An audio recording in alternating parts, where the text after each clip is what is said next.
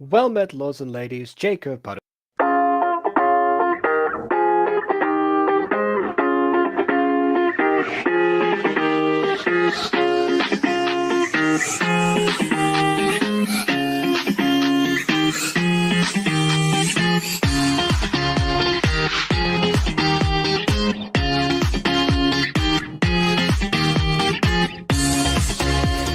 Speaking, and welcome back to another episode.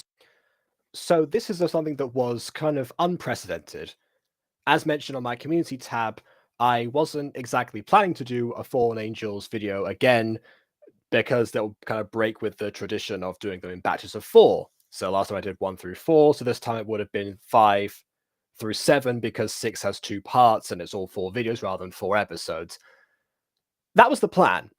Then Aiden requested because to give episode 6 part 2 a bit more traction, and because it has been a while, I apparently also forgot to put season 2 in the title, my mistake, I'll fix that later, that I do this one because it ends up being the mid-season climax anyway, so actually it kind of makes sense to go over.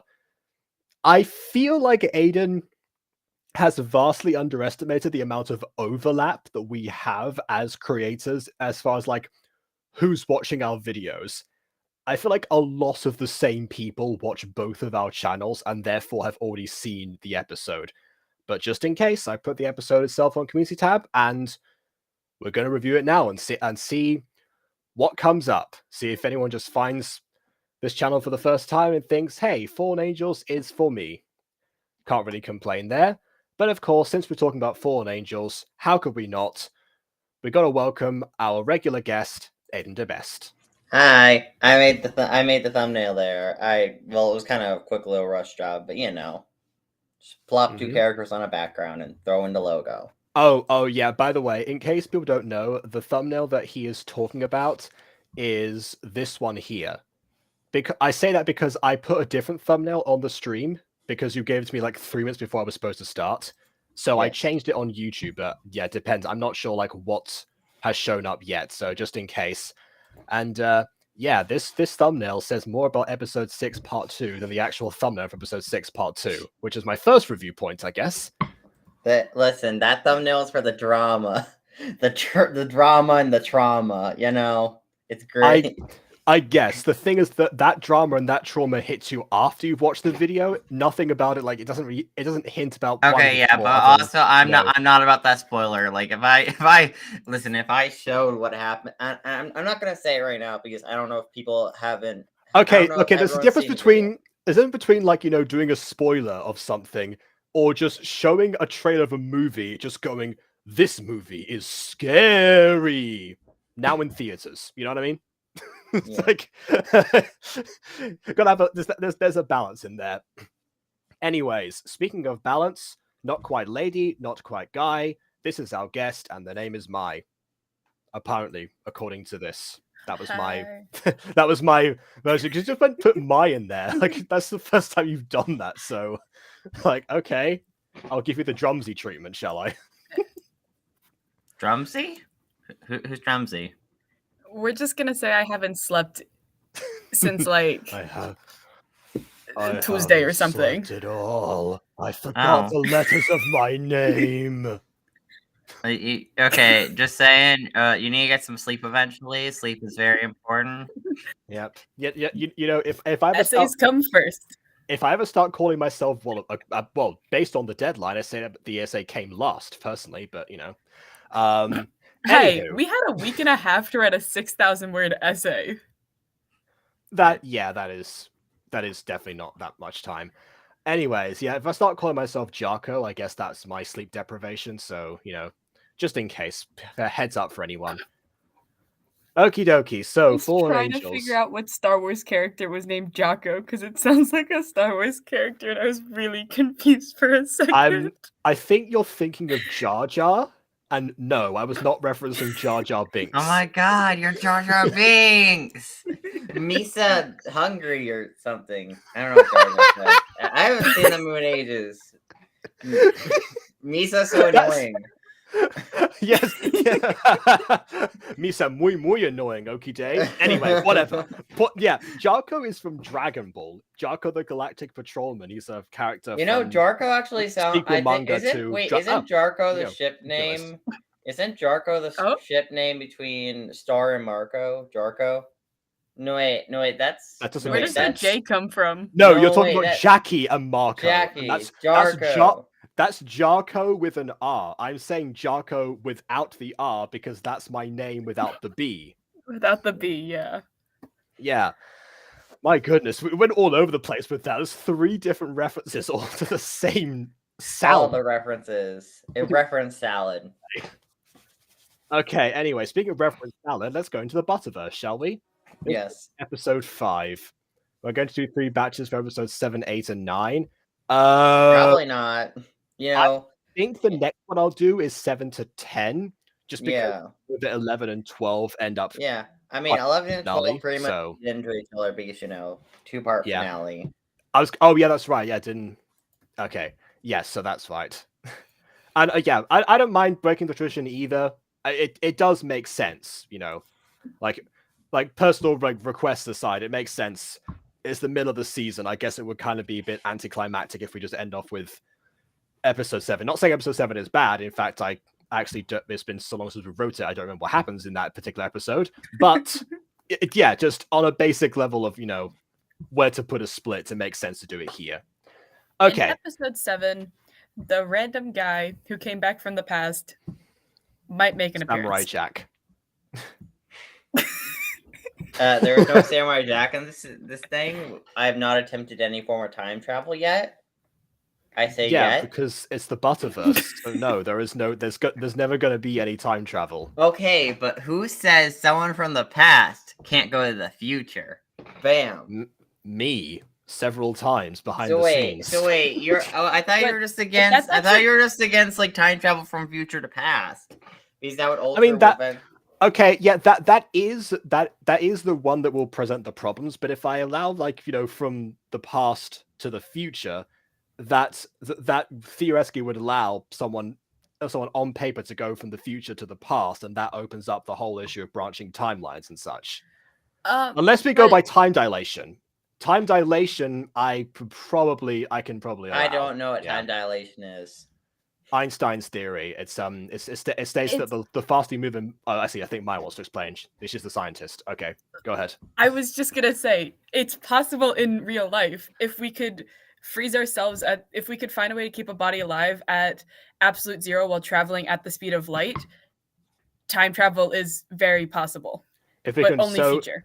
So if we do 2 currently very impossible things, it can happen. Thank you, scientists. Okay, I'm so glad we look, clarified Okay, that. but but in context of the Butterverse, we literally have magic and Greek angels gods. can't die. Exactly, angels can't die. Therefore, they can travel at. What? Okay, so Well, angels can't die from die. normal things. They Well, have yeah, to die they- from angelic shit. Yes. Yeah. So what does that in theory, prove? an angel could travel at absolute 0, at the speed of light. Okay. Even if an angel could survive absolute 0, which yes, fair enough, an angel possibly could survive absolute 0. We're still not clarifying how an angel could travel the speed of light. That has never been. That It was. doesn't magic. have to be the speed of light. It just has to be extraordinarily fast. In fact, if anything, it has to exceed the speed of light, right? Because timing would equal 0 if you're traveling at speed of light. So I guess but either way, basically if you want a more simple explanation of time dilation, watch Lightyear. Why not? Anyways, let's go ahead and watch. I feel like the episode simplest 5. definition is V equals D over T. There And you that's go. why we don't ask you. Okay.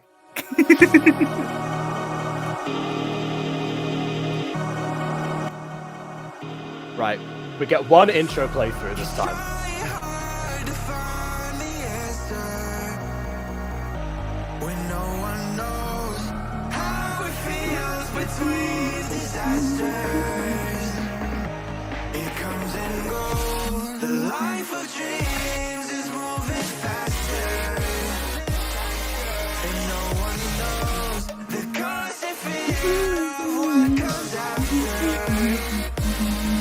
We'll never know.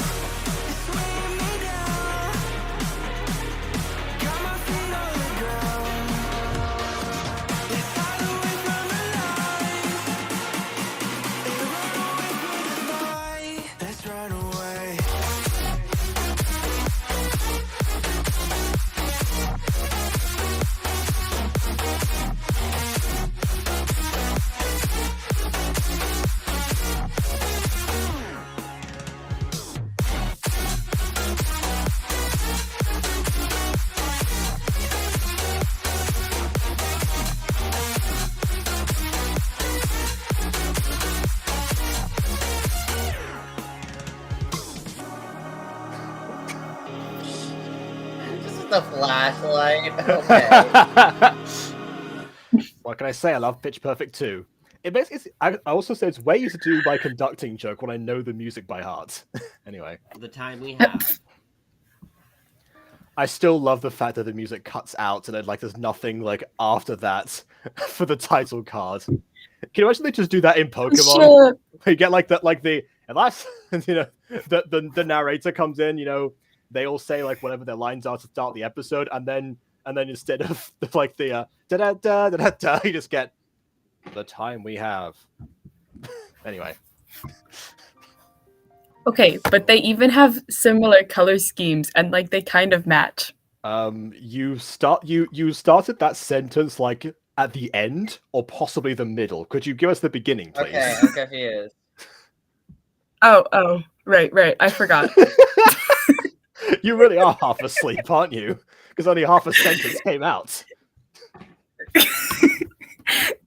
I still have lead zirconate titanate on my head, so the ship is like good because like they look good. Are you talking about Harvey and Ralph? Yes. Okay. Let's talk about Blondie's name is. Okay, so to fill people in, the reason that Maia is here, apart from just asking to come into the stream, that is the rule, is because we have been catching her up on all the episodes of Fallen Angels up until the most recent one, which we watched together on call. Well, I say, you know, the pair of us did. Aiden was not around for his own premiere, but it's fine. I had work. So I gotta do adult stuff. Yeah, then reset the time. Okay, whatever. So 2 to 10. I'm not premiering it at like 11 o'clock at night. All right. Okay, welcome to my 10:15 stream. Nah, it's fine. Yeah, guys. Okay, I can't bother to wake up that early. I'm sorry. I gotta sleep all day. I'm a lumberjack and I'm okay. I sleep all night and I work all day. Yeah. So basically, there's been a lot of behind the scenes talks, and one of the things that comes up a lot is the shipping, as has been a running theme from like every single Gacha review. Like the whole Fallen Angels, like every character must be in a ship, came from that first review, weirdly enough, and it's been following us ever since. And the latest victims are Ralph and Harvey. Wait. Who started this? Was it Quincy? Actually, I think it was a mixture of people, honestly. I don't recall if you were one of them or not. I'm pretty sure Quincy was there. Oh, okay, Bibi wishes to enter. I don't think Bibi was one of them, but you know, we'll see what she has to say about Harvey and Ralph as a couple that have just met. Maia, I got a question. Maia, I got a question. So how do their color schemes make good shipping? Because like Harvey's color scheme is hot pink and purple because of his hair with a bit of gray mixed in. And then Ralph is yellow purple with a bit of black mixed in, you know, because of the yeah. But it's like the light purple and the dark purple that they both have in common, as well as pink and gray kind of go well with almost any color, similar with black, which goes together with any color. So that's why I said kind of, because the oddball out really is his blonde hair. I was going to say yellow and purple blonde hair just kind of gets in the way. Yellow and purple are literal opposites on the color wheel, but you know, see for this reason, imagine if we wrote characters like that. It's like, oh well, these two have amazing chemistry together, but you know, one of them is blonde, one of us purple hair. We can't put them together.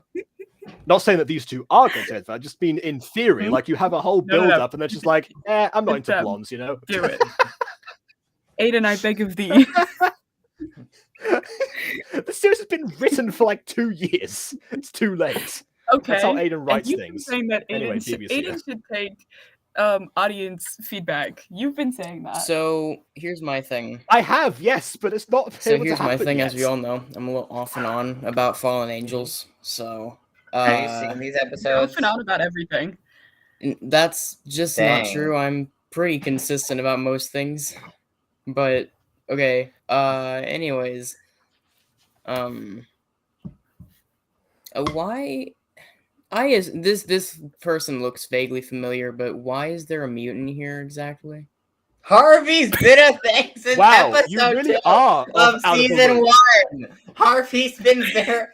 I mean, it's No, not been the most I know Harvey they is look the best vaguely character in this familiar, show. but they don't actually mean a ton to me.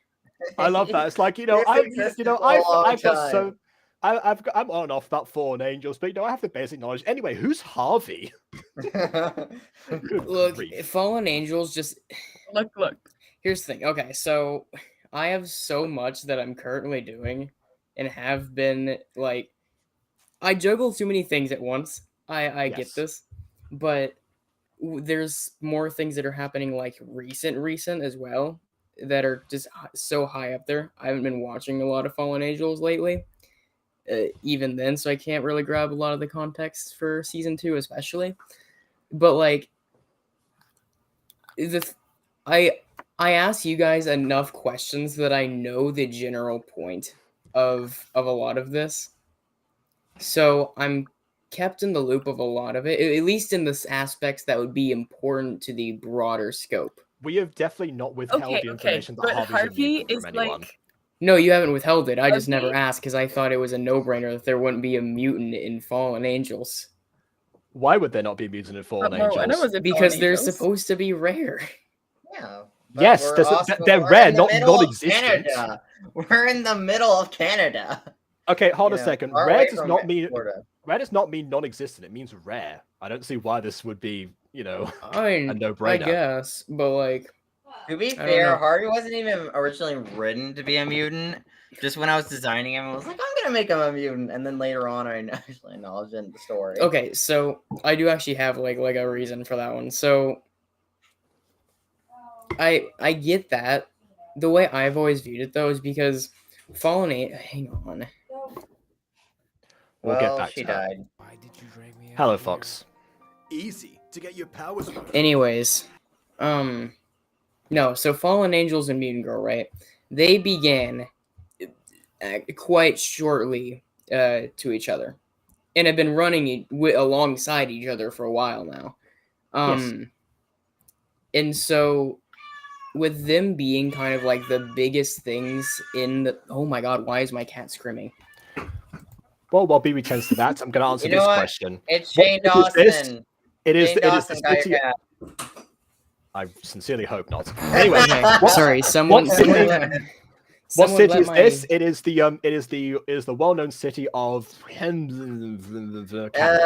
Well, you see, it is a very popular city in Canada that I totally know, and I totally just didn't arbitrarily set in Canada, and I barely know anything about Canada. Yeah, But his name is yeah, that's the name. Aiden, why would you do that? Because actually, this was partly because of my request. I didn't want it to be set in the same location as the mutant girl, as No, well I as get the that, same but why time. would you put it in a setting that you didn't research at all? Because You understand? Look, here's the thing: we don't it's live in just in Norway. We live Canada. nowhere near Norway. Warp in the Dark exists in Norway. I may not know every little detail, but I assure you, I have done numerous amounts of BB, searches if we're going about to Norway. if we're going to be picky about research and context, the second episode involves Adam buying a grocery store, a fully open grocery store, and that episode came out in 2020. So we took some liberties. Okay, Yeah. Why are we talking about Norway though? Stupid to me. If Different it's different series, doesn't matter. If it's set in the future, then it's like fine, you can kind of wing the setting a little more. If it is set in the present or the past, you have to do research if it's in a real setting. It's in an imaginary town in Canada then. That's exactly what I was saying. The city of Canada. Yeah. You know what I mean? Yeah. God. Well, we know for sure it's in the English-speaking part of Canada because we haven't had one French character yet. Yo, Or French Well, speaking that's because character. Aiden hates French talking. Honestly, Well, Yeah. no, we had someone say one French thing in episode 3 of the series. We had Was it we? we had Jill and Uncle Jake. Oh yeah, yeah, the friend. chamois thing. Yeah, that was. Yeah, no, that's true. there was a bit of French in the series. It was like in episode 3 of the series, but you know. Anyways, Yeah. the point I was getting at, about the mutants. So because of how close they have been for each other and how frequent the uploads, well, I use frequent loosely. Frequent compared to Every the rest. standards. Yeah. Frequent by Butterverse standards. Yeah. Frequent to the Butterverse, with these two kind of being at the top of the leaderboard at the moment, right? And have been for a very long time at this point. Mm-hmm. Them both having mutants when mutants are said to be rare in Mutant Girl. I know what you're getting at. It was an unlikely situation, but not impossible. That's why I didn't veto when I saw his design. It's like, well, I mean, okay, sure, he's another mutant that exists. Fine. Hold up. And then in this Canada, particular part of yes. Hello, Artdroid. How did they Yes? meet Morwenna?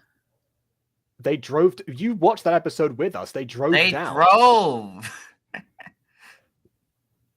I mean, it would. Yeah, it would be to teleport, but I'm not. Actually, wait, why didn't they do that? Never mind. They have to know where they're teleporting. The way teleportation works. Okay, got it. That's been working is that you have to actually physically know where you're going. Okay, yeah, that makes sense. But Yeah. doesn't Alannah know how to teleport? Yeah, but she has Not to at that know point. where she's going. Not at that point in the story. I don't think she did. Oh yeah, no, she didn't learn that until like episode 11. But yeah, you know. so yeah, too early. Oh no, BB. Well, I guess that was the only doubt that was needed clarifying. I guess we're gonna. Oh, Ghostie wants in. Okay, all right. We're replacing B with Ghostie. You know what? That's a fair trade. Ghostie talks less. Dang.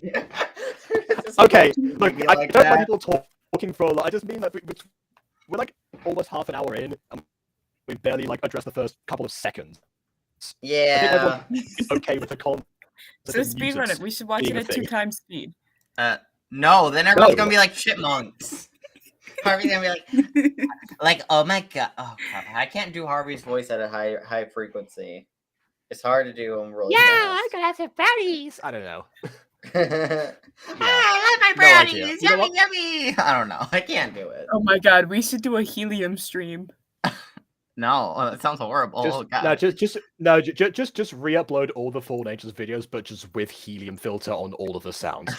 Oh no. Anyways, hi Ghostie. Sick has entered the chat. Hello. Fair enough. Sick, meet tired. Ow. Well, you see, we're going to this great We're greenhouse. so sick and And tired. whenever I go to a greenhouse, I feel calm and clear-headed. I thought Yeah, we all know what kind of greenhouses you go that to. if you go there, maybe you'll be able to use your powers. Ones that he owns, I'll go. perhaps. He doesn't own any. If he, Probably. I was going to say, if he owned that kind of greenhouses, he would not need to work at a grocery store. I'm just saying. Great. Come He on. might do it for No. fun. Also, it's a good place to I deal. guess. What? I mean, I don't know. I know, Ghostie. You Also, know, you you've may worked want in to retail. video. Is it that fun to do? What? Retail? Yes. Yeah. No, it's not Well, fun there you at go, then. all. Don't- Like, I you guess go, the the answer's only no, then. fun part is getting the human-on-human interaction. But other than that, yeah, I don't know. I don't prefer cleaning bathrooms every day. Makes sense. You know, not my definition of fun, but I do it for money, so I grit my teeth and Okay, bear so it. from what Grit your teeth, hold your nose, possibly. I can see, you have one descendant alive. Who? Her name is Julia. Did Mrs. Dysart just like get a book with family records and like take it out and then And like research from like the 17th century onwards? That is Yes. honestly, you can look that up on the internet. Oh, She yeah, also that is plays, true. Yeah, but I just mean because it's specifically like printed out in book format. It implies that there's like it was like from the Canadian Hall of Records or something. Know where she is? Oh, yes, I do. Just go on Ancestry, look up the name of your grandparents or your name and your possible spouse's name, and it's like, oh hey, I had a child. What are my descendants doing nowadays? flies over to Just their be house. prepared to pay like a stupid much monies. Depends on where you are, because I actually found my dad's birth record for free in the library up in Liverpool. But it wasn't in the book actually. It just went through it like a microscope. It has like tiny like sheets of film basically that you like go through. And yeah, you just look up anyone who was born in Liverpool. So there you go. Wait, your dad or your sperm donor? He didn't have a sperm donor. Yeah, even if I did have a sperm donor, which I don't, I wouldn't be able to look up that information because I'm pretty sure sperm donations are all anonymous on purpose. Actually, wait, no. So I have heard some people do volunteer that information, but yeah, no dice there. I think Maya's asking if it was your birth dad you're referring to, or your father who adopted you. Probably, What a weird way to phrase. Yeah, what a weird way to not phrase your that. sperm Yeah. donor. Look. Todoroki refers to Endeavor as his sperm donor. It is because Endeavor's a pube. He's not. It's just something I Can you just imagine like getting a call from your dad and just the contact phone on your phone just says sperm donor? Honestly, like if you look on the Reddit of insane parents, there is some wonderful gems such as Mother Droid. Oh no. I guess. Yeah. People have some very creative ways to refer to their abusive parents. I see. There. Thank you, Karis. No problem. Adam, can we go meet her? You don't need to ask my permission. Right, I meant, will you come with me? Hey, Sato's the leader. Okay. Sure, let's go, Zach. Right. Is this the place? I feel like it almost like pans out as if they were there the whole time, but obviously because they're in the same formation as they were before. It is. Hello, Zach and Adam. How do you know who we are? Come in and I'll explain everything. Okay. Do you think Karis is right? And Oh yeah, by the way, for this scene, everyone, try to not be too distracted by the extras. the next piece is here? Yeah, like, what are those two girls doing back there? Are they wrestling? That's what I was thinking. They're wrestling in the ocean. Yeah, so Okay. I guess Blue heard my story of when I took Emily's IRL OC and her Gacha one at the time and made them talk to other different characters and just went, I can make it weirder, and did. Like, are they going to come up for air? Yeah, they are. Or They are. Don't worry about that. Okay. Don't worry about that. No. When you see kids drowning in the background, it's funny. Just kids are just drowning. Hey, look, people die all the Or time in Fallen women. Angels. I don't know how. I don't know the characters' canonical ages. They may be. Yo, grown it's adults. just. I don't know. I'm I gonna think that's create the too much first lore about them. episode of I'm gonna create the first episode of Monster Compendium, and while everyone is at the mall, you're just gonna see a guy in the background casually getting stabbed. It's gonna. I thought you were gonna say it's gonna be like eaten by some sort of monster, which would make sense with the setting. But yeah, can go with that as well. Yeah, eaten by monster would work, but I'd attract the attention of a wildly user, and I'd rather not. Surely that's good. That's bound to happen anyway, just because there's gonna be the threats of someone being eaten or at least harmed by a monster. So you're gonna end up with that eventually. I don't know. Okay. Yeah, But point. Oh, baby's back. Hey guys, and Yeah. guys, hello. Oh, Hello. Yeah, Hi. I'm not staticky or anything, right? No. No, you're good. No. If Alright, anything, cool. I'm the one at this call who sounds like shit currently. I'll speed up my point. I tried repeating it. So, Okay, now you're staticky. Oh. God, What the hell is happening with your fight? You might. Oh, right there. I was about to say you might want to just type, but then my type just type. I can read usually, debatable, but yes. Usually. Would Oh. Libby. It's sort of looking either way. okay. But the blue-headed girl that just ran off screen, Yeah. her color scheme would go really well with the pink-headed descendant. Great. Unfortunately, we don't pair our characters together with people just because of the way that they look. That makes no sense. Luna, probably go take a look. Imagine who Honestly, this. I like that we have like background extras. Yeah, definitely. It's pretty cool. This sword helped me before, so hopefully this sword could protect you even when I can't. Thank you, Trevor. Okay, am I back? Yeah, you're back. Sounding decent, more accurately. Yes.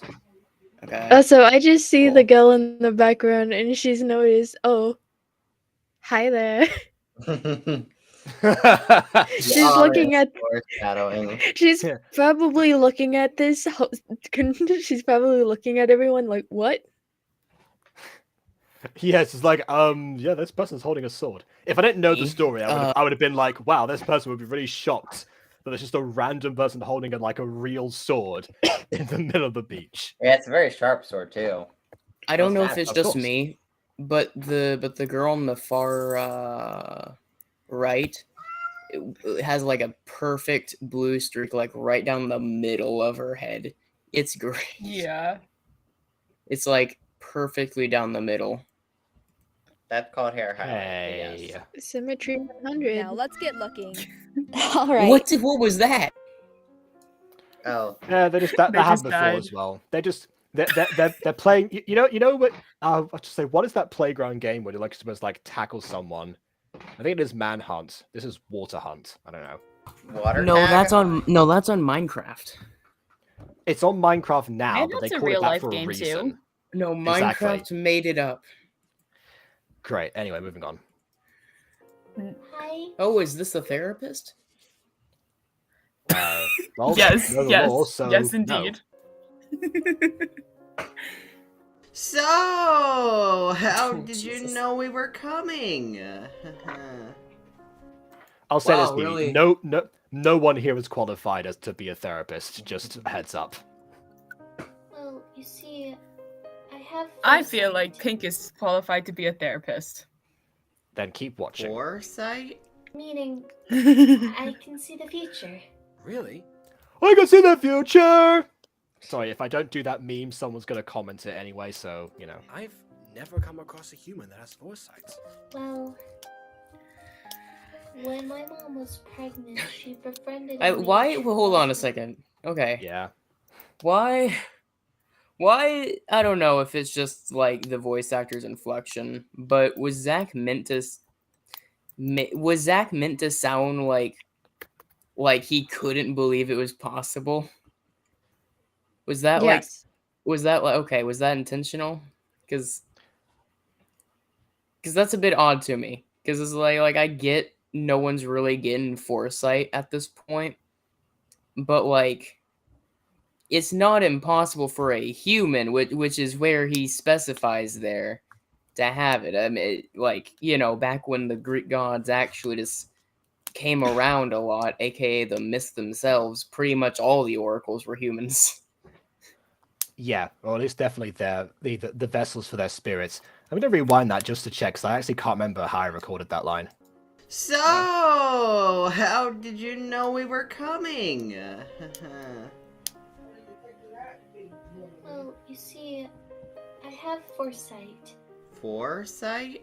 Meaning, I can see the future. Really? I've never come across a human that has foresight. Okay, so we're saying that it's never come across a human as a foresight. That doesn't mean that he says that it's not possible, but, you know, he just never hasn't encountered one himself. No, I Yeah. mean, I guess it's just the specification of a human having foresight is like, Yeah, really? maybe it does. Maybe it does. Well, yeah, who knows? We've got to come across something else that has foresight. Possibly Prometheus. Well, Though doubtful. or though, but yeah. or Apollo. Oh, he definitely Or has the encountered Apollo Fates. before. Or arguably the Rachel. Muses. There are many things that have foresight in there you this go. universe. Well, there you go. Which is why it's more likely he's come Rachel. across them rather than a human. There we go. Solved. I mean, sure, but like, my point is just that like, I feel like it's fairly common knowledge that the humans have the ability to have foresight if that's granted upon them.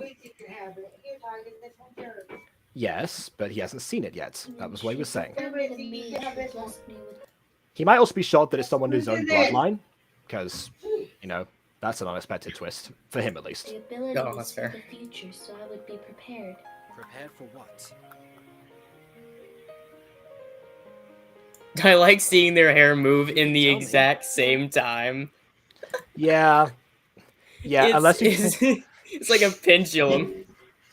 Hey, you know, if there happened to be wind blowing inside, I guess it would move them equally, as long as it's from the door. Sure, Find just, out you know, in soon. the exact same direction at the exact same length. Yeah. It There would is a way to fix that in probably be a Gacha, little but more delayed.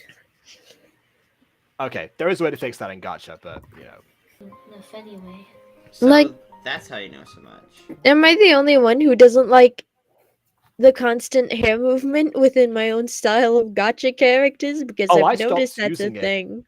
I stopped using it years ago for that very reason. I feel like it Wings depends. kind of drive me nuts. It's especially distracting whenever you have to like change the pose on a character, and then but then that also means that resets the animation. Not to mention you also have to chop the footage so it doesn't line up at all. And if you have more than one character on screen at the time, then everyone's hair resets, and it just ends up being mildly off-putting. That's why I stopped doing it. The exposition. I mean, to be fair, I'm stopping doing it too. If you notice in the later Fallen Angel scenes in the episode, they actually had their hair not move because they turned it off purposely. We'll keep an eye out for that if we end up getting there before midnight. I feel like if you put it in there, like, specifically outdoors, then it wouldn't be so bad. I don't think the hair bugs me as much as the wings, though. Although even then, it's really not even necessarily it's moving. It's just, to me, it's weird that it's moving in perfect harmony. I see. Well, in case anyone's interested, a way to fix that in Gacha, if you do like the hair movement, is just to go into effects and then change the setting from 1 to 2 or from something else, because all of the different hair movements, they all go at slightly different speeds. I'd say don't really go past 4, because beyond that it just ends up going like or something. But You know, going like beyond 4 is good for if you have like a scene that does include wind. Like That's true. your character is standing inside of a wind tunnel, being blowed by a hairdryer, perhaps. Or it could help in like a more desert or like snowy scene. As well, yeah. It just kind of depends on the context, really. But as for Or this, storm, it looks like there's a light breeze blowing through her house. Yeah. Are your walls really this thin, or? No, you know, maybe they left the door open. Julia knows that no one's going to come in to rob her, so you know, why bother closing the door? I guess, I don't know. Yeah, I do. Jeez, someone passed the knife so he cut the tension. I'm not good at this. Me neither. Yeah, I know the air's so thick that all your hair is moving. All right, moving on from that joke. Before this episode came out, I didn't know her name was Karis, but after this episode, I was told by Jacob during the premiere of the Heckhead Minecraft Forums minigame that it was her name. No. Again, with your great memory of like where you were and what you did, like for exact streams, that is somewhat impressive. But then again, you also, I guess, might have not seen the early episodes, because they do say the name Karis a couple of times, but I guess it's not entirely clear who is being discussed. In fact, even right now, we don't know who is being discussed, because you didn't say which character you're referring to here. Just kind of like, if people who haven't watched Fallen Angels are more likely to think that the person on the right is Karis. That's not the case. Her name's Julia. Yeah. Hey, you know, it's fine though, guys. It's actually just Zephyrus flying around. Who? One of the wind gods. Jinx. Specifically the west wind, which happens to be in the direction the hair is blowing. Assuming I think I read an anime about assuming that guy. we're facing south. Sorry, no. Well, I'm assuming we're okay. facing From north. the viewer's perspective, it is moving west. Assuming the viewer is looking north. No, like if you're looking, no, it is moving west. It is clearly moving to the exact left of the screen. Okay, to the exact left of the screen, but say that you're facing south. The exact left would become the east then. No, but the viewer is here in the middle. Yes, but facing what direction? The middle. Suppose you know that. Oh yeah, of course. I forgot all the cardinal points include north, south, east, west, and middle. Thanks for clarifying. Anytime, man, anytime. So, Julia, what do you like to do? I mean, I like shop sometimes and go to this fun mall sometimes. Bet you're able to find So your hobbies include shopping and shopping. the Good best to know. clothes before anyone else. Ew. Man, It doesn't. I love how far we've moved away from the stereotypes of women. Listen. Okay, this is just writing a bit of me and Julia. Listen, I like to shop. That's why she likes to shop. It's purely because I like to shop. Yeah, fair enough. You know, if anything, Okay. you could almost argue that Madam the Maia female Jamal. character being being a seer would actually be an ancient stereotype from the Greek myths that's transferred into here. But whatever, doesn't matter. Like- Like that. I mean, like, it's- can I make a topical joke? Go on. Oh no. I bet she's like, oh, I am a seer. I see the future, and no one ever believes her prophecies. That's Cassandra. We've already had that in the the days of the I Trojan know, War. but that is Cassandra from hilarious. Tangled? No, Cassandra from the Trojan War. What do you mean, Cassandra from where? What? As in, like, Do you- mythical you- Cassandra. You do know what the Trojan War is, right? Is To that be the one with clear. the horse gift? Oh, sweet Jesus. Yes, it is the one with Okay, the yeah, Trojan it's the one with horse. Helen. And the pretty lady, right? It was the one with the pretty lady and the fake horse. Yes, Helen of pretty is an Troy. understatement. Pretty is an understatement, but yes, it is the one with the pretty lady and Oh, the dear. horse. That's a gift. The fun fact, I once wrote a play about the Trojan War, and the main character actually, like, briefly meets Helen, and then as the narration was like, yeah, she was all right, I guess. It just, because beauty's in the eye of the beholder, so why not? Maybe she wasn't the perfect woman for Like- everyone, just by the god standards. We'll see. You don't know what they think of everyone. I don't know. I'd be living. That's fair. I don't know. I always kind of in my head just figured that she had some sort of enchantment that whether she was or wasn't someone's type, she always looked like she should be. Is she Yeah, a child of Aphrodite or something? She is a no. demigod, yes. Wait, what? Which? Oh. okay, I Hold don't- on. I'll pull it up on here because I have her in my notes. Wait a Oh second. wait, that was briefly mentioned in Heroes of Olympus, which actually is another reason, Maia, why you should have known that name.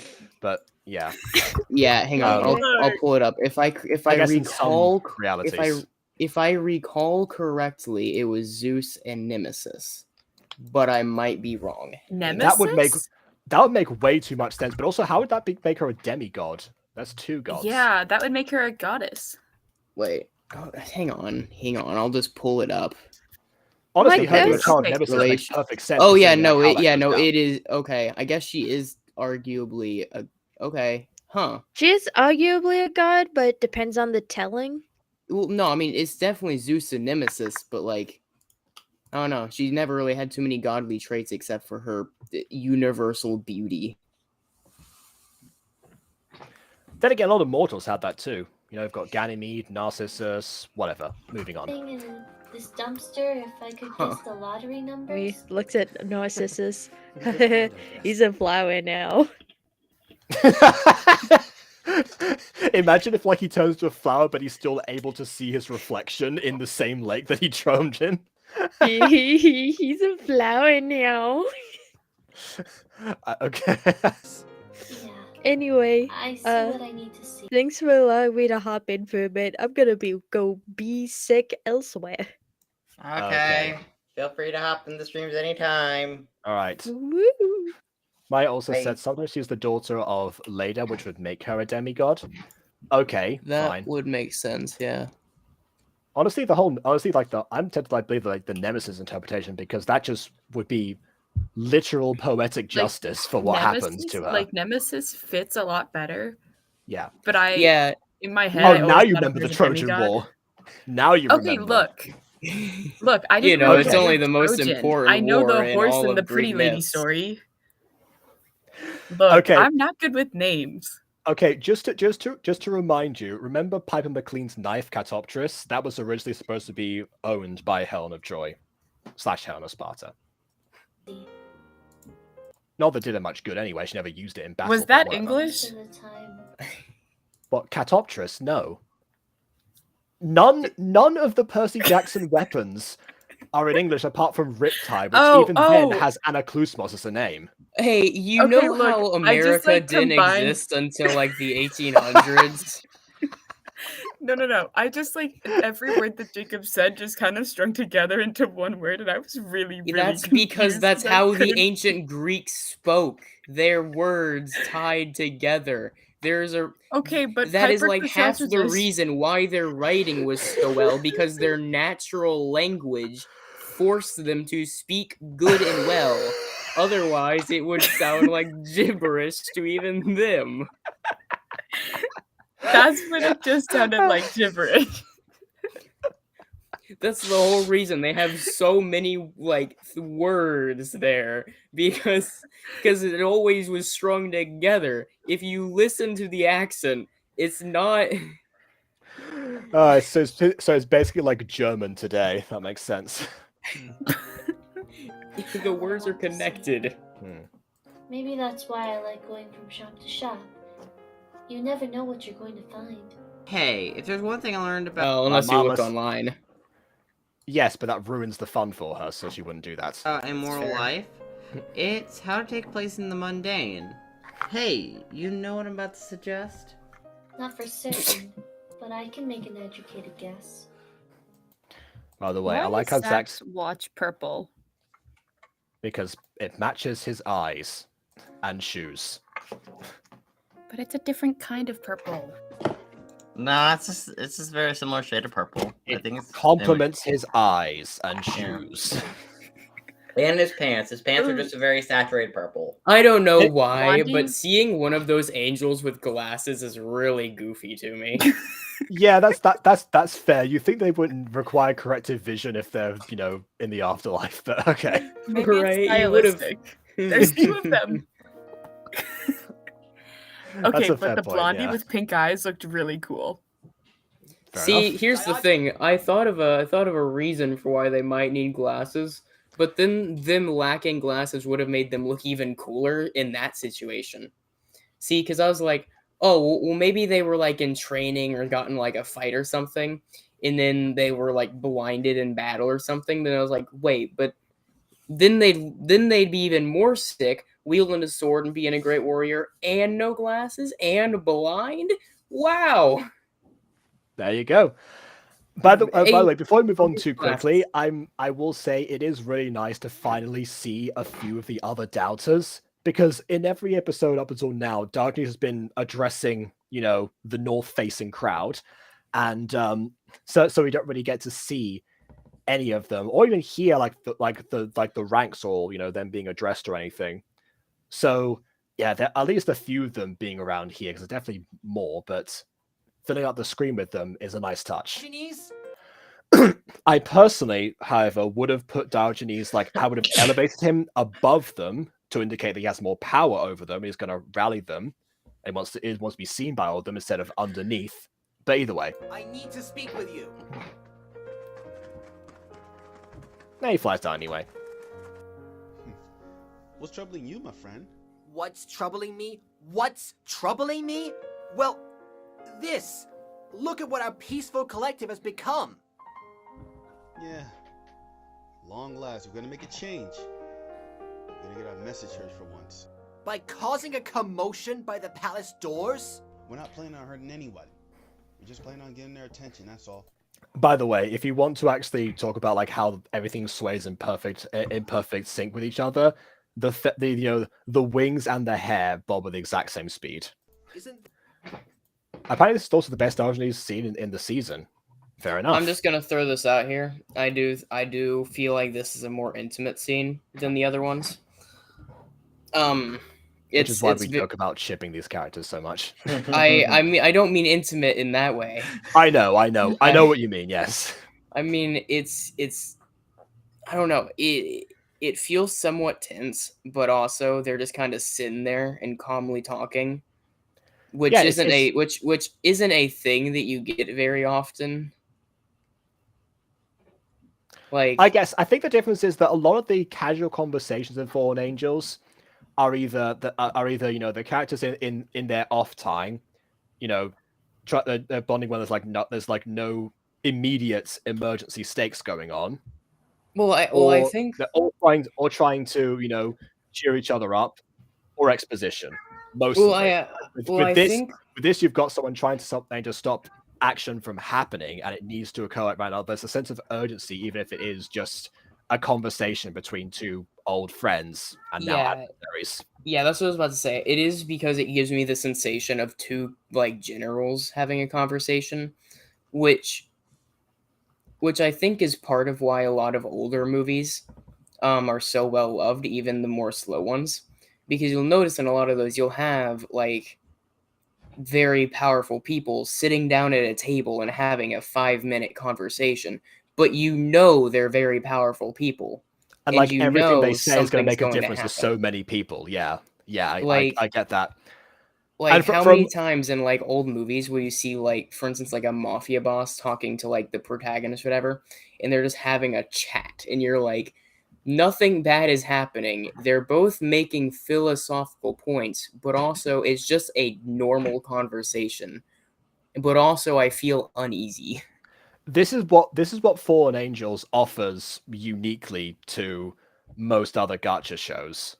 Because this is not the only example of a philosophical conversation like this. There are plenty more that happen and will continue to happen in the future. But yeah, if people don't relate to the old movies example, consider this maybe Avatar, Roku, and Fire Lord Sozin while their conversations. That'll be the equivalent I can give for people. Is there another way? We've been trying to find that balance for centuries. And we came with what? Nothing. I tried peace before. Now we'll make them listen. You're still with me, aren't you, friend? I believe the true question is, would Carrie still be okay with this?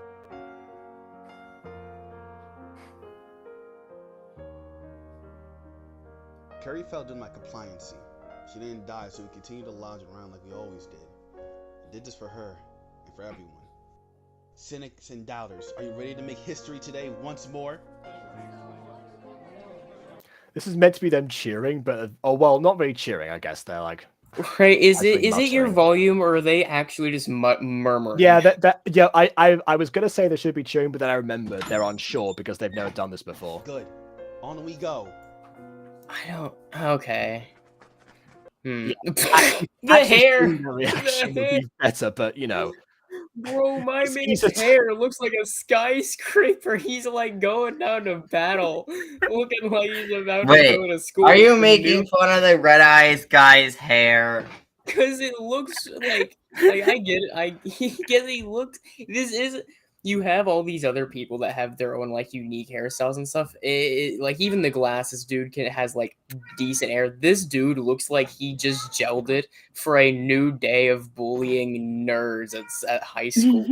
I don't think he gelled it. I think he would have just had it because it's afro hair, so he definitely would have had just buzz cut it on the sides like that.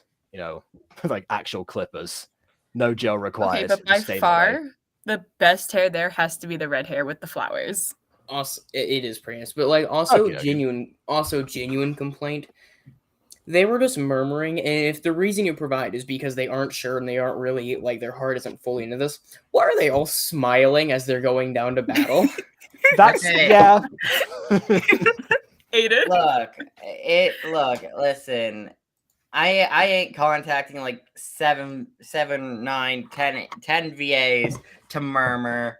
That's a lot of VAs. No, the question is about the visuals. Why are they visually smiling right now? Yeah, you don't need the voice actor to smile for you for this. Right, they did not sound pleased. Jacob has just said they are not pleased, and yet they're looking like they're ready for a whole new day. They were Okay, murmuring hold on. agreement. Hold on. I'm actually gonna check this. I might have got this wrong, so I'm just gonna check this quickly. This is the They advantage were- of doing Fallen Angels. That I actually have a script to refer to. They But were no, I get murmuring murmuring agreement, but they're soldiers. It's not like they can sit there and be like, "Boo." The pressure's there. They aren't going to like leave. Also, obviously, they aren't going to leave. You just saw like this entire series is because one dude said, this isn't such a great idea." And this character, Diogenes is the mentor figure for that character who said it wasn't a good idea. Right, but it's like these dudes, these soldiers, why are they so pleased? Okay, I can answer this now. I pulled up the script. Okay. So so Diogenes says, "I do this for her and for everyone," referring to Carrie. He flies back up to address his people. He didn't. He just kind of looked up in the general direction. But either way, cynics and doubters, are you ready to make history today once more? The army mumbles unsure approval. So it was meant to be unsure approval. Okay, but then why are they smiling? Yeah, no, they should not be smiling. That's confirmed now. Just making sure that was because it could have been the case that they were actually happy and I got that wrong, but nope. I remember. Okay. As they go down in unison, just very slowly. Yeah, that is easy to animate though, just having them all on one layer. There it is.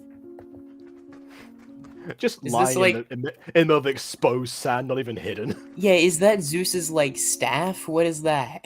It's depending on if this is high or low tide, I could just washed up there. That's not a secure place at all. Right, that looks like a Gacha version of like the staff that's given like kings in the myths. What is that? That's a part of the spear. Hold on, I'm actually I actually gotta rewind this because this is. I actually have a PNG of the spear. Like each part of the spear, I just crop out each part of the spear when I.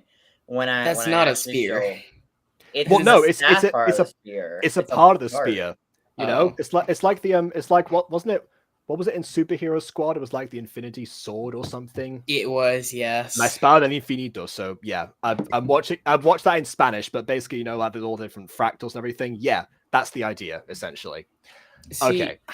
I don't know. It's because there's a very similar thing in the actual myths, and you can't illustrate as well in this because of its 2D nature. But there's a all golden staff that was made by Hephaestus and given to Zeus, who then gave it down to all the kings of Greece. Yeah, that tracks. As a symbol of their power and as their loyalty to Zeus himself. That has a very different function to this weapon, so it couldn't be the same one. Yeah. No, but it looks like it visually because they describe it as an all gold staff with precious jewels on it. It's very clearly royal. Yeah, that just goes all gold for lots of things, I guess. Oh, also, I like the aim change the one just to place time to the voice actor Gacha Club /plus. It's a nice little change in detail I noticed. Fair enough. Edo time. Not so fast. Do you say Edo time? Cookie dough time, yeah. Okay, are you saying Crispito time? Who in the name of Hades? The name's Sarah, and I'm gonna eat that piece for Abraxas. No. Okay, no, you missed the chance for a joke. Too bad. There was a joke lying there. What in the name of Hades? My name's Sarah. You should have said, no, that's not my name. It's Sarah. Oh my word. Okay. The disrespect. You got it all wrong. Disrespect. Disappear. No, come on. We have standards. Do we? Take her down. Good question. No. Yes, she has guns. That's an established part of the law. Before you ask anything. I get it. I just find it really funny. And she goes, she's like, oh, that's it. Powers up, gets this suit of armor and whips out 2 Glocks. I guess when you put it that way. She's gonna Glock her. We're just kind of used to it, yeah. And then she starts flying off. Also, Josh is saying that won't work. That's a good point. I can't remember if we've ever seen like Helen actually fire her okay, guns at angels, but they could be angelic bullets, I guess. They're not gifted by her godly father. These guns are specifically angelic, but any godly weapon can kill an angel. Like any godly tool or magical tool kill an angel. I see. It's just human weapons. Like if I took a human knife and stabbed an angel, it wouldn't do anything. It may pierce the skin arbitrarily, but it wouldn't really hurt them. They just pull it out and they automatically heal it back. Yeah, the bullets are all Stygian iron. That joke will make sense to Maia for now. Too bad I can't kill you guys. Why? Isn't it obvious? Abraxas wants you guys to go inside. I get why he wants you, but having Trevor and the others, I don't get. Stop letting her speak. Aim at the head. Yeah, it's like, oh, that's fine. You know, keep talking. Keep telling me about stuff. All right. Yep. Abraxas. No, oh my god, she's like talking, and while she's talking, you no, I really like that idea now that she's like talking, and Helen's like, hey, go on, as you see her loading up the guns. It's like that. Like really like, casually. Yep. Keep talking. Yep. Alright, I do get to kill people more. It's like that one Raiders of the Lost Ark scene. Everyone knows. So, not killing you guys is a small price to pay. Monster. Coming from you, that's hilarious. No, it's not. I may be a monster, but at least I didn't kill innocents because my daddy told me to. That's right. I read your file. I got it from the Canadian Hall of Records. Helen? I didn't have a choice. Keep telling yourself that. Headbutts her. Honestly, like the one way to really get Helen to, lose a battle is just to make her have an existential crisis. That's exactly how Alannah escaped her the first time. There should have been a splash noise here. She also should have slowed down. If there's a splash and then she slowed down, it would have given more of a sense of impact to the viewer. Yeah.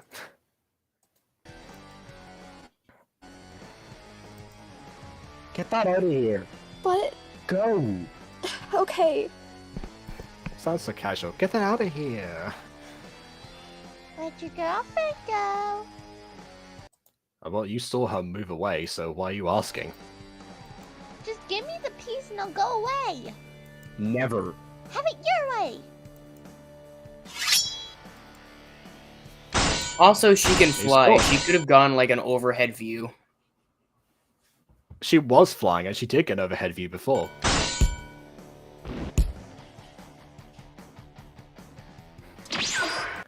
These are like the open hand for the fireball, actually. Hello, Luna. Get away from me. Good grief, Luna just immediately drops the spear immediately. It's a wonder why they didn't want it to be with the mid-season climax. It's like horror movies when the protagonist just trips over a log at the end. A log! Threatening me? This is adorable. I'm not weak. What can you do that everyone else can't? I know science. And when has that helped?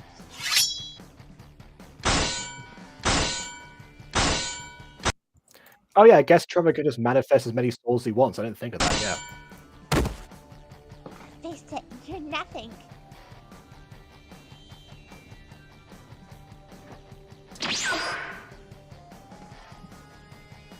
Nope, recenter yourself.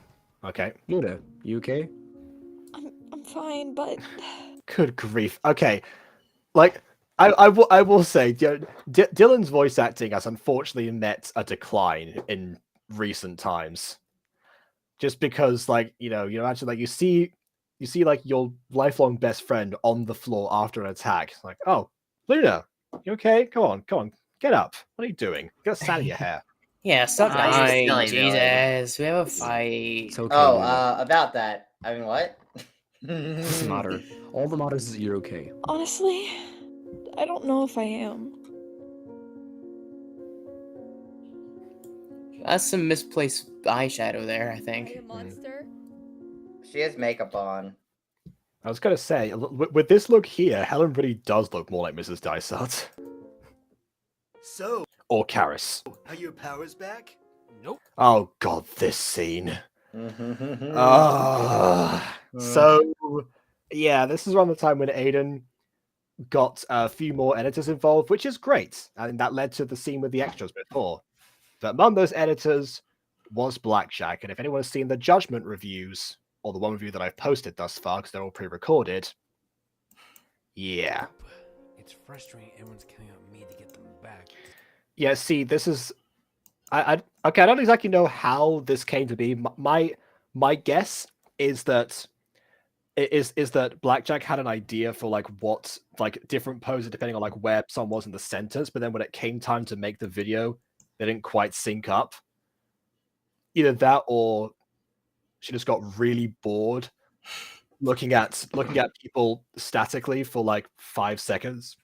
It's the most ADHD thing ever. Maybe you don't want them back. Not to mention as well that every frame you can tell is manually zoomed in one by one because they're not zoomed in the same way. If you're going to do that, then make sure that the numbers that you see at the side of your editing software are the same.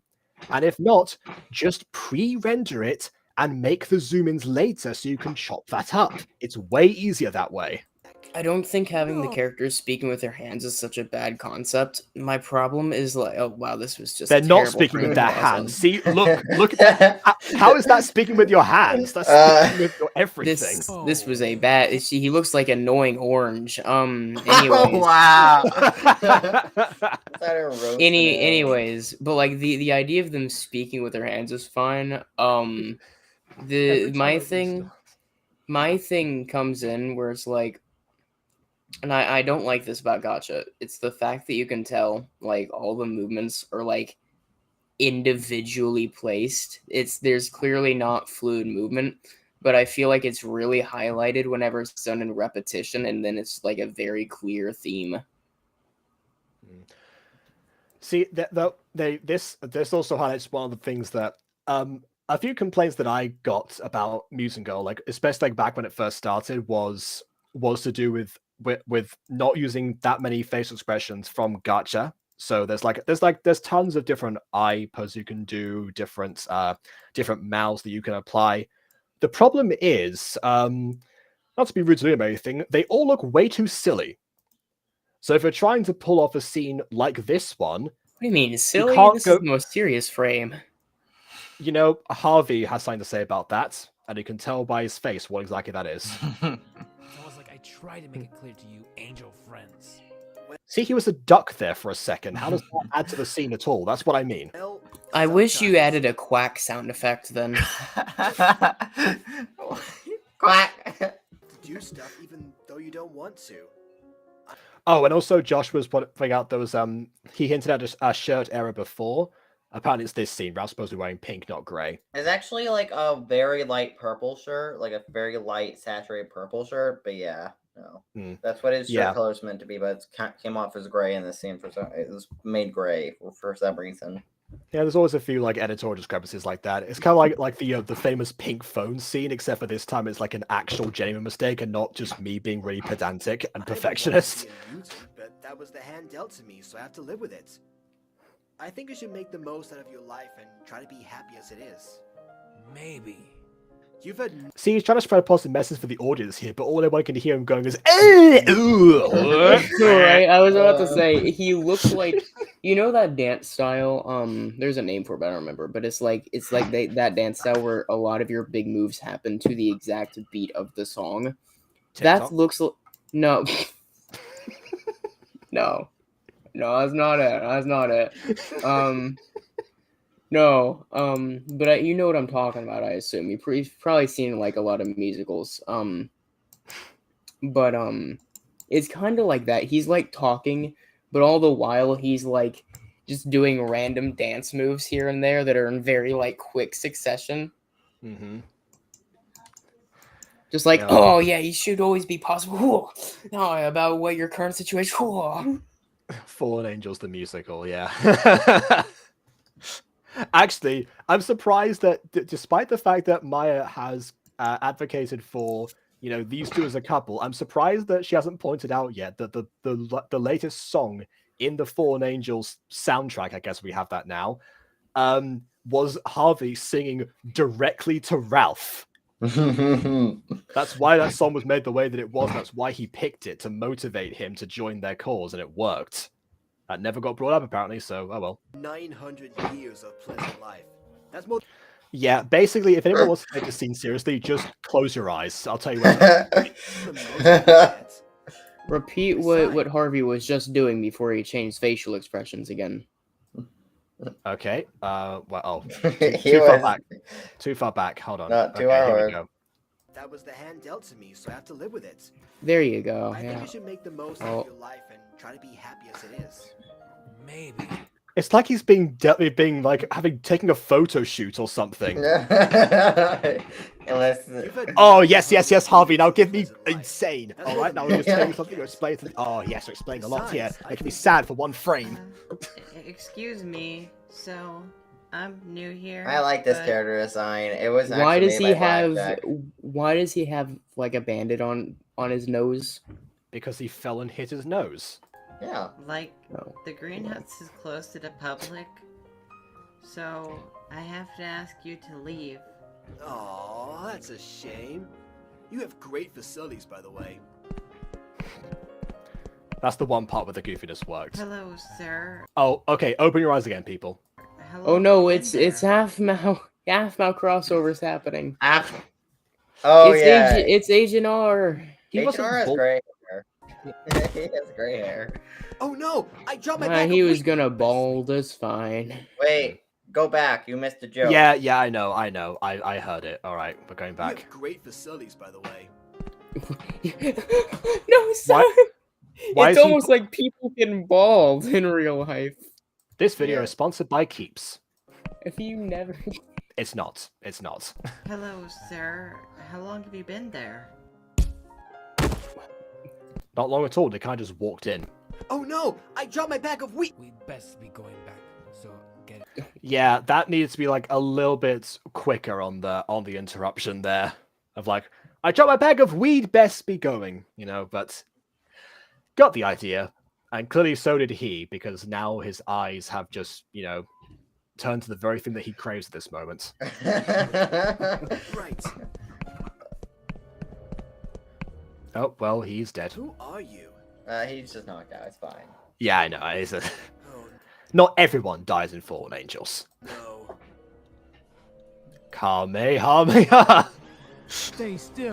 That's more of a Hadouken, actually. Anyway. Oh, I just need some blood and a bit of hair to make following you worth it. Wait, have you been following me? Okay, so he just touched like Harvey's head. Surely he must have like pulled out the hair like at that moment. Yeah. So Kanpei gives his regards. Oh, okay, he does have the hair. So take the. All right. Harvey. And he exploded. Yeah. Okay. Yeah. Some people do die in Fallen Angels. I don't know, but he says Kanpei gives his regards. What's Kanpei? I know what camp is. Yeah. Where do you want to go first? I like this clothing store called Everlasting. I just realized that character's hair is not moving. Huh. Why do Kanpei soldiers wear black? Because it literally It's is uniform or literally something. it is literally uniform. It's uniform, and they all have glasses. And I directly removed their eyes because their eyes are allegedly so small. The glasses are covering them. Mm-hmm. So yeah, I think that's how glasses work. yeah. Indeed, it is. But I can't buy much when I go there since the stuff is pricey. Don't worry, I got some gold coins. Once I bought a store. Maybe we could buy this whole establishment too. He wants to buy them all. I know. Stop Adam before it gets worse. Bro, Yeah, the more you make Adam buy, the more it is that we're gonna have to force you to have an arc in which Adam now faces the corporate pressures of the mortal realm. Don't See, worry, that's the he's thi- not that- gonna yeah. buy anything else. No, Anymore, the hopefully. worst thing is that Adam has no idea what inflation is. That's the real issue here. He's going to become as big as Disney and it's gonna be like the last season, and it's gonna all just like crash down on him suddenly. Yeah. Yep. Whoops, I tried to unpause and I accidentally searched Aiden's name on Restream. I don't know why that happened. Yeah, search my name. What'd you find? Anything interesting? No, 'cause Hopefully your channel. apparently it just highlighted like the first 3 letters, so I just came up with a Google search for aid. I don't know how I did that. Anyway, Are you saying I have AIDS? Wow, that's so mean. I would have said you had aid apparently, which is not even a thing. Anyway. Like how spirit changes on Earth. Cool. Let's go shopping. Why is that guy so big back there? He's in the background. He's I don't know, he's tall. What is this? It's a montage. I'm glad that competition. I'm glad that we actually have a Fallen Angels montage now that isn't just the characters either standing around talking or like. Well, actually, the one training montage in the gates, that's my favorite one.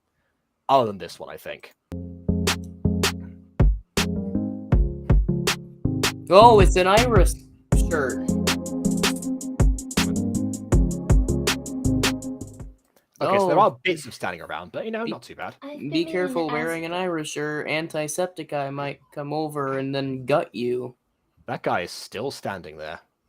And he's still too big. He is meant to be far away. Make him smaller than the people at the front. Okay, now I see what you mean because works.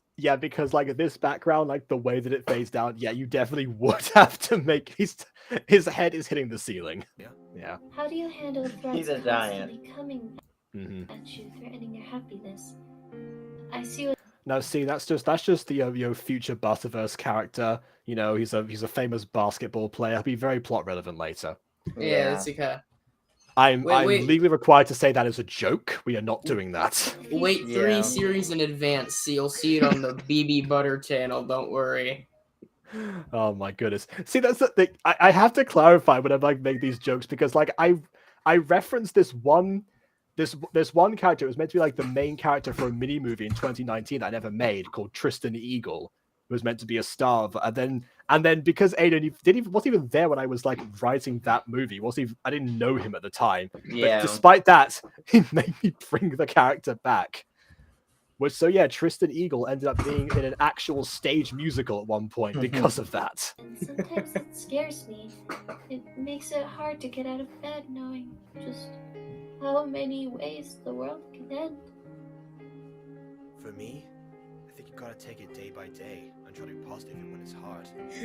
Okay, it's a little bit harder if you see the future, but okay. Yeah, but okay, yeah. This is why Judah's also not a therapist.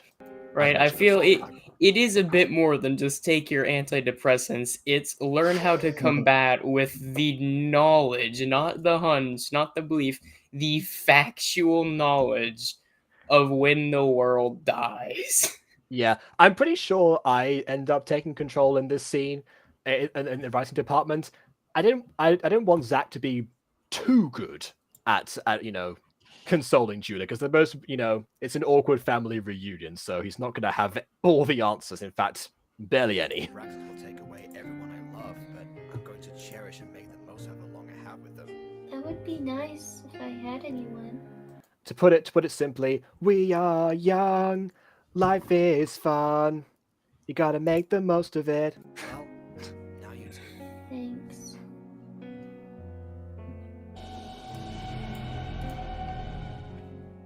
Ow! Julia! Are you okay?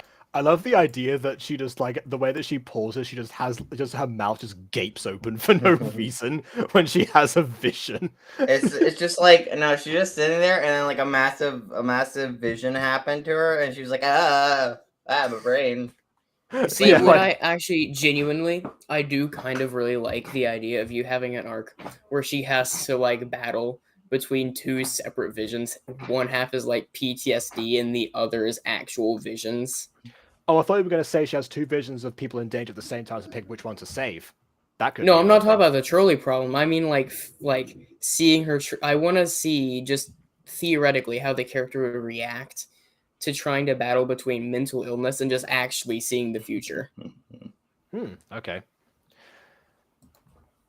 That's one bit of audience feedback, Waxy. Actually, wait a minute. I shouldn't say if we can do that or not, because spoiler. Yeah, absolutely. We don't know who survives. Hey? Yeah. Zach and Julia have a great father-daughter kind of relationship. I mean, they definitely have a lot, It's more like great grandfather relationship. Close and daughter. Close I don't enough. know. There's As probably close as more you can greats. get. Honestly, I'm gonna be honest. It's been like 200 and it's been like 260 years. Yeah, It's been a while. One thing though, I know we can't do this in Gacha, but like the thing that I feel like the show would benefit from is a similar thing that people praise Doctor Who for. I know of, because I know everyone's like, the actors for the separate doctors always make their eyes, despite how young they actually are. Which would work for someone like Zach, who visually is noticeably young, but having an age in his eyes would be pretty nice. Yeah, I don't know how you would do that with Gacha though. It wouldn't, but it would be a nice thing to have. Maybe. I just had a vision of Abraxas hosting a ball, and Although speaking of their eyes, I'm pretty sure Aiden gave them the exact same eye color on purpose, which just means that Zach has the strongest genes ever to make that trait survive for 200 years. and I saw a red-haired girl in pink dress. Alannah, where's the ball at? You can't go. Why not? There was a bad feeling in the vision. I don't know exactly what's going to happen, but Insert Obi-Wan Kenobi joke here. something's bound to go wrong. Please, I have to know where. I can't fail her again. Is there different tiers of oracles in this world? Because the way I always thought is because oracles always just kind of knew all the details from what I recall. Like, whenever they had a vision, it wasn't ever very, like, hazy. I recall reading about Perseus and how at one point he went to the Oracle of Delphi and was like, well, I don't know the answer, but the Oracle over at Dodonna knows the answer, so at the very least they can do the classic, I can't help you, but I know someone who does cliche. Okay. Well, see, I just wasn't sure, because for her, it's very clearly implied that, like, yeah, I see some of it, not all of it. But, like, the way I always thought is that all the oracles could just kind of see all of it. Yeah, well, I mean, either way, Julia definitely does not have much control or expertise with her powers, despite living with them for her whole life. So, yeah, she's deliberately unclear about a lot of things, and also, her whole thing here is the fact that she likes shopping around for new deals and such because she surprises herself that way. Wouldn't much of a surprise if you had all the details in the universe. Definitely not. Just promise me you'll be careful. I will. Also, you're asking for the next Gacha Plus update. Honestly, no, because I accidentally downloaded a modified version of that. So I'm completely I'm out of the loop in terms of like what's actually like in the official releases or not. I gotta fix that at some point, but I'm too busy to care at the moment. I think I'm getting closer to finding where they're staying. Great. I've always wanted. Meanwhile, the Canadian Hall of Records. To kill an archangel. Yeah. Just know that his friends will get in the way, so we will probably have to kill them too. I'm game for that. Ow. What was that? Sorry, I just got a headache. I didn't know angels got headaches. Neither did I.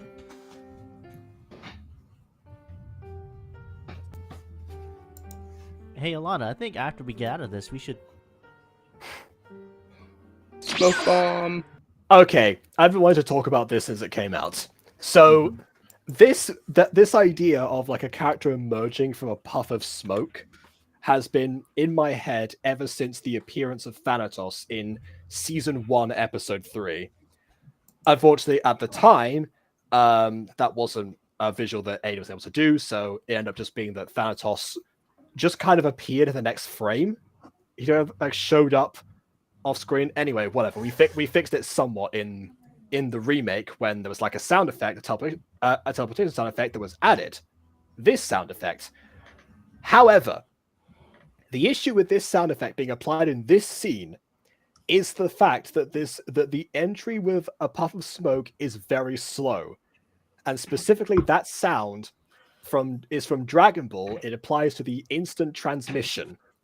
You see the problem? Instant transmission. It's a very quick sound for quick teleportations. It doesn't work if the character's already halfway on frame, had almost appeared entirely, and then just gives off that sound. Yeah. See, okay, my thing, and I feel this way about actually a lot of the godly things in Fallen Angels. It is this idea that they could be these deities to me. At the end of the day, as helpful as they may be, are gods, and are the only gods in the Greek in the Butterverse, right? They are important. They are cosmic beings of unimaginable authority, which is also part, and also like even like physical nature. Like it's kind of implied they even have like physical form that mortals can't even see, which is partly why I find it a bit odd that they have like a physical form a lot of times in here. But I just kind of chalked it up. I kind of chalked it up. We've talked about the godly form being a thing in the Birth of Dionysus already. Yeah, but regardless, the thing with these is because in this is partly why I really like the more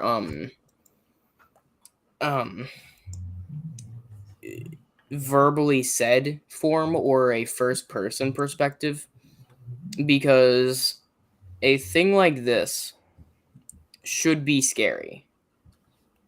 I understand. That's not a joke. That's like I know, but I'm just saying it is Gacha. No, I get it. It's kind of hard to make Gacha scary. It's kind of a cute art style. I agree. It's just while we're talking about like this like entry and stuff, it is one of the perfect examples of, because of the angles and because of the resources, it just looks like someone dropped a smoke bomb and showed up like a Ninja Turtle. It's what even then that would have been faster than this. To me, what should have, if I were the one doing this, right, and we're disregarding the fact that it's Gacha here, if they were me that were doing this, it wouldn't have been like that. It would have been like this thing of like smoke slowly like creeping into the room as it slowly rises like tendrils and slowly morphs into this being as it almost rises from the shadow of the smoke. I would have loved to have done that, honestly. I think I tried that, and I edited this scene, by the way. I had to compromise and just do him fading in as the smoke itself is disappearing, like he replaced this form. What I could have done actually is shrink the smoke down around him. That I think would have improved that, at least to seem like the smoke is at least covering his form rather than just filling up the room. Yeah, and the other thing is the teleportation effect was just Aiden. I've taken no responsibility for that one. Yeah, and I will say he's taller, and I like that. But that also kind of helps with the idea that I like with a lot of these like creatures, which is they are taller. It would have been cool if maybe the smoke reached closer to like the feet as it like climbed up into like the invisible air, and it would have been a looming thing, which is partly why something like a first person almost perspective would have been nice for something like that, because you see it rise above you. Okay, I think that would actually work better, but not in this scene. That would work better for the first time we see Abraxas appear, which was several episodes ago. If that had been a thing that we established at the beginning and just had that was the first big smoke reveal, and this is the first time we might even see Abraxas in the series. I forget if we saw him in a previous scene before the Alannah one. I don't think we did. That would have been way better, because then the audience they're still scared of him because they just they saw him murder 3 people instantaneously. Well, 2 people and then trap 1. So at that point, it makes more sense. Here, I would have kept it a little bit faster, so we're not like building this up every single time he appears, because that just drags things out a lot. I say an hour and a half into a 3-video review, and we're on the first one. Yeah. I have good news, you two. You're letting us go? In due time. I wouldn't want my guests of honor to miss the ball I am hosting. Say what? It is to celebrate the many victories of the cause this far. After all of which took place off screen. It's been over 1,000 years since I've had one, and I love myself a party. Why are you inviting us then? You'll see. I've gotten everything ready, but I wouldn't try anything funny. Okay, wait, Josh wants me to pause. Okay. Alright. Oh. Also, I think what you're trying to say is Key and Sam work well together. Kim, yeah, no, I actually stole Afma's character, Kim. Like, Kim is now canon to things. She's actually possessed by a ghost, you know? And the ghost is actually named Emmeline, so it's just like, you know, and like, she's like here now as well. Listen, I didn't even only steal characters from your series, Jacob. I stole characters from Afma's series. Yeah, well, you know, that's Hey, look, Sapphire Wings took Aaron. I guess you can take Kim. You're both more. Wait, who's that? Wait. Sapphire Wings, the series by Viara that I reviewed yesterday. You missed that stream. Wait, she actually stole Aaron? Well, unofficially. Basically, there's a character that, you know, a wolf character with a red jacket and an open shirt in the thumbnail. I mean, is he named Aaron? How could you tell me? Because I was doing the review already. It's in 3 days, so I would get ready. See, again, he hasn't even teleported away by the time that sound effect is done. Like, that's been like, this person is gone. You can still see his silhouette. Oh, what I think I should have done is actually, like, shrink down his character. Like, while the smoke is going down. I could have easily done that. Yeah. You good, Harvey? Yeah. Oh, God! Oh, God! I heard it! Yeah, so, No! Aiden has recently noticed that he says "you good" a lot in scripts. Okay, yep. I stopped writing it like I think this is the last time it was uttered. I hope. God. You good is a perfectly reasonable thing to say. Yeah, but I say it so much. I say it multiple times during season 1 and a few times during season 2. It's kind of like a lot of the characters in the Mutant Girls say "indeed," so I have that issue too. But yeah, the "you good" because it opens up a sentence that's much more obvious. Things are mentioned. And now I invite someone, possibly BB, to make a "you good" compilation of Fallen Angels.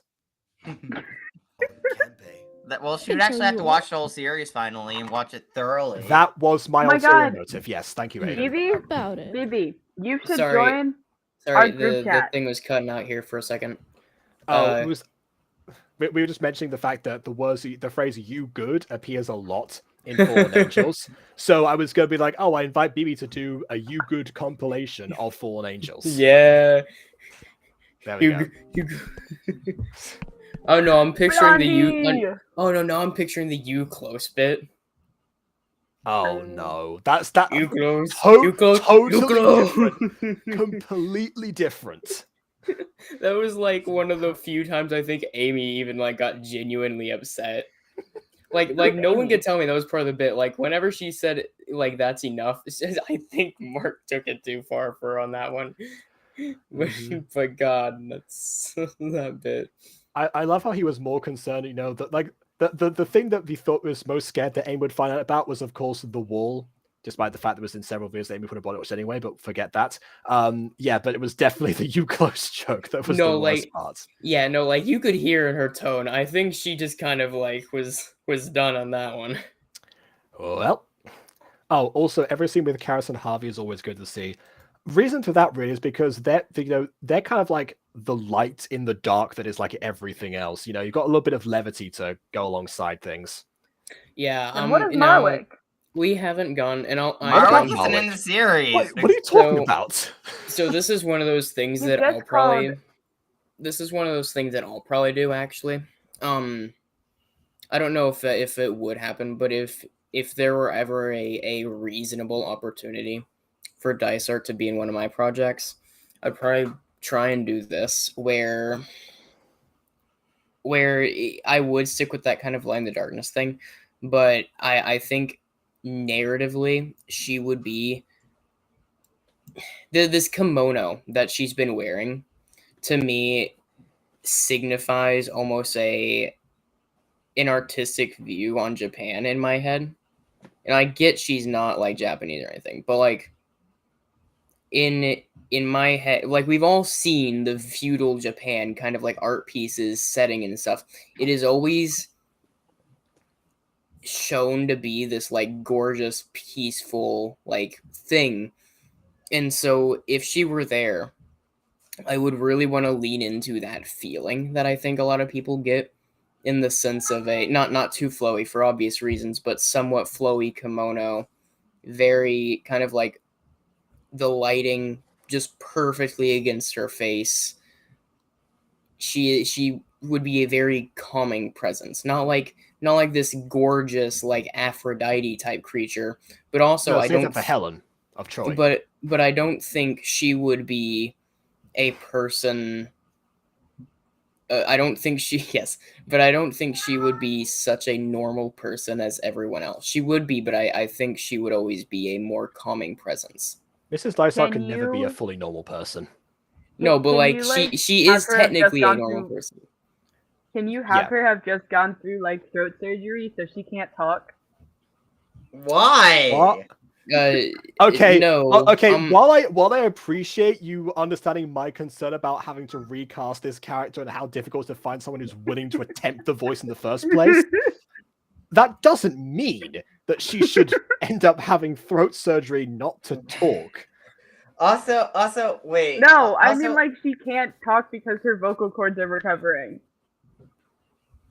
Why though? Also, Maya, I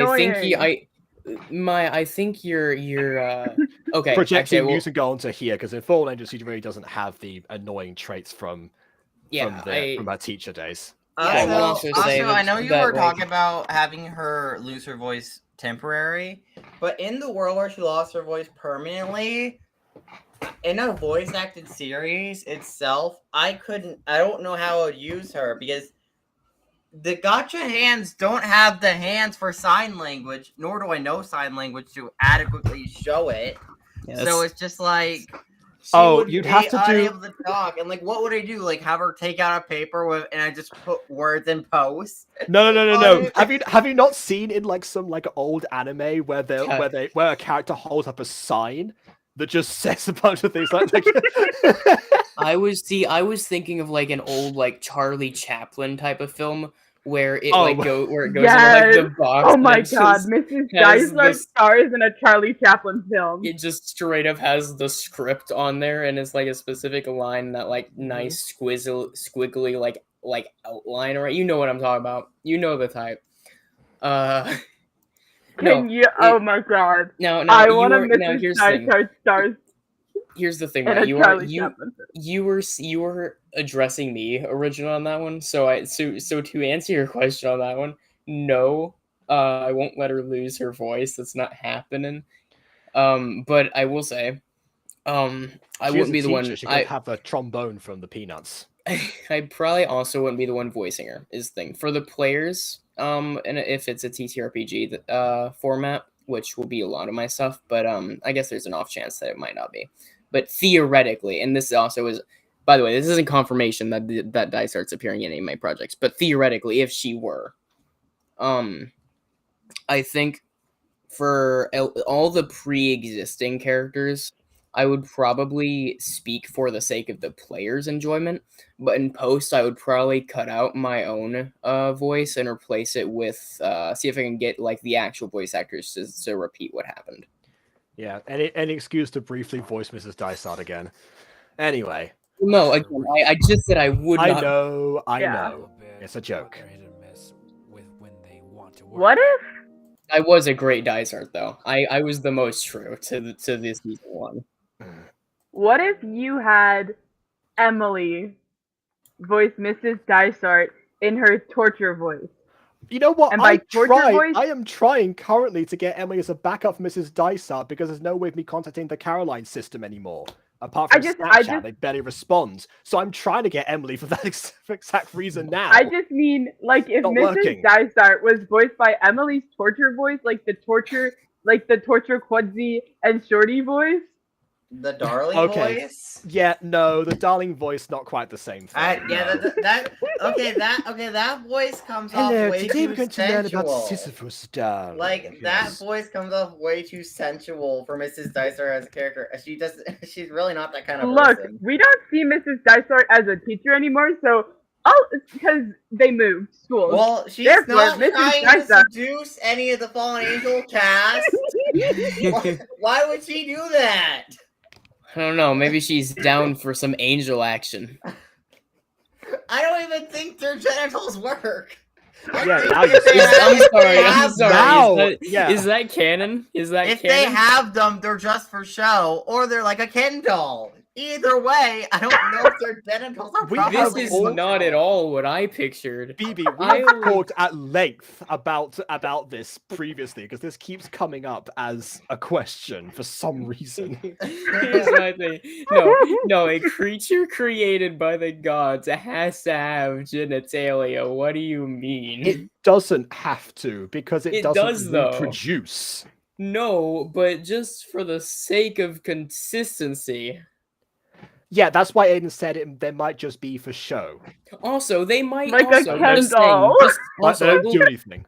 I will also just say this. There are people in real life who are able to have intercourse without producing. This is a thing that is possible. Well, I don't think see it would why be fun flaccid. I'm sorry. I don't think it would be fun flaccid. Yeah, I'm not saying flaccid. I'm we're not okay. We are not going by Twilight rules. That kind of thing would require blood to pump through the veins. No veins, no blood, no action of that kind. I'm just saying they could have fun. They could have physical has been fun. Proven that They angels wouldn't have blood. the drive to have fun. They wouldn't have the motivation. It has been proven that angels have blood. Not in. Oh wait. Oh, hold on. We'll get to that. Yo, it can't happen. Okay, you raise a good point, but let's Death of the save author, that. baby. It's not even death of the author. We'll address that when we get to there because it will be if Aiden keeps on trying to deny that they can have fun in bed. And it won't be if you keep trying to delay us getting to the other videos. Oh, it's Tommy. But we can pick up a later date. Ralph he's been on screen for the whole episode. Okay. It's Blondie. It's Harvey's boyfriend. It's not Harvey's boyfriend. They're not dating. Did you want to help me out?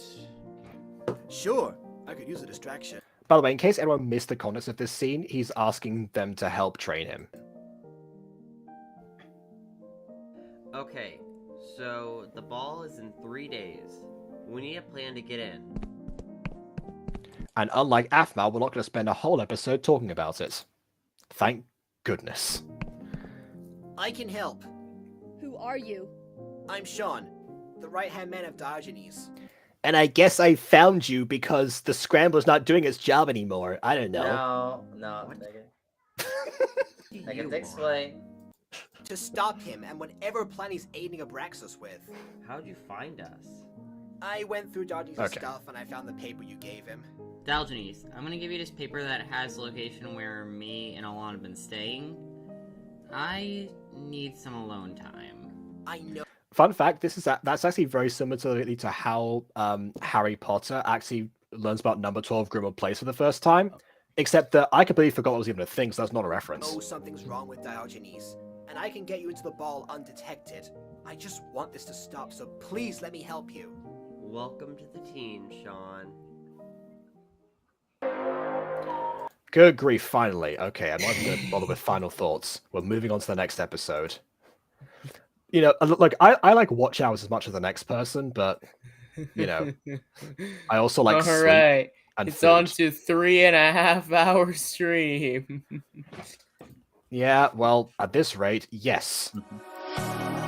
Oh wait, remember intro we're skip? not playing the we're not playing the intro again. You don't get to see the going. intro, baby. I'm sorry. You don't get to see it. Oh, okay. We're only Okay. playing Was it there once. an intro change? Oh, No. actually, well, I'll play. The I'll play intro like was- I'll play the last few seconds just so you get like what to expect with the intro, the title card transition. Oh God. Hold on.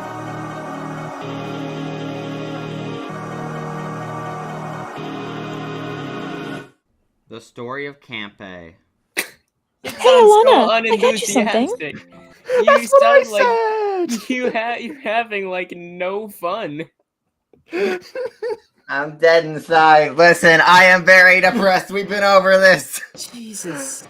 Yeah, but when I don't know, man. I like I don't have a lot of motivation for half of the things. Whenever I'm making like my projects, I am so much more upbeat during that stuff because it's like creation is a fun thing. I feel like you should be having fun making your stuff. I do have fun. It's just I didn't have fun reading that line. Last time on the Mutant Girl. Anyway. Is that? Yep, it's your very own kimono. Wow! Where did you buy this? I didn't buy it. I made it. Just for you. Oh, okay. I thought you just straight up stole it. I didn't buy it. I stole it.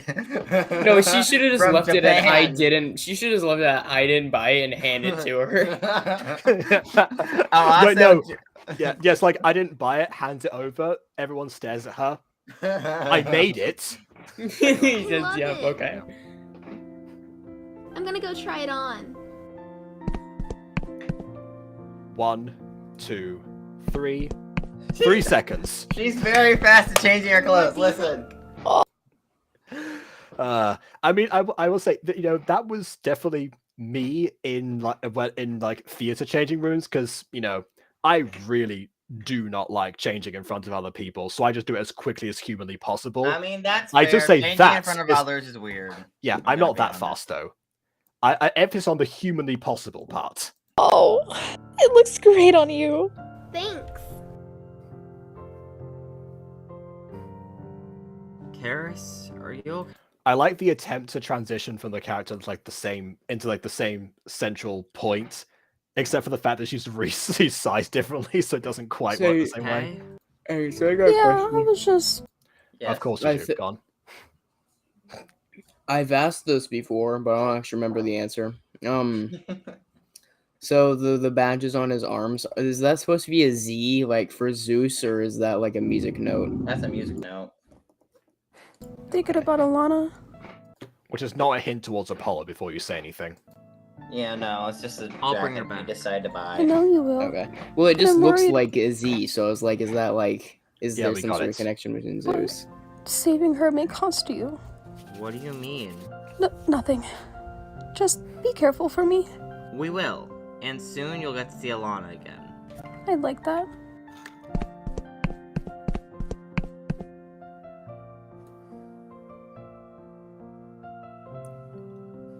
This is the first time we get to see the exterior shot of the cabin made by Which- Ghostie. Yeah, Yeah. Ghostie was going to be here to talk about this, but one thing that she keeps saying, she said to me, was that people keep thinking this is a 3D model. It's not. It's just a 2D model with very, very, very good shading. Yeah.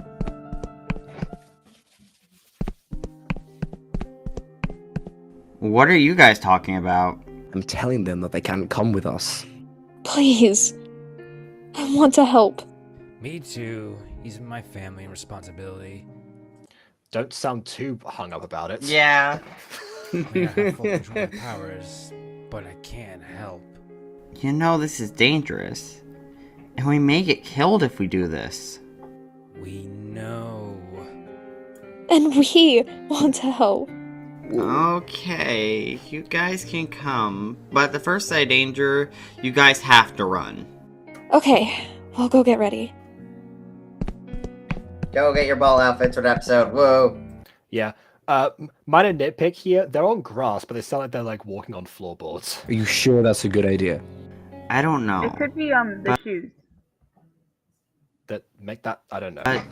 Why was that text there? Because the line sounded a bit off, so I just wanted to clarify.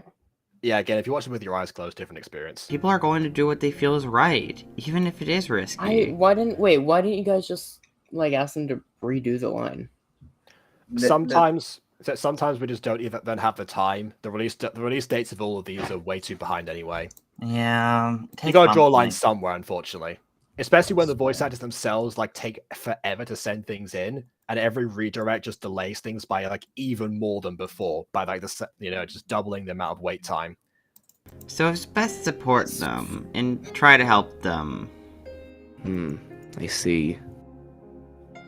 Well, I will say though, oh wait, no, never mind. I was gonna say Dylan himself has reappeared recently, so he might take less time, but who knows? He didn't respond to my comment on his YouTube video when he came back, so maybe he's just avoiding us. oh, what do you think? Maybe. You look amazing. Thanks. Hey, Alannah. I've been meaning to talk to you about this. Yes? I've been thinking if we get out of this, I want us to have a normal life. Huh? Why is she wearing a dress? They're going to a ball. Oh, okay. Yeah. Okay, I thought they were talking about things so grimly. I was like, are they about to like go into battle or something? No. Although I will say it would be a boss move if she was like, "No, I'm gonna look pretty while going to war." Look, you can look pretty when going to war. I'm just saying, you don't want people looking up there. Yeah, it's like you know what? I can kick butt and look good while doing it at the same time. Oh no, hold on. Oh no, the dress ripped. Oh wait, remember when Buffy ripped her dress? It was when the bank was attacked. It was in season 6. Like she was talking to the bank and she like ripped her dress to fight. I do remember that. Yes. Absolutely. She also fought in her prom dress too. That's another situation. Yeah. Anyway, so yeah. By the way, Maia wants me to tell Josh absolutely not. However, I will say here, if we talk about Alannah and Tommy, they did date in the past. And they're sort of rekindling things at the moment. Yeah. So it's way more viable than, two people who just kind of look good together in a photo, for crying out loud. Yeah, but from Maya's perspective, it's straight. Okay, so there's that. Yeah. I mean, it is, but it is a straight ship, but What about Helen? Okay, I'm not saying it's going to happen. I'm just saying it's more viable than Ralph and Harvey. Yeah. We're not acknowledging ships right now. I mean, I want to acknowledge ships. Wrong. God. Bro, you made this and it jump scares you. I guess because the music is very loud. Hold on. Where did we get up to? Okay, this was this scene. Next scene. No. Oh yeah, right. We want to help. That again. Okay, here we go. Back. All right. Go back. Teleports in. By the way, no smoke this time because whatever. Actually, the real reason is probably because I didn't edit that scene, and I now do that smoke effect. So. Yeah. Okay, so once we get to the ball, we split up. No one make a scene. Since the ball will be busy, we should be able to. Sorry, that'll be funny later. Without being noticed. Luna, you stick with Ralph, and if anything gets bad, you two get out of there. Alright. Zach and Helen, you two stick together, and I'll be with Trevor and Sean. I'll be on my own, so I can kill Diogenes. Shouldn't we try to break him of the mind control? True, he is our friend. He is my friend too. And I know for a fact that if it came down to living mind controlled and death, he picked death every time. And I know for a fact that I'm never using that microphone ever again because I always forget to turn off the echo filter before I send lines in. Just try to reach the real him. Maybe. If you guys see any piece of the spear or Alannah, get them out of there right away. Now, let's do this. Okay, so what did that take? Like a minute, half a minute to go over those details? Yeah, nice and succinct. Okay, Why did it take Afmal like 13 minutes to accomplish the exact same thing as Aeon just did right there? Okay, you need the monetization of 30 episode seasons. But that wasn't the 30-episode season. What are you talking about? We're referencing season 6, Reborn Part 1, where a majority of the episode was just them discussing their plan when in universe the celestial cannon is literally crashing into the ocean soon, and they're running out of time to save people and stuff like that. They're in a dire situation. They're talking about it.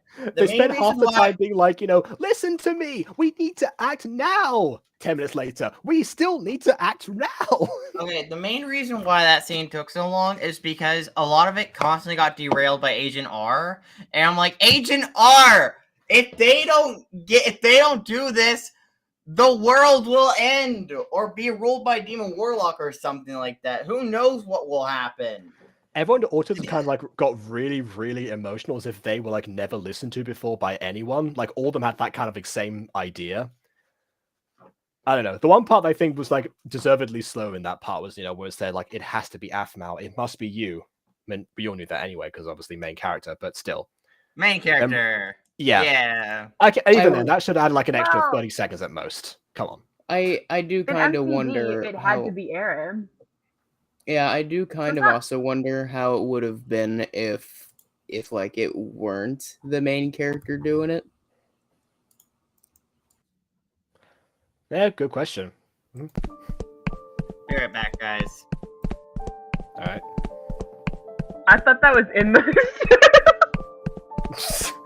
Yeah, this is exactly why I've stopped editing Gacha stuff when I'm talking to Aiden, because if I hear his voice in any of the videos that either we're working on, it just distracts me from it. Hey, Karis. The other day we talked about Campe. Could you tell me more? Sure, I could tell you, but what? It's been a while since we've had a good old-fashioned sit-down exposition scene in Fallen Angels. Why do you want to know? When did we find out that Harvey was being hunted? Because you said that yesterday, and I was like, or a couple days ago, and I was like, wait, since when was Harvey being hunted? Oh, you missed this scene. It's the one where we were all like making fun of the fact that Blackjack can't sit still for 10 seconds. So, or like the editing. It was that one. It was basically that scene when the first Campe agent. Well, the first Campe agent attacks Harvey. There's actually one in the previous episode that's looking from a distance, foreshadowing it, but really it starts to affect him, and the whole Campe sense of regards thing comes in that greenhouse. Was that in season 1? No, it was last episode, the one we just watched now. Out of the blue. Well, well, you see, some person tried to kill him and mentioned Campa. What? See, Judah knows. Whoa! How did you know that? Well, you see, I have the ability of foresight. I saw what would happen at the Green Horse. That's wild! And so cool. Wait, the Green Horse. I think she read that line wrong. It was the greenhouse where that happened. There was no green horse involved. It's the sequel to the Trojan Horse. I thought it was like a pub or something, like the Green Horse pub. That would be a thing around here, honestly. Ooh. I don't know about It'd also be a place that Harvey would go. Yeah, I don't know. I think most people would think I'm a freak. Trust me. Compared to everyone no, they think you're mentally ill. else. Harvey doesn't seem like the pub kind of guy, No, BB said that because of the green part. Well, you see, I taught my class about this a bit ago. Hello, class. Today's lesson will be on the myth of Campe. Does anyone know who Campe is? Question. Yes. Was this an actual scene in Mutant Girl that I don't remember? Nope. This was. Aiden did the exact same thing here as in season 3, episode 1, where Mrs. Dysart still has to be teaching a few lessons because Aiden refused to let this character go, to the point where not only did he bring her into this season, but also references the connection to Moana, like long after, like Moana and the class, long after like they've moved on. Yeah, I was about to say, at this point in the timeline, isn't it like season 3 still, or wait, is it? Yeah, they're all in their season 2 outfits. That's how you can tell that it's in the past right now, and also the fact that it's like a desaturized. Yeah, I was about to say, of the little bit of season 3 that's actually come out, I don't think Dice Art is on their schedule. In fact, I recall quite clearly Pete making a joke about that. Fallen Angels takes place over the summer. So either way, this wouldn't be happening in real time then. Okay. One of the first, and definitely one of the most important. Oh, why is this flashback here? Besides giving exposition about Campe, asked Josh. You've stated the only well, I see. The other reason is because Aiden wants a Mrs. Dysart teaching scene. So that's what he got. He was a jailer during the Titan Monarchy. Maia says 2, apparently. I don't know. Under the service of Kronos, she was in charge of the Guardian, the Elder Cyclops, and the... Okay, why was there a massive pause there? The... Okay, here's a pause that makes sense. So remember, everyone, when I said yesterday I praised Sapphire Wings for the fact that during a pause between a voiced line, that the character like actually closed their mouth. This is what I was referring to. Most people don't do that, and you just end up with a character being like, let me think for a second. Oh, the 100-handed ones. Yeah.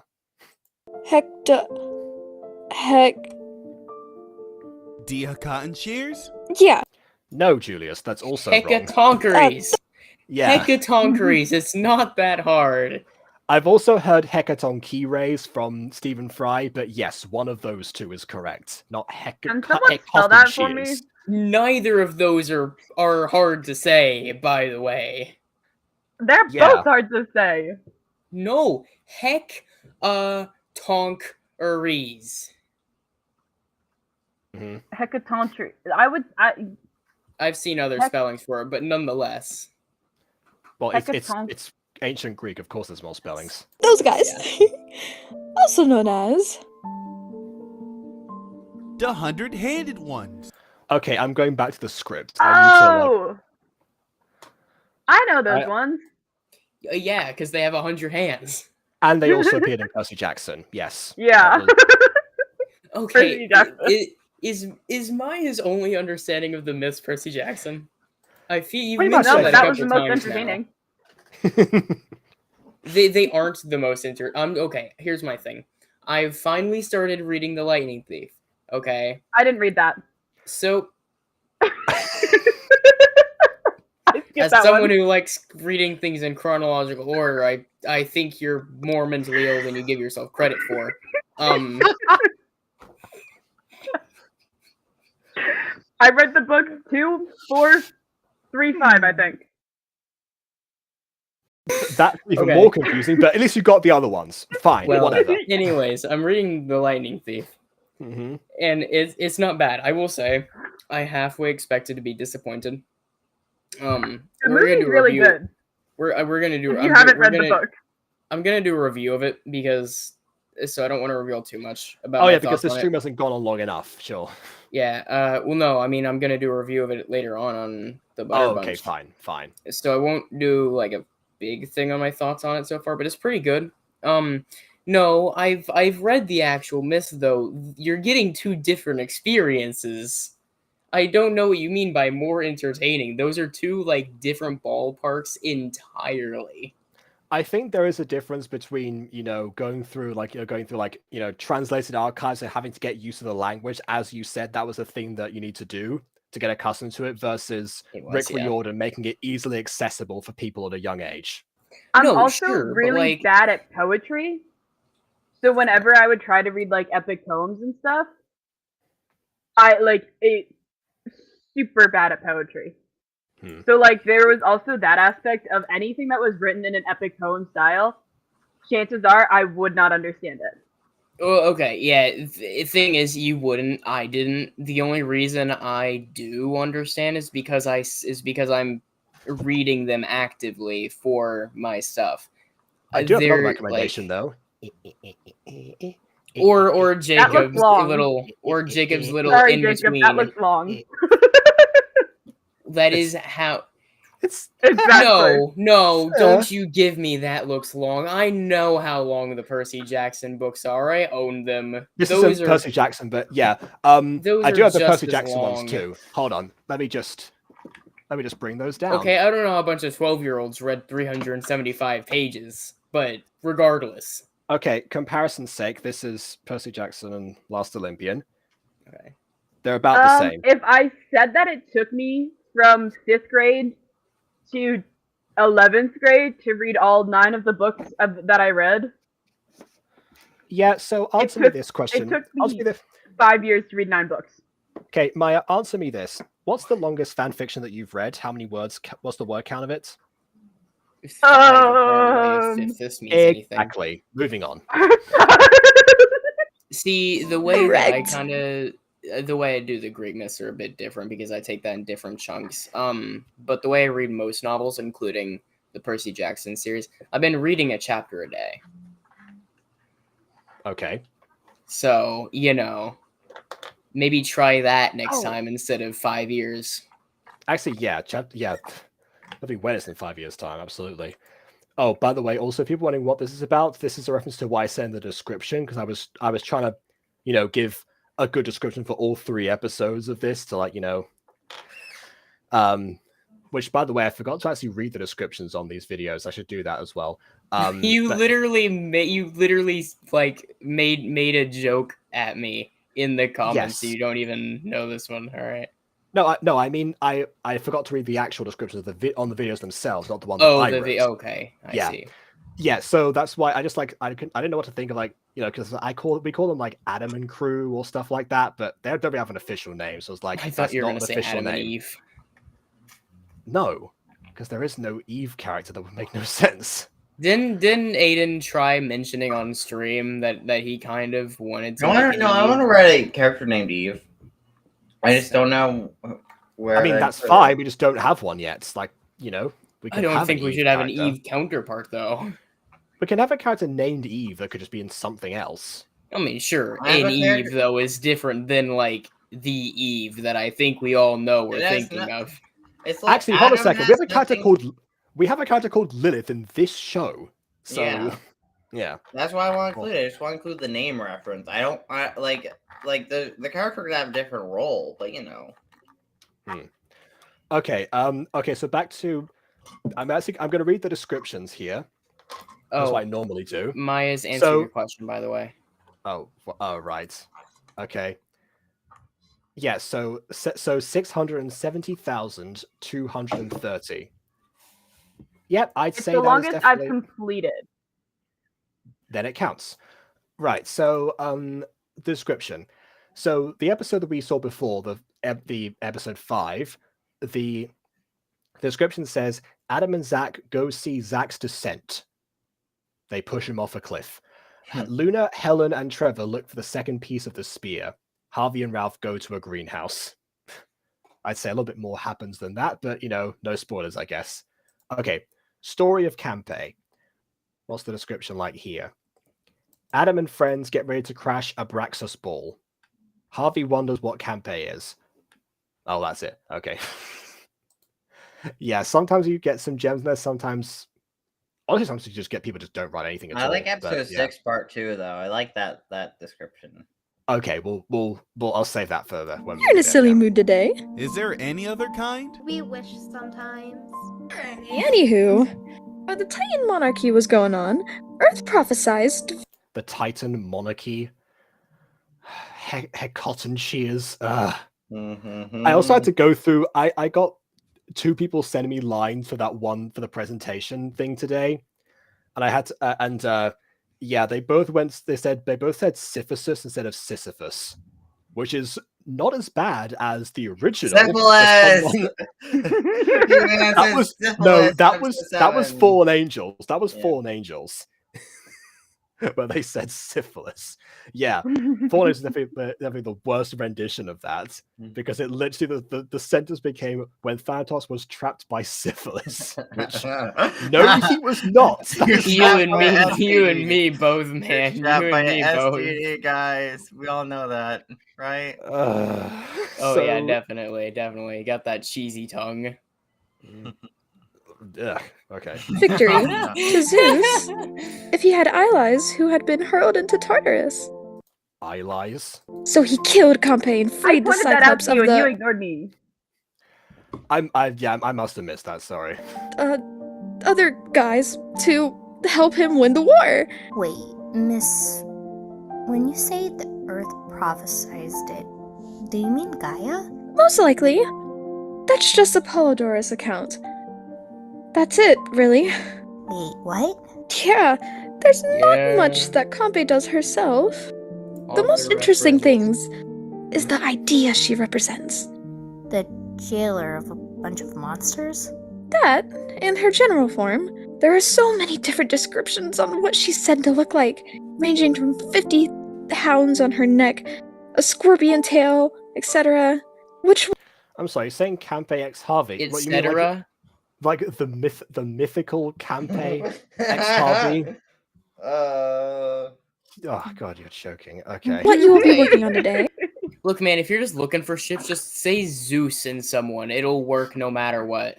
Yeah, but that's boring because it works no matter what. Yeah, well, you know, at least it works. At least it works. I reckon Maia would be a really big fan of, Zeus X Ganymede. Just a thought. Jesus. Well, okay, Ganymede is a really minor character, so it makes sense. But I just need you to but he's spell like it. mentioned. yeah, okay. So remember how I said before there was like a few mortals who are also like known to be like incredibly beautiful.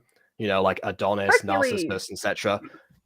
Actually, not really. Hercules not really. isn't. Yeah, he's not. He's not. Yeah, he's not even Greek. No, even guys, Heracles himself. I was about to be like, it's Heracles, not Hercules. Hercules is the Roman pronunciation. Heracles is the Greek pronunciation. I love how that was my can't pet pronounce- peeve originally. I just transferred to everyone that I know. Annoying. I'm proud of myself. But yeah. Look, just a thought. But what about is it Cupid or Eros? Okay. Yeah. Which one's Roman? Eros. Eros is Greek, Okay. Cupid is Roman. Yeah. So, but like Cupid and Hercules, I kind of like that shit. Why? Because like lover boy, muscle man. Okay. I feel like you are underestimating a lot of. I feel like Percy Jackson hasn't given you the right image of what these things are like in the actual myths. You do realize Eros is very much married. I don't care. To be fair, that doesn't. I don't think Greek gods care. Heracles I was don't married think twice. That's marriage. the difference. Yeah, marriage doesn't make much of a difference in the myths. Zeus has been married for like most of eternity. True. Or what feels like eternity, because every story is about him cheating on his fucking wife. I'd like you to look at all of the descriptions of Campe in your books and draw the best version you can from all of the descriptions. And go! Weird. If Campe died, then why would that person bring it up? I have no idea. I should go to the park to think for a bit. Alright.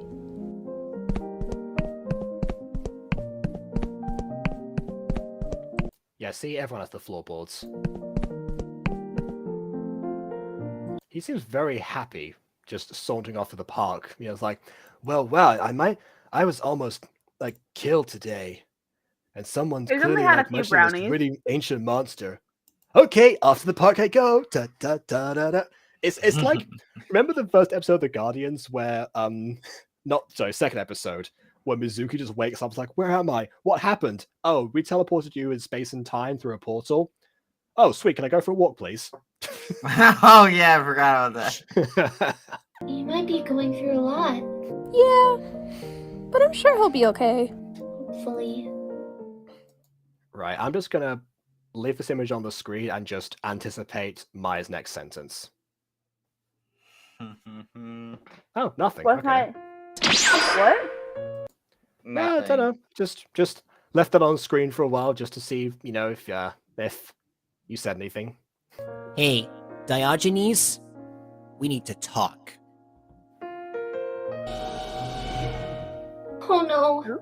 What is No, it, Julia? Diogenes can Harvey's in- speak, right? What was that?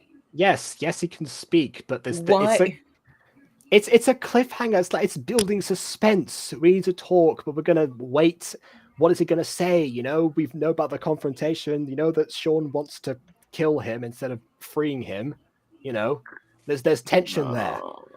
Just missing out on it. Danger. What? No time. We have to go now. Oh no! Oh, I saw such a terrible thing. Oh god, no. That was quicker than I was expecting.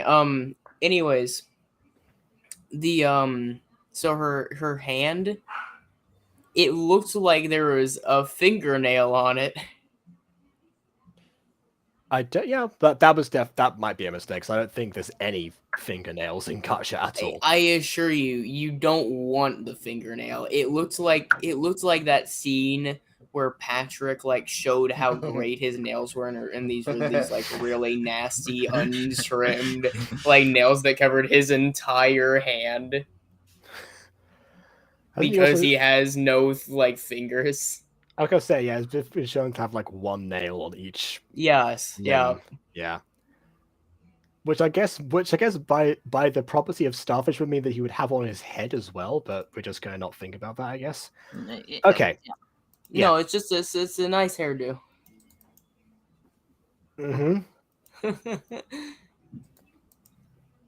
Yeah, the question of if Patrick goes to the hairdressers, does he?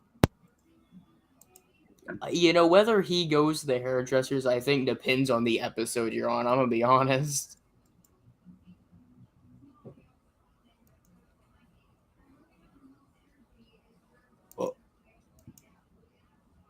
What? Jacob's clearly speaking. I'm seeing his mouth move. I know you lie. Your lips are moving. Okay, see, I can hear you, Aiden. I can hear Maia laughing. I know you lie. Your lips are moving. Tell me what you did there. Okay. Oh my gosh. Have you guys seen The Princess and the Pauper? Like the Barbie movie? So no. Jacob, we can hear that you're saying that you're saying words, but it's too faint to actually know what words those might be. Are you sure? I can't hear anything. Yes, you guys were just talking. I could hear the echo. You're very quiet now. He definitely said something. I don't know what that is though. Wait, I'm the quiet one? No. Not you. Okay. He's not saying anything, guys. Okay. Oop. Okay, have fun with that. I have an announcement. You're pregnant? Oh my god, you're pregnant. I was about to say the same thing. I was gonna say the exact same thing. That would literally be the end of my life. Actually, no. That would mean my dad would give me either $50,000 or $500,000. I cannot remember. That doesn't add up to anything with American hospital bills. You act like that. No. That's a number that means something. Just hear me out. He said that if I ever got an abortion, he would buy the kid instead of me having an abortion. So technically, I would lose all rights to my kid, but my kid would become my sibling because my dad adopted my kid. Oh. This isn't a good I get thing. Money and a new sibling. This family tree is wrong. If he was so quick to do that, how many times has this happened in the past? 0. It was because my sister was like talking about the abortion rights and stuff, and my dad was like it is your choice, but if any of you did get pregnant, he wouldn't want to kill the kid. Well, I mean, sure, but it's the idea that he would also, weird use of the word buy, but the idea that he would adopt the child. Are we sure your parents are your parents? Yes. and not like your cousins or siblings or It'd be grandparents in that case. Well, no, the only reason he said buy and adopt was because he was explaining how we would lose all rights to our kid. So it'd be like the grandparent adopting the kid, you know? Because the parents it wouldn't be because They would be there. No. I think Okay. no. It is the plot to Andy Mack. That's exactly what I thought. That is exactly what I thought. This is I was like, I could be Andy Mack's mom, the cool biker lady. Like, no, this is wrong. This isn't a good family tree. Okay, but back to my actual announcement. You're married?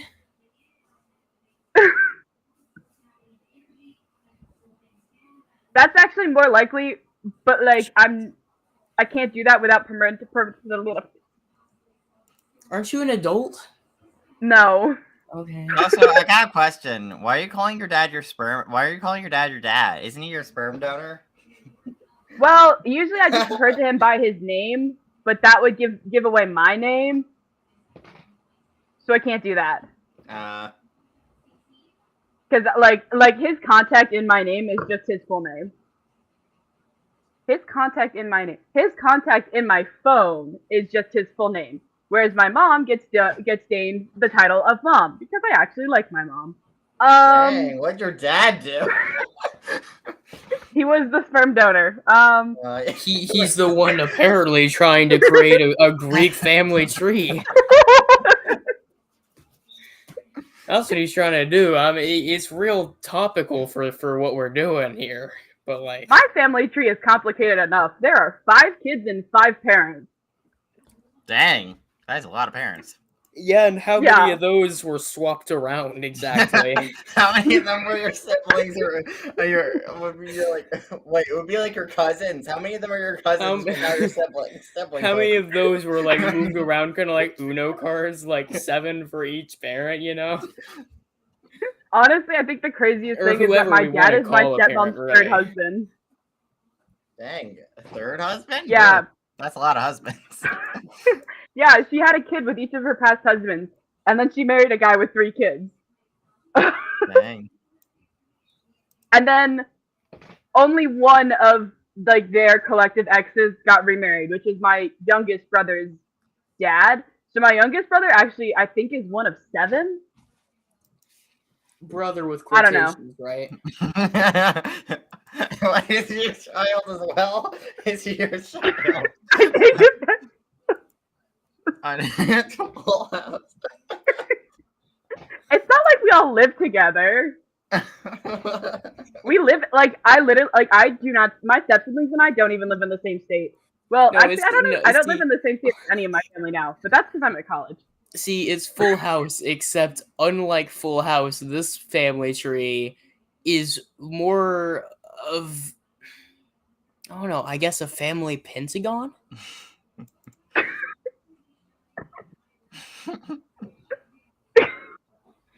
Okay, but back to the actual announcement at hand. I'm doing drag again this semester, and this semester I get to wear a chef's outfit. So who do you think my drag king persona is based off of this semester? James Gordon.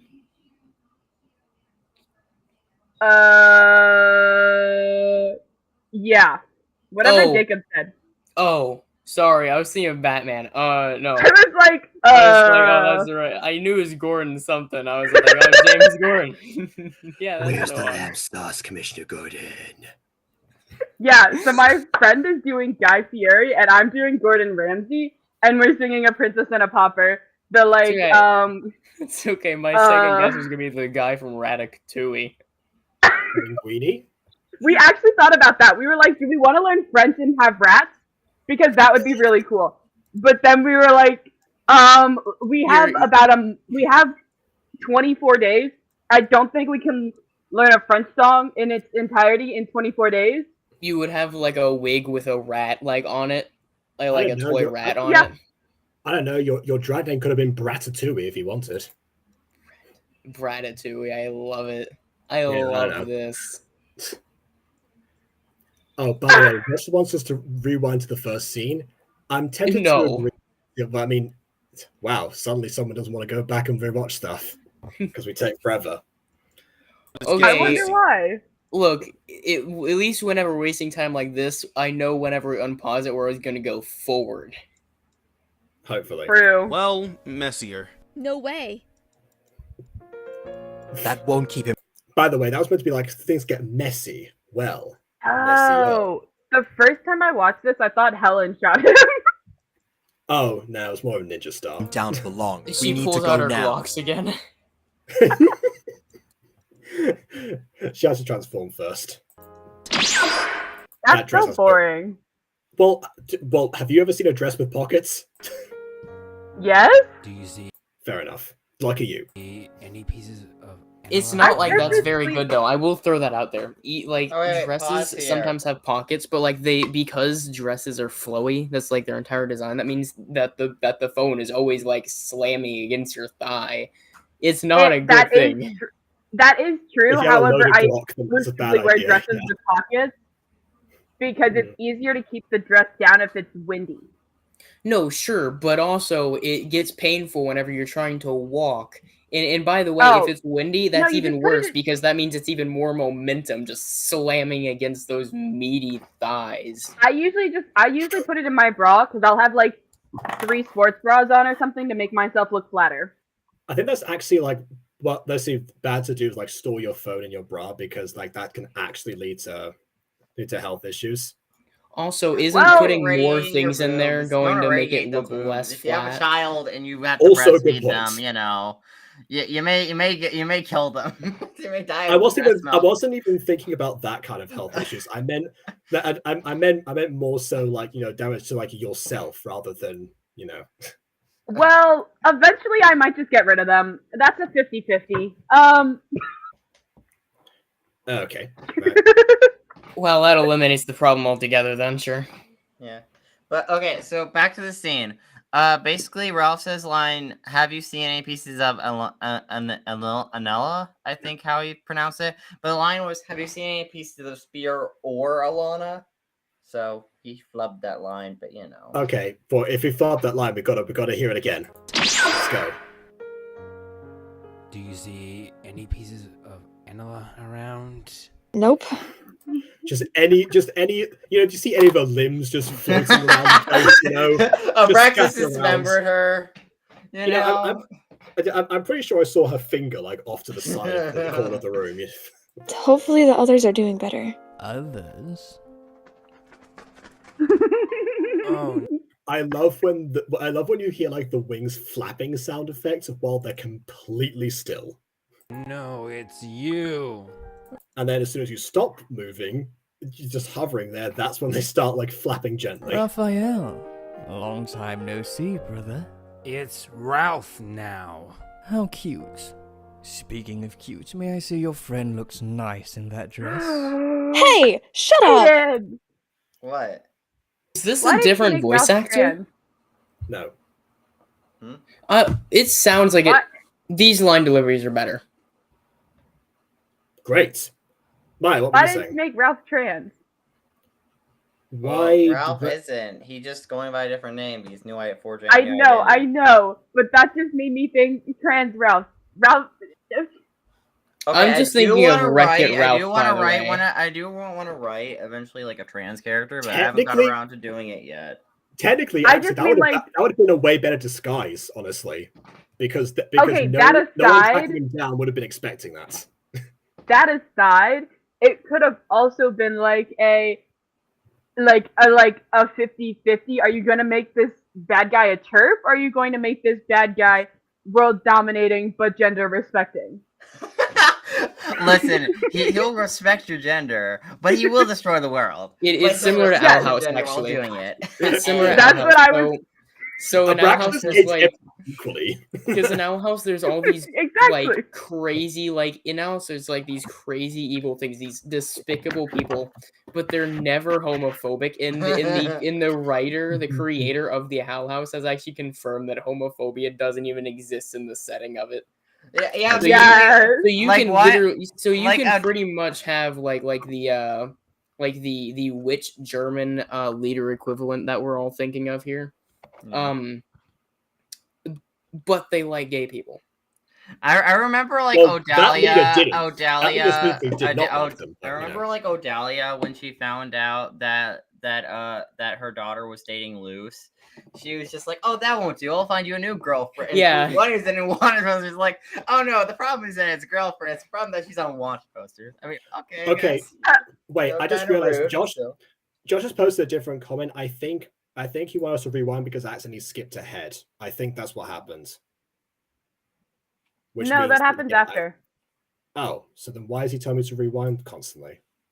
Oh, maybe No, not, because Diogenes was there. Oh shit, that I doesn't don't think happen. we. I after. don't think remember seeing Sean's death scene.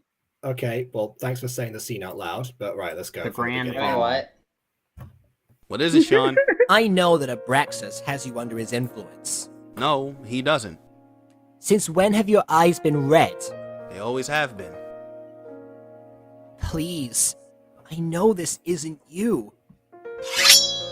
And immediately resorts to violence. Okay, so remember before when Maia was mentioning briefly that yes, you did say something, by the way, Maia. Maia said before that that angels were confirmed to have blood. This is why I put a pin on that, because I knew this scene was coming up. Why does Sean bleed here? Okay, so here is my best way to explain Angel's quote-unquote bleeding. The fact that it actually isn't blood, it just looks like blood, but it's soul essence. Oh, so soul essence is canonically red. Okay, fair enough. So their soul essence is bleeding, and they could die if they bleed too much of their soul essence. Or become unstable and then die, you know. So yeah. Honestly, judging by your spur of the moment like responses to obvious editing mistakes, that is definitely one of the best ones. Yeah. You don't even know me. It's going to take more than that to kill me.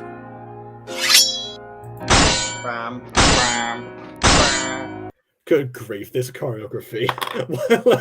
I could do better. Look, I did God. better. Bleh. Look, I did better choreography for this upcoming scene, but we don't talk about that violence in that scene. Good grief. It's like that. It's like the first lightsaber duel between Darth Vader and Obi-Wan Kenobi, where they just go like. Well, weren't they scared of breaking them? I don't actually know the behind-the-scenes details on that. It's pitiful your daughter was your friend. You never mattered. You have to stop this.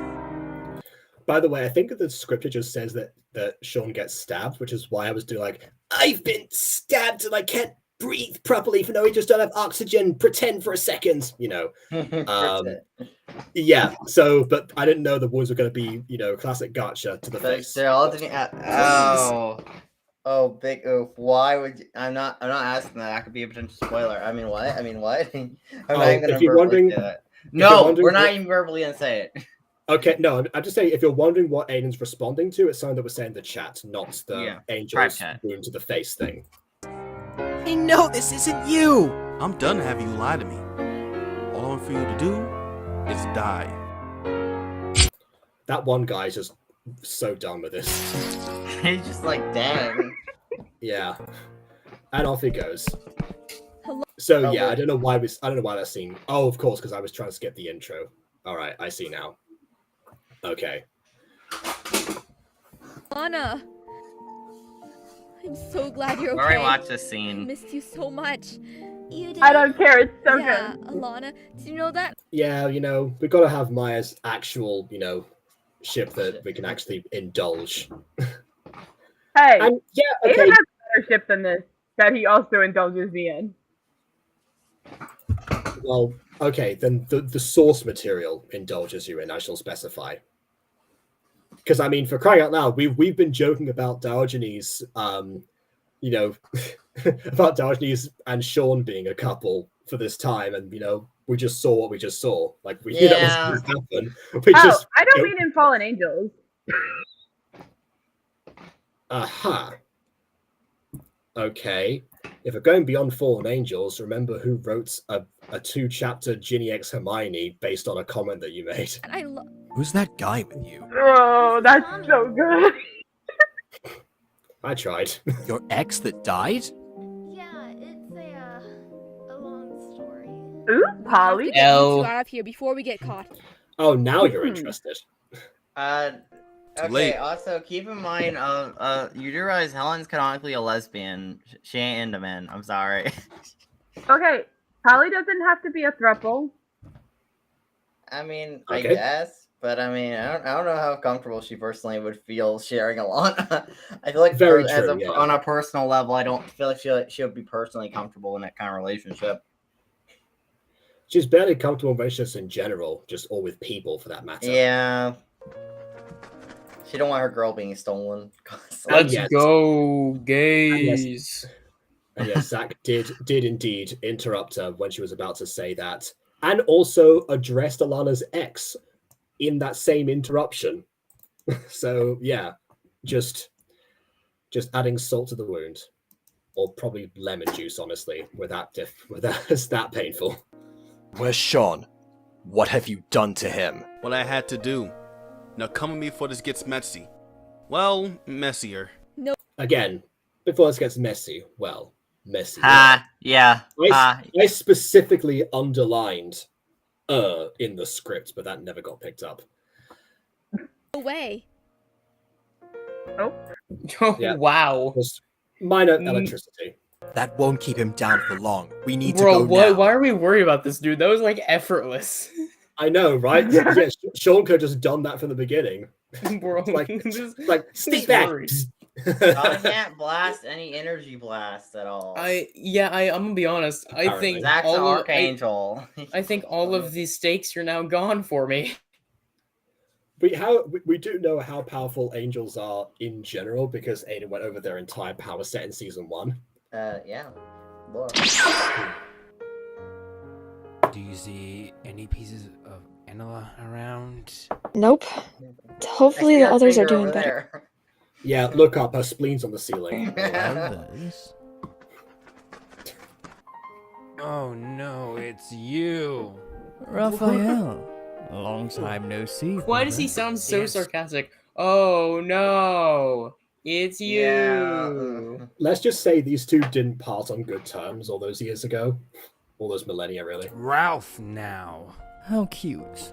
Speaking of cute, may I say your friend looks nice in that dress? Hey, shut up! Serves me right for being polite. Come with Yeah, come on, just complimenting her. me. See, he's world dominating but fashionable and gender respecting. And I won't have to harm you two. Never. He's a Run. god, not sexist. Actually, wait, this is Greek. I was gonna say, how do I address that comment? Said, run. Run, She doesn't matter. But you, on the other hand. Having My some turn. performance anxiety.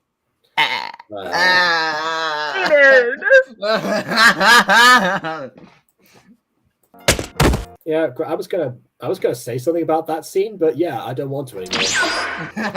I'll say that though. I'll say something about this particular part because I'm pretty sure when Maia and I went over this scene, we addressed this particular part of the episode. Let me just find it quickly. Okay, so they fly up and hit swords and get knocked back. So I every time I'm asked to do like an angel action sequence, I always do it in the air because they can fly. Why not use that advantage?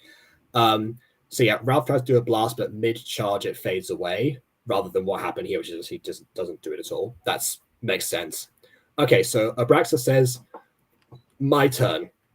He blasts Ralph, and as he tries to get up, he gets blasted again. And then he flies down, beating him up harshly, so he teleports out of there as he passes out, and he reappears in front of Castiel. Here, it kind of looks like he gets hit once, falls, whacks his head, and teleports away. It's like, I don't want to fight you anymore. You're mean. I'm off to see my other brother. Yeah. Alright, to be fair, him actually teleporting to Castiel, again, him teleporting was kind of accidental. It was just like his first instinct as soon as he got injured. Like his brain just went like, it's safety, and then Thanatos' castle was obviously his first go-to place, Yeah, and very Very, very Hermione reminiscent. Yeah. Raphael! Hey, long time no see. Also, Why didn't you come Maia, to you this- can't ship these characters. They're brothers. I know. That's why I haven't said anything in a while. Good. Okay, I emphasize this. Yeah, They're related. I've actually said it before. You know that scene I said, "Oh, I'm just gonna wait for Maya's next line." That's because Karis and Julia were alone for the first time in a scene, so I thought by the transitive property of Gacha, they were gonna pick that up. But either way, Well, Karis seems like a full-grown adult, and Julia seems like a 12-year-old. she's not because she lives on her own. That would make no sense. Julia's like in her mid-20s, and like granted, Mrs. Dysart's like in her either her late 30s or early 40s. Late 30s. That's an acceptable ship. Yeah. Yeah, so I mean, if they were to get together in an alternate universe, there would be an age gap in that relationship by quite a few years. Yeah, but it wouldn't be an age gap. There wouldn't be a problematic age gap. It would just it could be worse. It could be Julia could be like a 19-year-old dating like a 70-year-old. I mean, for crying out loud, if we're gonna mention that, then we might as well say that Harvey's in his 20s and Raphael is over 2,000. Okay, but that's different. No, it's not. See me. Raphael got rid of his memories. He's still been on Earth. He has 950 years. 900 years of memories right now, at least. Even by that logic, yeah. Yeah. I thought you wouldn't want to see me. Of course, I would love to see you. But following that logic, Raphael never, ever gets to fall in love. Well, he could probably hook up with another angel. He lives on Earth, away from all the angels. And then go to the angels. He can move to the angel realm. He has that choice. He doesn't have to. He can lie about his age on Tinder. I don't know. Angel Tinder, oh god. What does this have to do with me? That's a thing that exists, right, in? Angel Tinder does not canonically exist right now. Maybe in the future I'll write it into a story, but I don't plan on it right now. Okay, so it's a possibility. What about Angel Grinder? Angel social That media is also- not a thing at all. Yeah, no, they don't really use phones. Angel Net. They Yeah. don't use phones, so they don't have apps. Festus TV. Another Percy Jackson reference. And no, Ralph will not be getting an eye patch. Aww. Be gone. You're coming with me, Harvey. Wait. Can this Whoa! How did you find me out in the open in this park that I specifically went to alone? Man, this is such a weird turn of events. I never Man, expected you this. got... Whoa, man, you got Glocks too? I know someone. I know a woman with Glocks. Mm-hmm. Who's not here right now, so I'm doomed. Are you with Kempe? Come with me. I don't want to hurt you too much. See, there's a good torture reference line. See, some voice actors can pull it Yeah, off. wow. We really should stop putting those Who in the was scripts that? because people don't understand them. Anyway, Who Where was did that? you learn to do that? who was what? Who voiced the agent? Newer VA. I believe she goes by Persona. Is her actual name? Persona with a heart emoji. Oh yeah. By the way, I forgot to read the description again. Oh So I'll do yeah, that read too. the description. Adam and friends are at the ball to save Alannah, but it goes horribly wrong. Harvey is in grave danger. Yes. Oh, you're the annoying teacher. Okay. Dang. Speaking of annoying teachers, Mrs. Dysart just knocked someone else. In high school, I was a Guys, part of the be right karate back. dojo. I gotta crush my enemies with honor. Huh? Kids weren't the nicest to me back in the day. I see. We should get out of here. Right. I'll head Bro, back to the Mrs. cabin. Dysart and be Karis, stuck we in the can tell- halls doing like karate chops. That's what, maybe that's when she realized that kimonos were really comfortable and decided to make her own. What about Karis? Not Karis. What about Pinky and Harvey? Pinky and Harvey. It's Pinky and the Mutant. Yes, Pinky and the Mutant. That would okay. Now that I'm hearing Pinky, I'm thinking of Pinky from Pac-Man. I was thinking of Pinky and the Brain. Oh, I don't know what that is. Oh, you'd enjoy it. Yeah, it's about these two mice trying to take over the world. And yeah, one of them is, well, one is a genius, the other's insane. Pinky and the Brain. Yeah. Right. So you were saying Julia and Harvey. I mean, that one is one of your more viable options, I guess. Weirdly straight for your recommendations, but I'll take it. I don't particularly like it, but that's only because Julia kind of gives me like lesbian vibes. Of course she does. Help! Let me go! I will say, oh, hold on, help, let me go. Stop kidnapping me. What? Stop kidnapping me. Yeah. Harvey, allow me. You, tell us what Campe is. Why do they want me?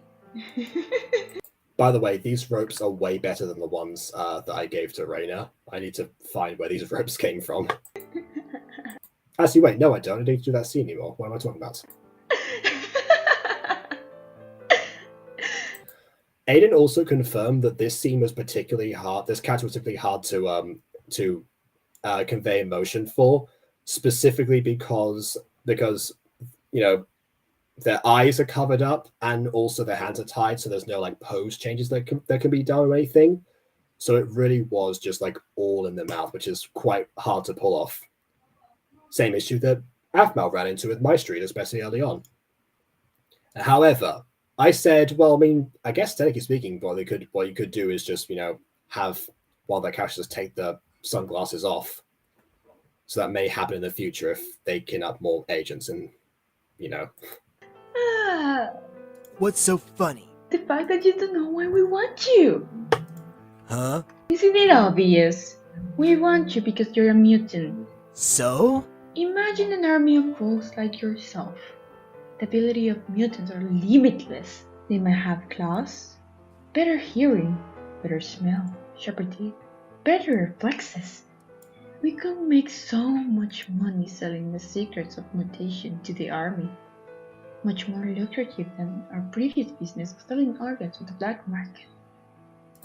Okay, this is one of the things that I legitimately do not think is necessary in here, and I don't like how this ended up going. So if people don't remember, well, we're about to go into why this is going to have such a big reaction for Karis here. I guess I'll just let her explain it. I'll mention it in a second. Wait, you're the people my brother worked for? If it wasn't for you guys giving my brother that job, Alannah wouldn't be in this mess. She would be home, happy, and now she's in danger. Karis, stop, please. See, this is the thing. Aiden loves to bring stuff back, and that's fine. The idea of like tying in a few things that come up in like the earlier narrative is fine, but these two organizations seem so distinct from each other. One seemed to be just like a random gang that was just doing typical organ trafficking or whatever. And then another one was specifically trying to develop the idea of and expand the law like across the Butterverse itself. But now it's kind of like hands are tied because they had to be the same people from the beginning, because even though their goals are completely distinct, and it very much seems like those two things do not really overlap all that much, that they it was too good of opportunities to miss, I guess, for Aiden. But yeah, I definitely think they should have stayed separate. But especially because I, as the person who kept with the name of Campe specifically, I had to come up with like a lot of the lore for these people. The jailer of all the monsters and everything, the capturers of the mutants, modern equivalent. That's why they're called that. But yeah, I don't know. I guess they did organ dealing in the olden days. Whatever.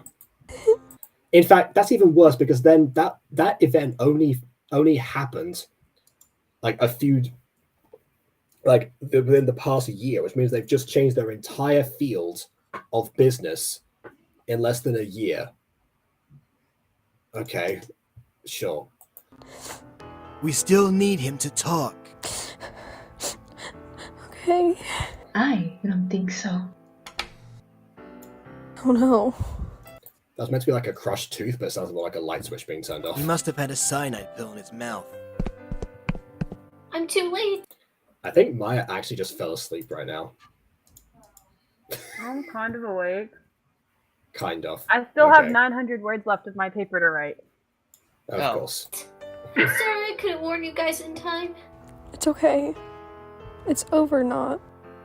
Don't worry, it's only been 3 hours. I haven't spent that long here. Hey, Karis. I know you're worried about Alannah, but she's fine. She's very strong. She is. See anything? No, I don't see anything. This room is empty. What is... Okay, so here's the thing. Again, dealing with crowd control, remember I said it was really good to see like the doubters like lined up? Here, there needs to be there's some sort of, you know, like a few guests, especially if you're going to have a wide shot like this. If not, have some music play, have like the sounds of people mingling, and keep the camera like close up on these two to convey the illusion of people being around. That's why the ball being busy line was so fine to me. We never see anyone at this event at all. And I know You saw one background character.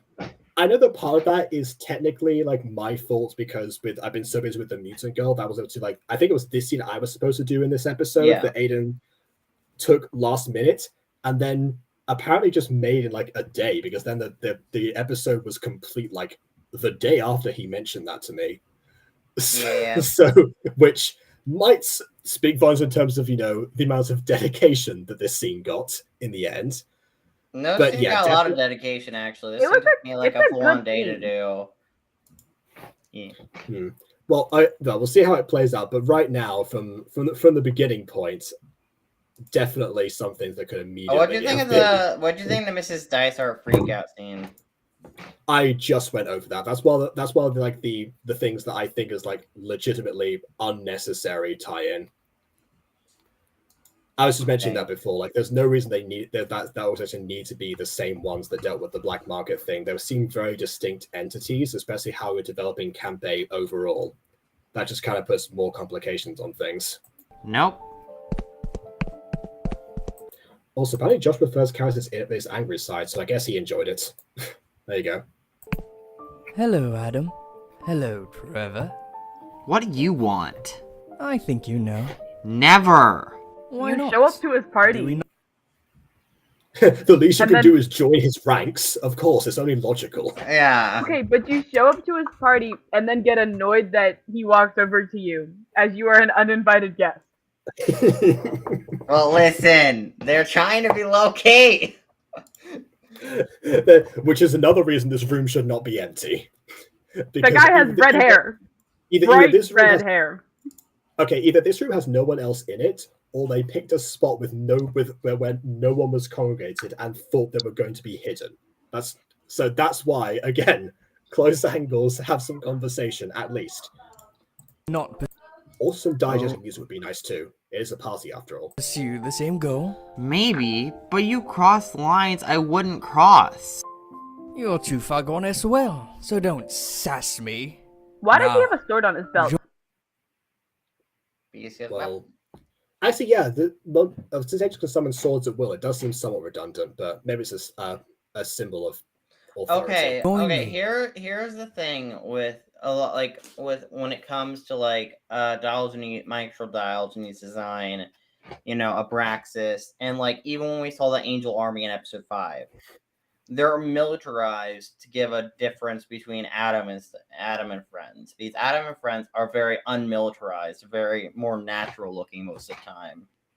They're not going to wear like weapons and stuff like that. Versus when Abraxas is clearly wearing like full on armor, you know. Intimidation, fair enough. But BB did say it needs to be scarier.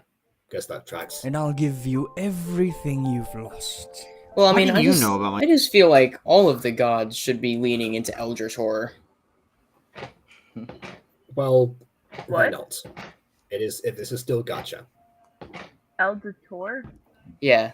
In fact, they want people to be on their side. So why would they take a form that would terrify them? Well, it's not necessarily that. It's just that to a viewer, these should be intimidating figures. Like, what is Eldator?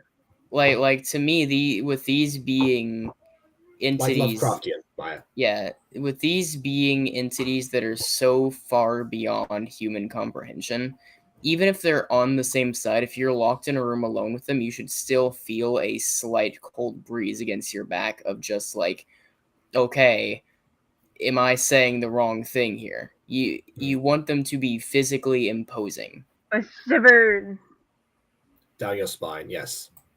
I'm gonna rewind this line just quickly because I wanted to make a joke and I wasn't able to say it in the chat at the time. I think you know. Never. Why not? Do we not pursue the same goal? Maybe, but you cross lines I wouldn't cross. You're too far gone as well, so don't sass me. Face it, Adam, we're both fallen angels. There we go. And that's the end of the season. Roll credits. What is the Cinema Sims? Nah, join me. And I guess look, we have the same goal. I guess at the end we were all fallen angels. You play like early 2000s like intro music as the credits. No, it's like the frame freezes. We get a laugh track and the Seinfeld theme plays. Anyway, yep. Everything you've lost. What do you know about my losses? Adam? Huge missed opportunity here. I'm okay. I'm sorry. I know I go back to the script a lot, but I have to do it for this scene. And okay, you'll see why. Right, all the way down. This is a really important character introduction. So, in that vein, we have here. So Adam says, "What do you know about my losses?" Abraxas smiles. Ava from off screen says Adam, which did happen, but after that it says Adam looks shocked but doesn't turn around. He then says Mum, still having not turned around. She walks over, then he turns around and hugs her. The reason it's written like that is because Adam hasn't heard his mother's voice in over 200 years. So the fact that he still recognizes her without even having to see her physically, like he's got to process the fact that he's hearing this voice like alive and well for the first time ever, when he didn't think I would ever hear her again. It's just that it hits him in that moment. He has to process that, and that's why he doesn't even turn. He's still frozen while she walks over. He knows what he's going to see, but he can't bring himself to believe it, even though he knows that's Abraxas's power. Like the weight of all of that should hit him at this moment, and it's ruined by the fact that Ava comes in from the side of the screen that Adam can directly see. She's supposed to come in from behind him to make all of that work. I guess maybe Trevor was in the way of that being the case, but again, Trevor's in the way, and there's not enough room on the screen for Ava to walk here, and then Adam would have to turn right. But is that the full background? You could have had it. That's You not could the have full background, but like it's really hard to like get. It's a big background. Like how does okay? I get also an issue with it being like a landscape shot the whole way through as well. So the reason why it should be close-ups. So here's the thing. I think it would have made this episode. It didn't. No, I don't think. It would have made this episode take a little bit longer to come out. But I think that should be. And god dang it! Why is it always my cats freak out when I'm talking?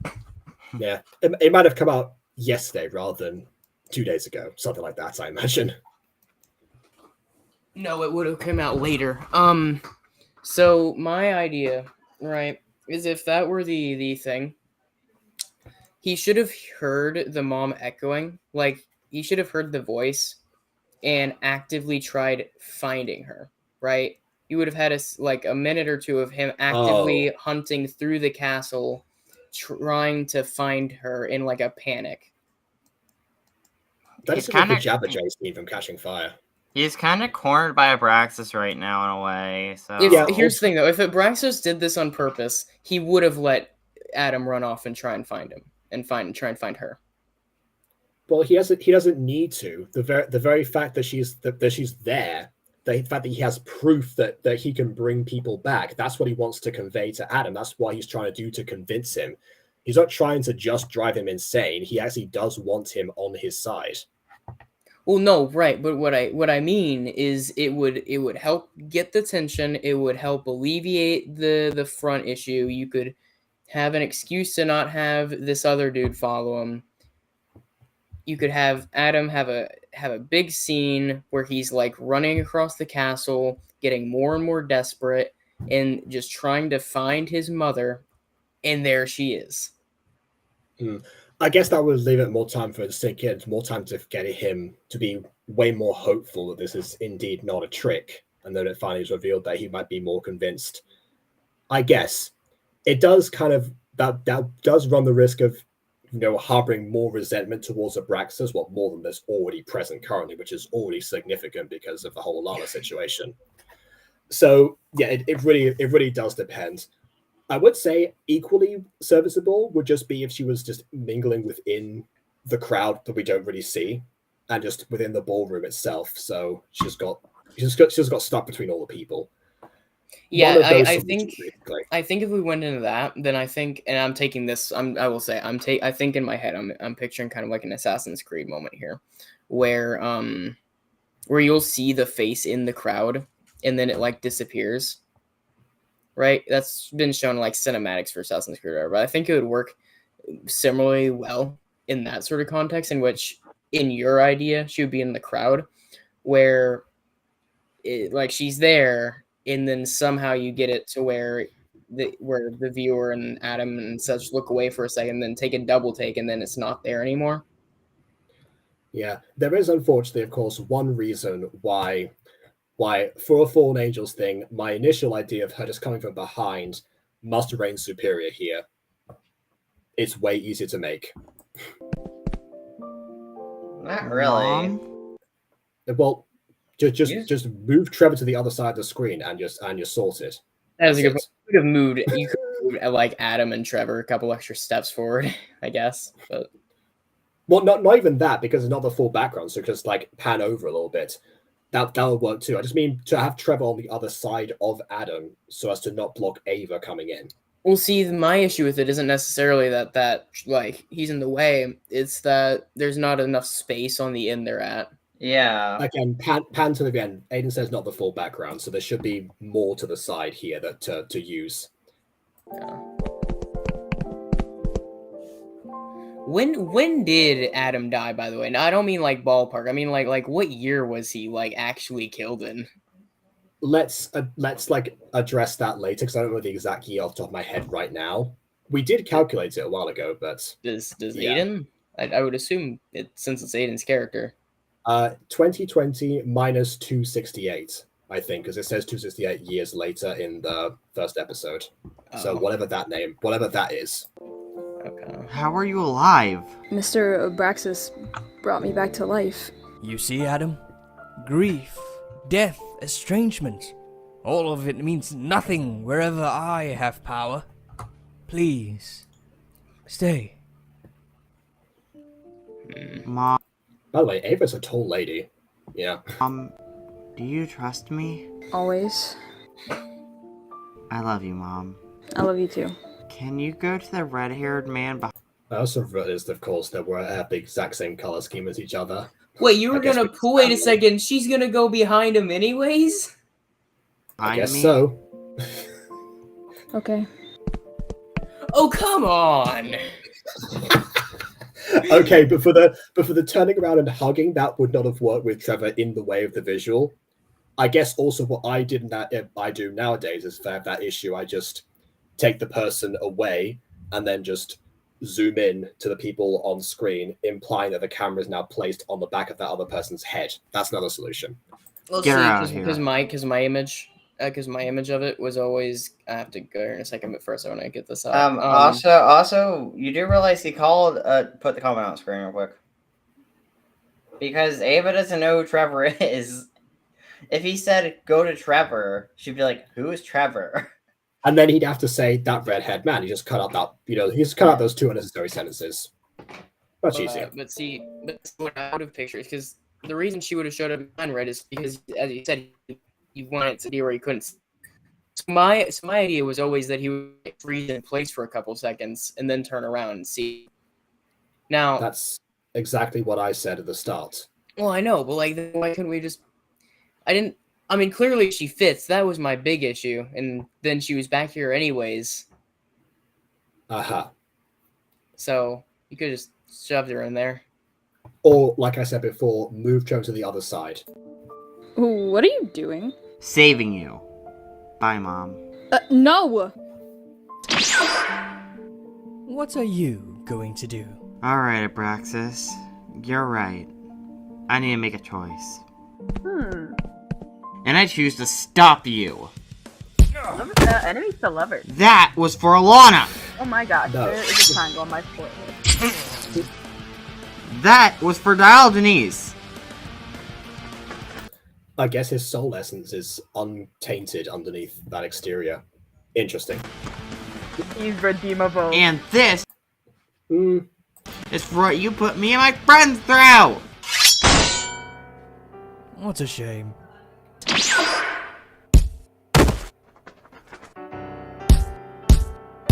See, this is what we needed for the Ralph scene earlier. Exactly this. Goodbye, Adam.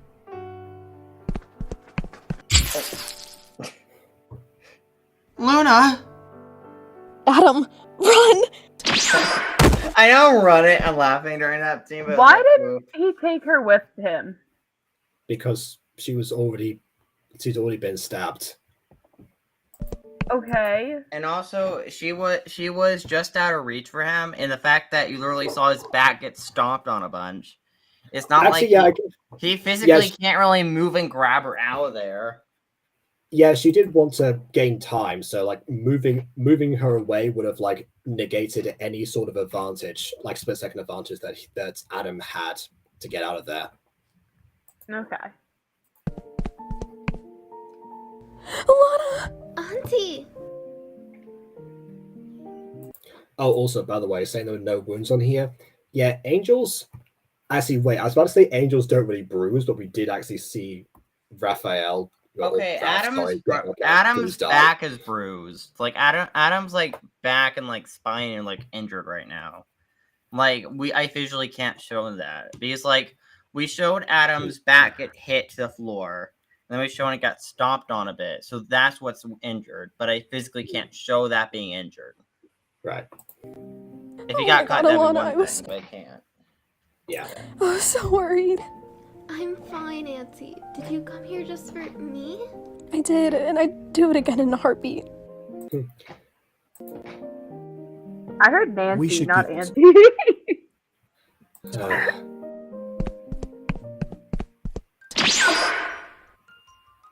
Where's Adam? He's... By the way, I love how Alannah said you came here just for me. You came here to this abandoned woods that I've just been teleported to just for me. He's still at the ball. I have to go back for him. We can't. My boy... My goodness, we can't. I'm sorry, just my hands are tied. He's fighting Abraxas. What can I do? After all this time. Who is she? Okay, so you know how I said that Dylan is his voice acting has unfortunately taken a decline recently, for whatever reason. Unfortunately, Apex is another one of those people. Like I had that. I would like to before you comment on the voice actors, I would like to ask, Aiden, do you send them the context? Because when you send me lines, you send me only my lines. No, I sent them the whole script, so they can read lines beforehand. That's what I wanted to ask that first, because I know sometimes I'll get lines from Aiden, and it'll just be like, really, like a collection of lines without any context, and I'm like, what do I do here? That's what happened with the vice principal thing or vice president thing. Didn't Emma send you those lines? That might be true. I just know that you were on charge of that topic, so I was I was in charge. I am like I'm one of the creators of that series, but I'm pretty sure that may have been Emily sending you those lines. Yes, I don't remember Aiden ever devising a vice principal for any of like his led projects. So yeah, definitely an It Emily wasn't thing. a vice principal. It was a vice something, and I showed up for one thing, but I didn't have a clue what I was or how to do the lines because all I got were my lines. Yeah. By the way, advice to directors just in general. If you don't want to send the full script for whatever reason, at least send the lines and or stage directions that come like right before and also after, so that people can actually like get the context behind. I mean, you could also do emotion indicators as well. I know some VAs do that as well. Like, also say angry, say mad, or I don't know. That's the same word. You know what I mean? Like, say sad, say upset. I don't know. Yeah, absolutely. This is Adam's mom. I got brought back by Abraxas. Yeah, see, this is what I mean. She's they like Apex for whatever reason has now got into like really robotic territory. For a while, I didn't notice this because for child Agatha, she puts on this really like convincing child voice, and because she's playing that voice as a different version of the character, it allows her to express that way more. But then for the actual like teen Agatha, I noticed that after a while, it hit me that the one range that Agatha is normally in, as like in general, she tends to be relatively monotone. But I realized that's not just for the teen Agatha purposes of like, you know, I've got a mildly defeatist personality. No, it just ends up being that's like every scene, which was a shame because it didn't hit me until like the end of season 2 of The Mutant Girl, when there was like big emotional freakouts with Agatha, which is one of those examples where again I had literally no time at all to go back and like re-edit that, so I just had to run with just basically like, well, yeah, but not like this, absolutely not like this, raw, I'm destroying things. And he has the same thing. Like, she's just seen her son for the first time in 200 years. In fact, she's just been alive for the first time in 200 years. And now thinks that son that she's just recovered is possibly like about to die permanently. That's a lot to process, but she's like, my boy, like, come on. Imagine the Godfather like that. My boy, look how they massacred my boy. Like, come on. Yeah, I mean, yeah, she could be in shock, but it doesn't come across like she is. What is Adam doing? Fighting him. And you let him? He'll die. I'm sorry. He told me to get her out of there. See, Alannah here is reacting in a very like I was about to say adamant way. That's a pun. Never mind. And I just listened. I'm sorry, I lost my cool. It's fine. I understand. Adam! I'm so glad you're okay. Every time when I saw this the first time, I thought he stabbed her. Oh, I see what you mean, because the sword lands behind. Yeah, no, definitely thought that he stabbed Alannah when he showed up. That's gonna be the crack version of this video. She what? Adam? That being said, Adam has had the same growth spurt his mum has had. Like, look at the size of it. To me, what happened?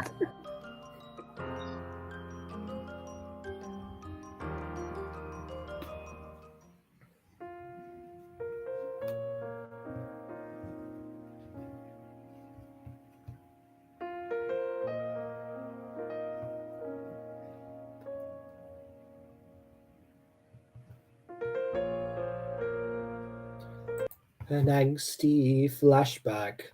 I forgot to look up the words. An angsty flashback. We love Adam I once heard. Yeah. Now Trevor's going to have depression. Well, honestly, they all are going to. I know they didn't know Sean very well, but they definitely knew Luna. They cautioned her not to go, and unfortunately, she paid the price for that. Alas, that happens sometimes.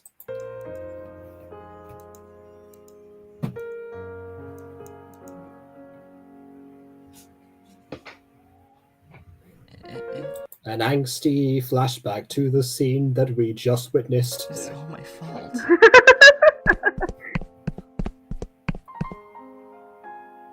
Hey, Adam, are you? No, I'm not. She gave up her life to save you. I suppose he's changed back now to his normal self. Do you think I don't know that? The reason she came was because of me. Yeah, and I can't remember if this was one of my, don't remove a ridiculous line, but sass the character, just because, in his emotional state, it makes sense. Yeah, so your character know Luna that well, so wanted one-screen interaction. I'm pretty sure I told you that, because you said the character's going to be depressed in the chat itself on the actual video. she made choices like all of us. I'm supposed to be a leader. I'm responsible. Sean and Luna are dead because of me. Maybe if I was better, they'd be alive still. I'm a terrible leader.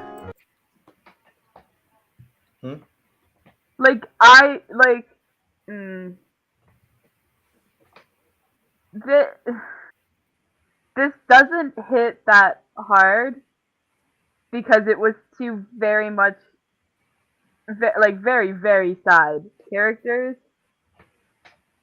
And very it's sad. What? Do you say very sad characters? No, very side characters. Oh, right, yeah. And I understand, but for me, this makes me want to laugh. Dang. Oh, okay. My character's pain. Jesus, he's crying. You're laughing. Yes. Wow, you're such a bad person. Oh. It would be it's different. This isn't I don't know. Maybe I get what you mean. Yeah, if it was people that we seen from the very beginnings of season 1 or something like that, then yeah, it would have been very bad. In fact, I think you actually predicted that Harvey was going to die in this episode. Imagine. I think I probably did because it seems like this is the kind of episode where a major character like Harvey would die. That is also probably your Minecraft Diary self filling in from, the last time that you saw a person who had been kidnapped for a whole season get rescued at the cost of someone else's life. But in that situation, yeah, even though Aaron didn't appear for too long, there was still a good few episodes where he was basically alone with Aphmau and Lilith, depending on the scene. He was the main, there was a very dedicated period of time to get attached to that character. Yes, there was. And he's the I one love that shows Sean, what yeah. But no. I think I would have been attached to Sean if we had seen more of him. Mm-hmm. Whereas Luna, I can't even tell if Luna had much of a personality aside from liking the redhead. And science, that too. Wait, what? Oh, I think you might have forgotten the scene where she comes in and interrupts a scene between Helen and Alannah, where she's deliberately going into really geeky mode about all of Helen's powers and such. So yeah. Because remember, she's a forensic scientist, so yeah, of course. So that was one of her only moments. So I do get what you're saying. Yeah. I wonder. I don't know. I kept thinking, maybe Adam should die, or Alannah, or those two. If one of them dies, then the series is over. But honestly, anyone who isn't Adam and Alannah could have been viable in the episode. Yeah, exactly. So anyone who wasn't Adam or Alannah, I would have said would have been viable here. Helen isn't viable. She has prophecy stuff. Oh yeah, that's also true. I mean, yeah, okay. Future I plans feel aside. like everybody has stuff to do because you're you. Yeah, but Helen's the one person for the world to function properly. She has to be alive. Okay, so anyone other than those three, got it. Yes. So kill off. I don't know. Everybody else. That's literally what this seems like. This just seems like the episode to kill off side characters. I wouldn't have said everybody else, but anybody else. Yes, I agree with you there. The redhead. Oh, she was in 11 episodes. That's way more than I thought she was in 7 Part 1, 7 Part 2, Episode 8, Episode 9. She wasn't in Episode 10, I believe. But then she was in Episode 11, 12, Episode 1, Episode 2 of Season 2, Episode 3 of Season 2, Episode 5 of Season 2, and Episode 6 of Season 2. Oh, that is 11. In fact, That's we didn't 13. actually mention the gate. That's 12. I was counting on my fingers off screen. Yeah, I was too. I got the 13. Okay, one of us messed it up, but either way, more than 11. Oh dear, Which honestly is not that bad an average. Like honestly, yeah, I guess we just didn't. I guess we didn't get too much time to shine because there's already so many characters that are just always around. That's the one thing that I mentioned about Fallen Angels, the fact that there's so many people in the main cast that unfortunately, we don't have a lot of Pete's basically, where they come in here and there. they're all like as if they're part of like the one major trio, except for, of course, they more than 3 of them. The major trio should not be a major trio. Wait, explain that one, please. You lost me there.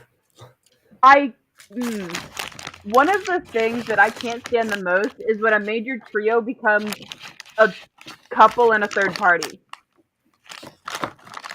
Oh, so all that time you spent shipping Reina and Julius, you knew that was the thing that annoyed you.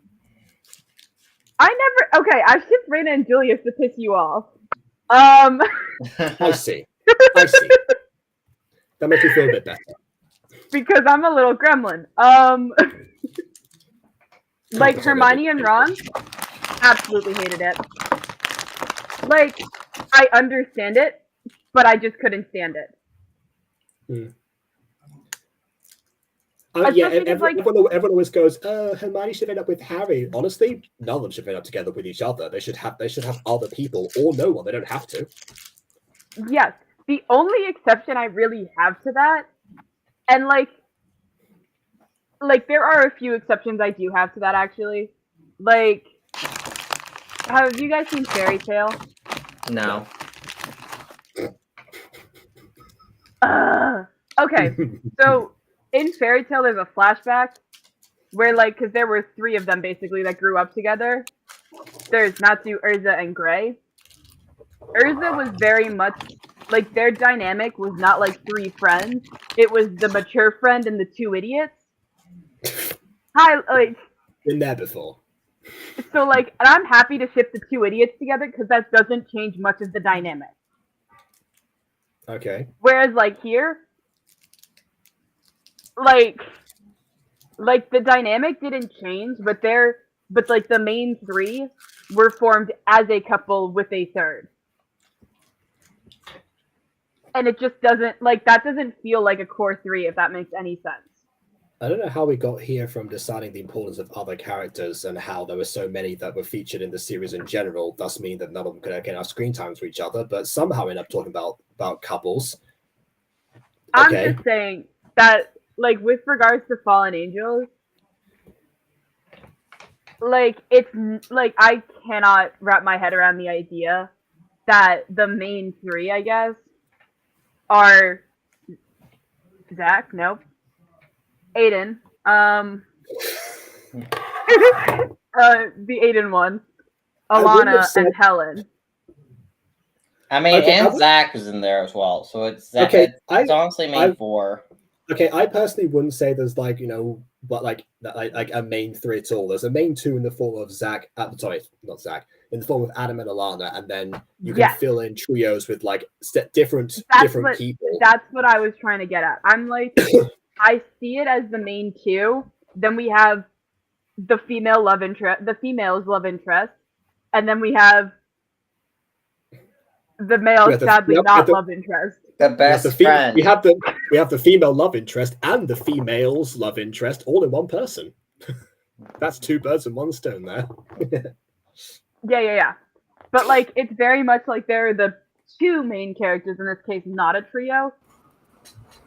If that like, I'm that's what I was back. trying to say. Oh, cool. We're still streaming. Yeah. Well, yeah, we are. We should continue on, unless. Well, we have more to say usually about whenever I leave for something this long, I come back and I'm always like, oh, dang it. Max Yeah, I is on took your time. place. Like I took a mini nap for about like 10 minutes probably, or something. I don't know. I passed out on my laptop. That was the triangle, and then I kind of went off on a tangent about trios. Yes, when I was talking about the screen time to get to different characters and why, even though there's been so many episodes, we haven't seen that much of her, because there is so much story, and because there's so many people to get around to, which honestly kind of like, you know, I guess I was about to say that works to the advantage of killing off side characters, but then I realized we just replaced them with Ava now, so no numbers have changed whatsoever. But also the fact that Aiden refuses to like write out anyone or just have like, you know, they move on with their lives. Like Mrs. Dysart could just like go back to Florida and continue her teaching job, and no one would think like any less of her for it because that was her life. She was only meant to be here for a short time anyway. Luna also has a job she could have gone back to. I mean, yeah, but unfortunately, you know, with the case with Aiden, you know, either his characters stay around here for as long as possible, or they die. That's it. It's like a blood contract. But here's the thing: for these characters, they basically form a found family.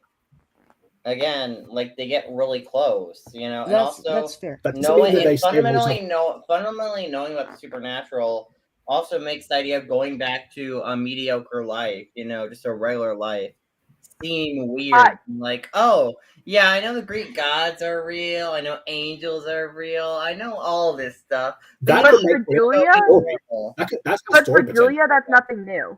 That is also okay. You have a very interesting perspective that I feel like a lot of people would disagree with. Because, like, okay, which one of us? Aiden. So first off, the found family thing, I get that. The thing is, though, pretty much every sitcom on Earth has had that element and ended the series with them all moving away. Take Friends, for example. Found family, countless seasons, multiple real-life years, final episode, they all move out, and that's the end. Unless, of course, it's Joey, in which case he gets his own, like, mediocre spinoff for, like, 2 seasons before it falls. But that also involves him moving.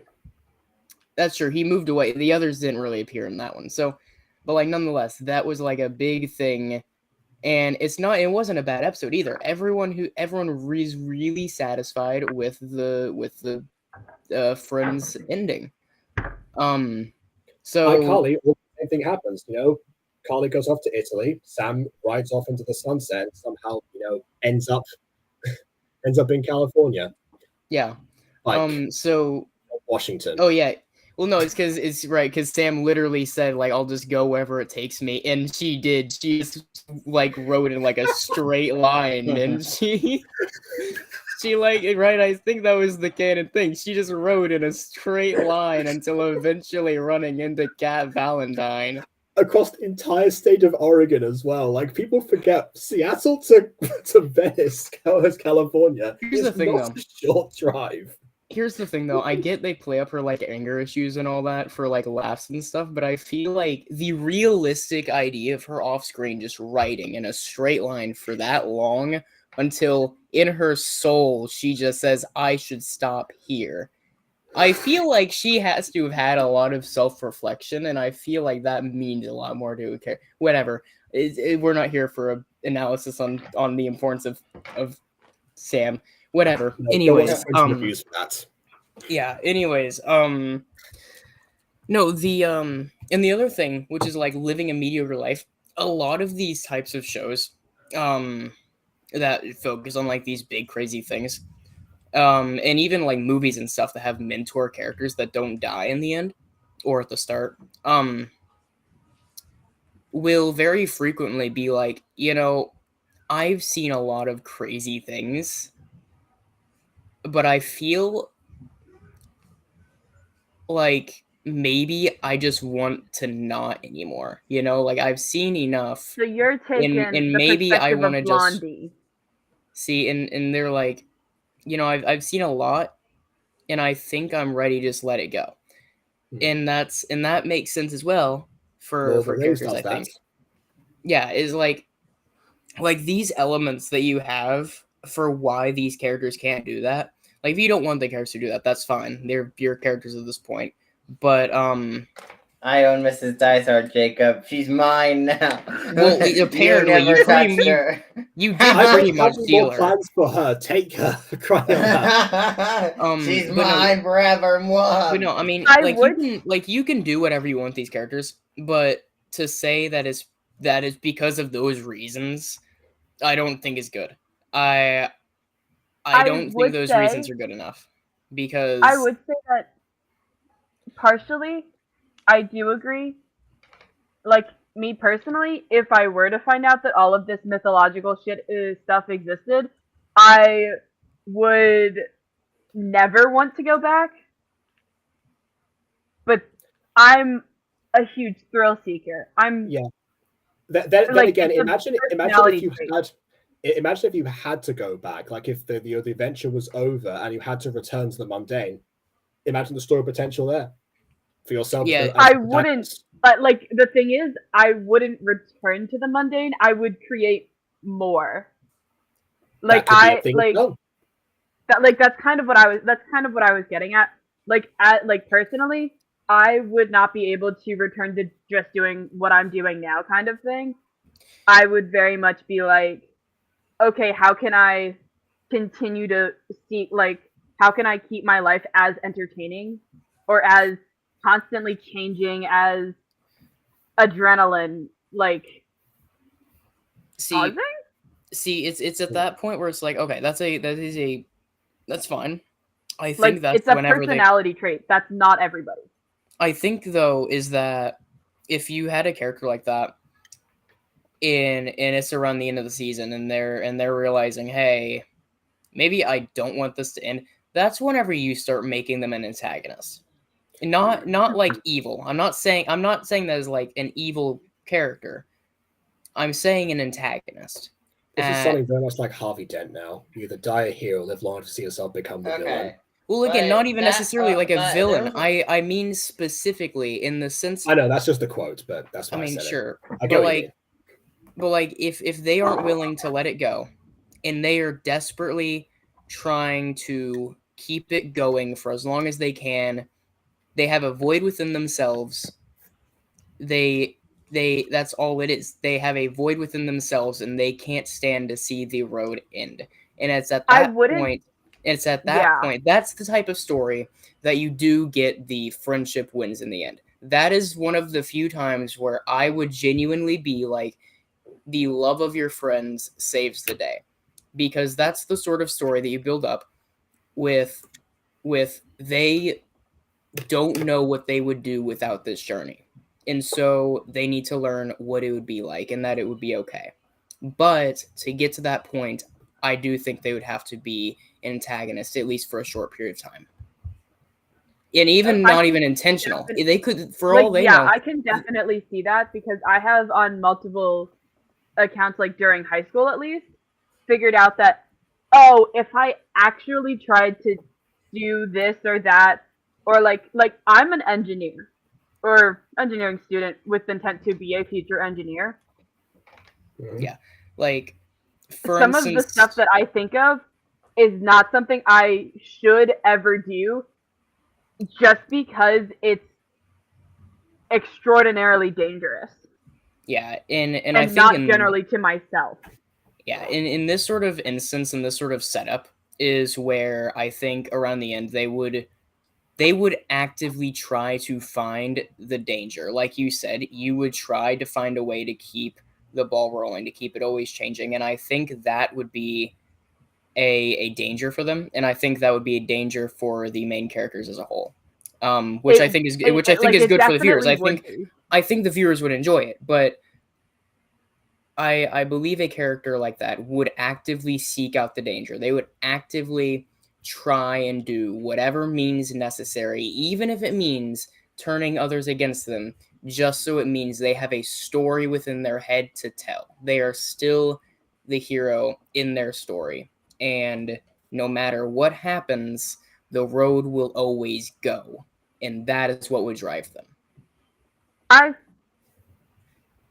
feel like at some point in time, they would cease to, like, I feel like the drive to be a hero in their own story would kind of diminish after realizing that being a hero can no longer bring them the, like, feelings that they're looking for. No, but the thing is, they aren't necessarily going for that's right. They're going there for the attachment of the journey. In my head, you mentioned Doctor Who before. What about all the assistants that the Doctor has, left back on Earth over the years? Doesn't that depend on which ones, though? I mean, some of them moved on to live happy, right? I mean, a lot of them moved on to live happy lives, but a lot of them really did struggle with him. The only reasons they didn't is because he wouldn't let them. Like at the end of what was it, like series 1 of the reboot, I think it's like at the end whenever he essentially like kicks off like his assistant. Yeah, because at that point his journey's over, and so now that means that she has to leave. But she struggles. The only reason it doesn't work is because he's a hologram at that moment. I mean, like anyway, you get the basic premise that these people do actually end up coming back, and they do have to actually adjust. So no, so I it's really do. possible to do that without becoming antagonists. And they didn't. None of them, to my knowledge, tried to destroy the Doctor after they were abandoned. No. What I mean isn't that, it's just that if their archetype is built to not want the journey to end, this is the path that I would go. This is logically where I would want to take a character like that, which is that they would do anything to keep paving the road. Even if the road should have ended like a year ago, they want it to keep going. And how far would that take them? And I think the only way for them to just stop is, again, the friendship wins in the end storyline, which is that at the end of the day, it's not, it isn't they may fear the end of the road by the end of it, but it's the understanding that they won't be alone in the dirt. I feel like there is actually another possible ending. If you are constantly seeking danger,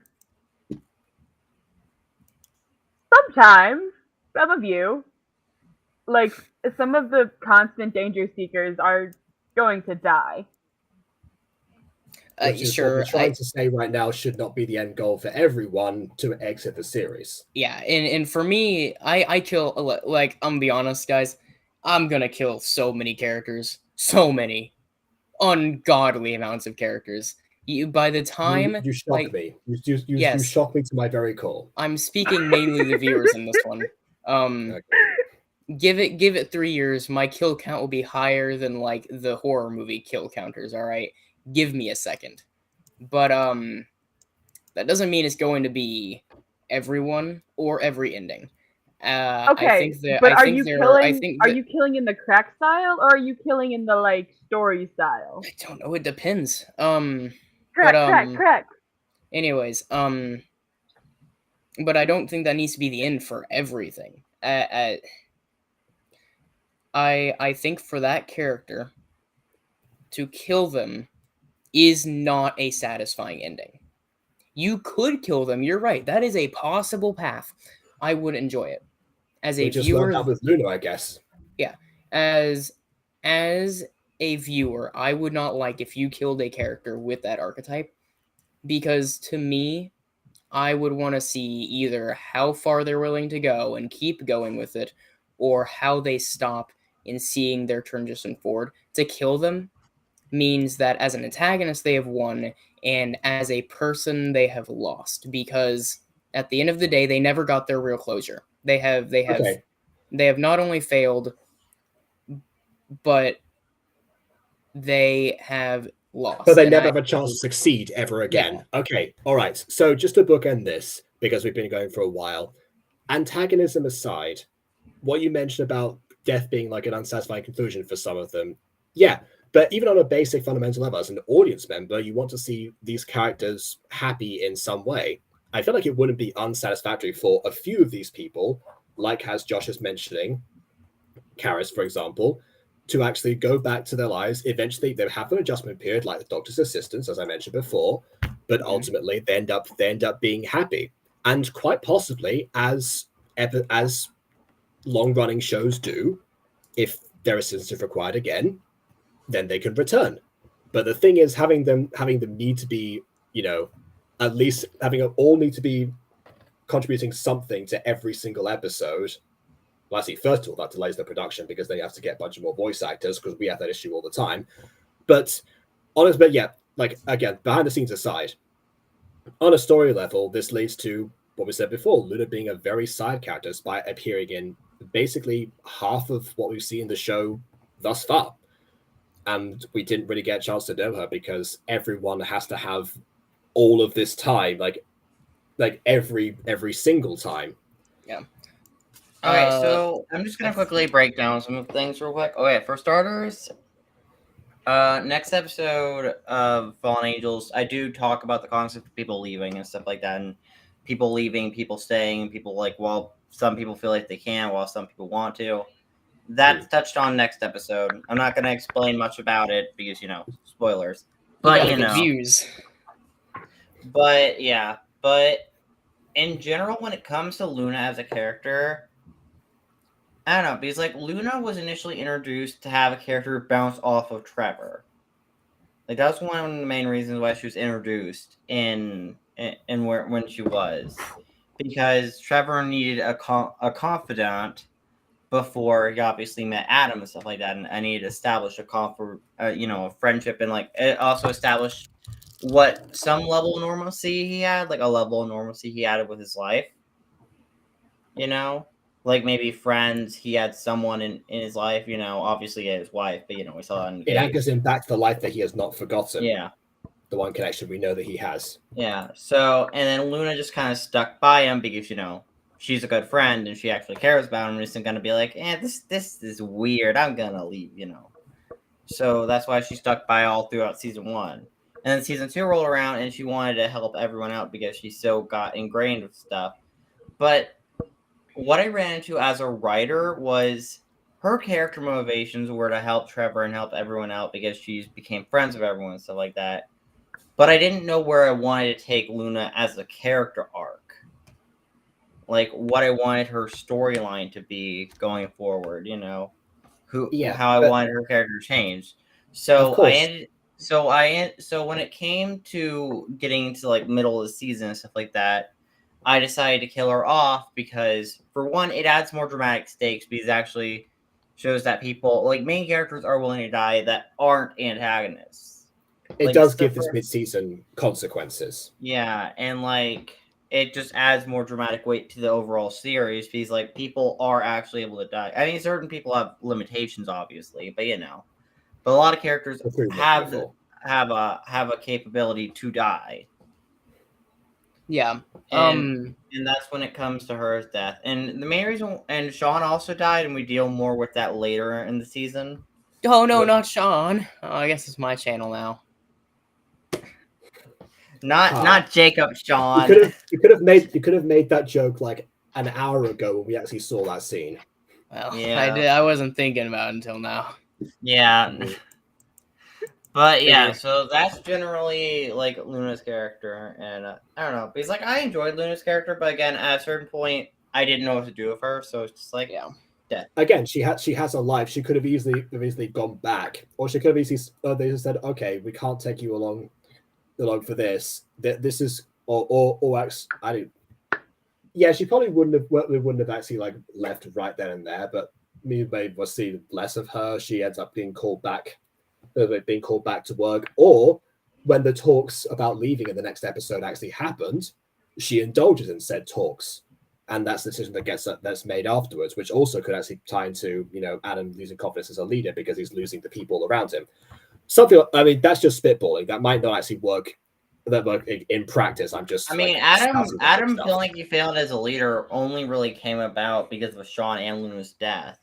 I mean, he would have felt bad about Sean's death because he barely knew Sean, but he knew a lot better. He's actually interacted with her and slept in the same room as her before. So also, he actually girl died right in front of him.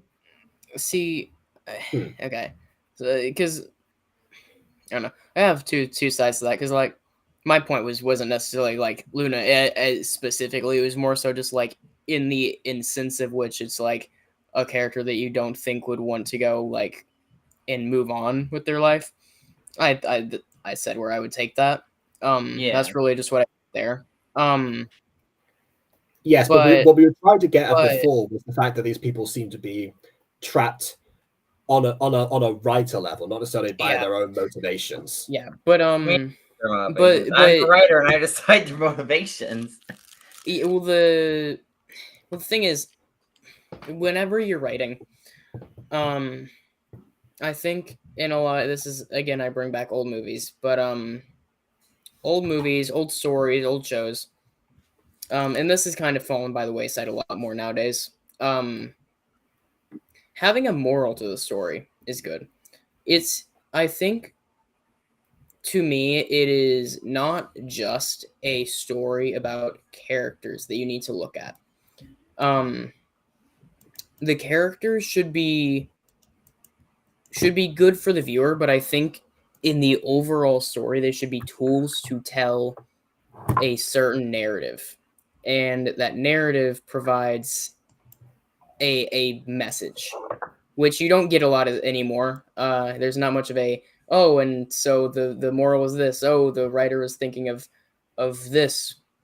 Yeah, because whenever you're making so whenever you're making whenever you're making character arcs, I think about character arcs in the sense of these arcs exist beyond just the characters. They can be consolidated within said characters, but they affect the world within them. The world affects them and they affect the world. And in the end of the day, what is the message you want people to walk away with at the end of the series, in the final episode ever? What is that message you want? How have your characters aided in that? Is there a way to balance those? And if there's not, maybe recycle the concept for a later thing. I mean, and that's okay. You have projects in mind. You have made multiple things. You could recycle any character, any idea for some future thing, and it would be just as good then as it would have been now, and probably even better because then you have a purpose for them.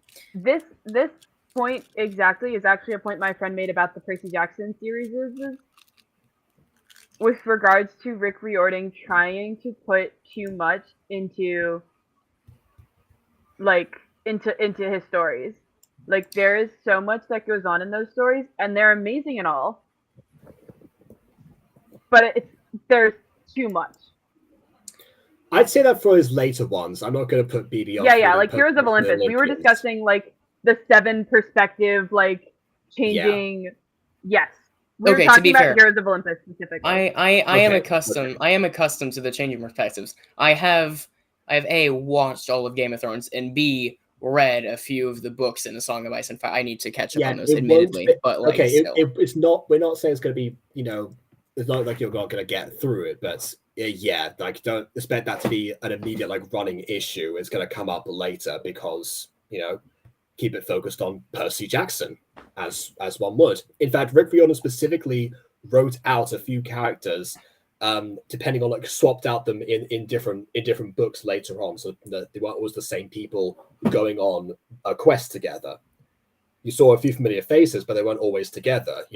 One of them gets kidnapped in the second book, not going to say who. One gets kidnapped in the third book, also not saying who, different person, and they take turns. Okay, but I think Maia's somehow confused, but I don't know why, because that was a thing that You've read those particular books. You know who I'm talking about. But I didn't want to bring up a point Who that gets B. kidnapped in the Lightning Thief? No, I said second and third. No one's kidnapped in the Lightning Thief. Well, actually, well, no, Sally Jackson is. What am I talking about? Yeah, Sally gets kidnapped. Okay. Not what I meant. Okay, Not what I meant. Not what I Did meant. Not what I meant. Did Not what I that meant. count as kidnapping? Yes, I don't but think not what I so. meant. Not what I meant. I meant like That's as in, adult like, the hero napping. characters. I meant like the hero characters. They Okay, but I wanted to bring up a point about BB about how the world affects your characters and how your characters should represent something. In the context of Fallen Angels, they do.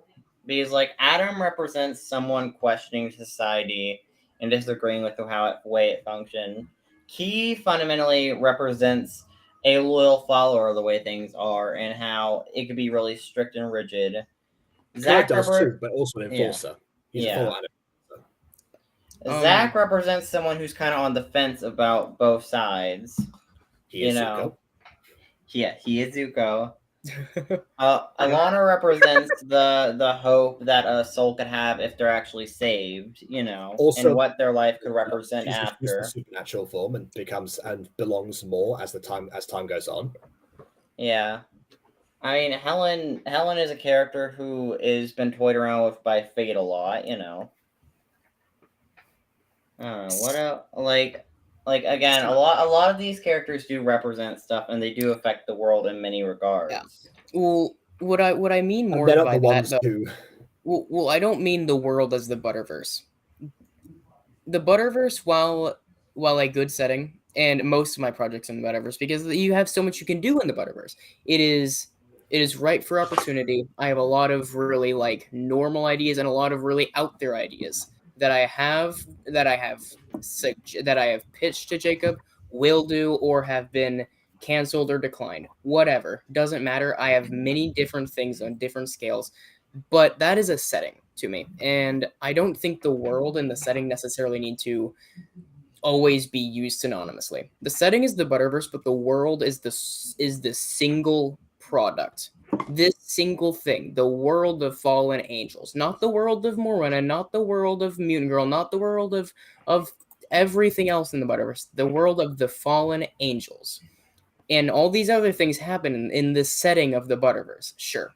But at the end of the day, a story to me is similar to a philosophical paper.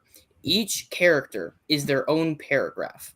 A message, a thesis, a point to the overall message in the story of the series is the message. What, after the series is said and done, it needs to have a firm, this is what I was trying to say. And all these other characters, good, bad, whatever you want to call them, they are one side for or against that final message. But at the end of the day, they should always tie in some way to it. And that is the way I treat my stuff. That is the way I at least want to treat myself. That is always the intent. Because you can have all this cool stuff, but it's a nothing burger if at the end of this great 2-season plus long journey did not have a point. A journey is not a journey without a finish line. I mean, the main point of Fallen Angels is a general commentary on authoritarianism. And to be technical about it, basically, season 1, with the way the Angelic Society was set up, is you weren't allowed to question the way things are. The idea of change or debate wasn't fundamentally allowed. And even if you began to question it, you would be instantly shamed, much as we saw in many scenes with Zach in season 1. Then season 2 is more about the idea of versions of radical change, careless change, and change just for the sake of change in the ways that Abraxas goes about it. He said so in this episode. He's the one who went to, well, he didn't say it, Adam said it to him, that he's the one who went too far. Yeah, and there is a way to do that. It maybe by the end of this, it will be like, oh, we'll see. Obviously, this messed well, whatever. The way I do that though is, I would not have a season by season message. It's a season by season message tackling the different angles and the different sides of the argument. But see, that's what characters are to me. Characters, to me, are the different sides of the argument. The overall series, all the seasons, are all the big pages that tell you this is what the thesis was in the first 5 seconds, and this is how I close it, and this is my point. You had all these episodes, you had all these characters, and these characters said this, and this character said this. Who do you agree with? This is what I wanted to get across. But at the end of the day, they all offer something to that final episode. Not the final episode of the season, the final episode, period. No more Fallen Angels, nothing. This is it. Is that not what is happening right now? No. What I mean though is because I think Aiden and I are mostly on the same page. At this point, it is okay, because this whole like, thing starts out talking about like how there are too many characters to make a death significant. We somehow end up in the nature of storytelling itself. Well, sure, but like what I mean though is because the reason I started on this is because it's the idea of as a writer you couldn't think of what to do with them, which is fine. Everyone you want to say okay. Everyone makes have Luna make a particular stance on that particular argument. Yeah, and then have a unique way of committing to that as a character. Should she want to stay around, and if not, have her return back to her life or die in this case. Yeah. Sometimes you have a nameless character that just says hello in the street. That's fine. But if you have a character that shows up as much as Luna has, don't put them in unless you want them to have a point in the story. I'd change the sentence there. Rather than say don't put them in, don't keep them around. Unless you want that too. Well, again, as I said earlier, you can recycle characters. You can recycle concepts. There's a lot of things that just kind of come and go for me. That I'm just like, I'll do it later. Forensics in the future, they've got a contact in there. That's fine. Bring her back. Yeah, but that's everyone else. If they need a scholar in the future, they can literally teleport to Mrs. Dyson's house. They don't have to drive there anymore. They know where it is. By teleportation rules, they can just be like, okay, we need a bit of advice here. Make sure that no one's around and be babysitting your daughter. Yeah, Luna. Yeah, for me, I think Luna could have been the greatest character ever if she was built for the thing she was in. Okay.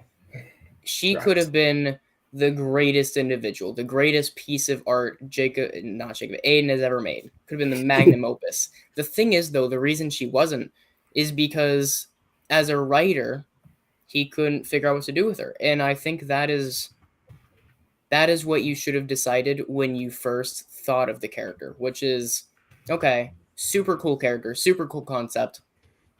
Why is she here? Well, that's the thing. Alannah did have purpose, but and that was she had her initial purpose. Well, sure, but her initial purpose shouldn't just be like to help out one dude. Like, she should have her own thing. That was the thing that Ada was saying. He wasn't able to think of. And honestly, I think she doesn't necessarily need to have her own thing after that.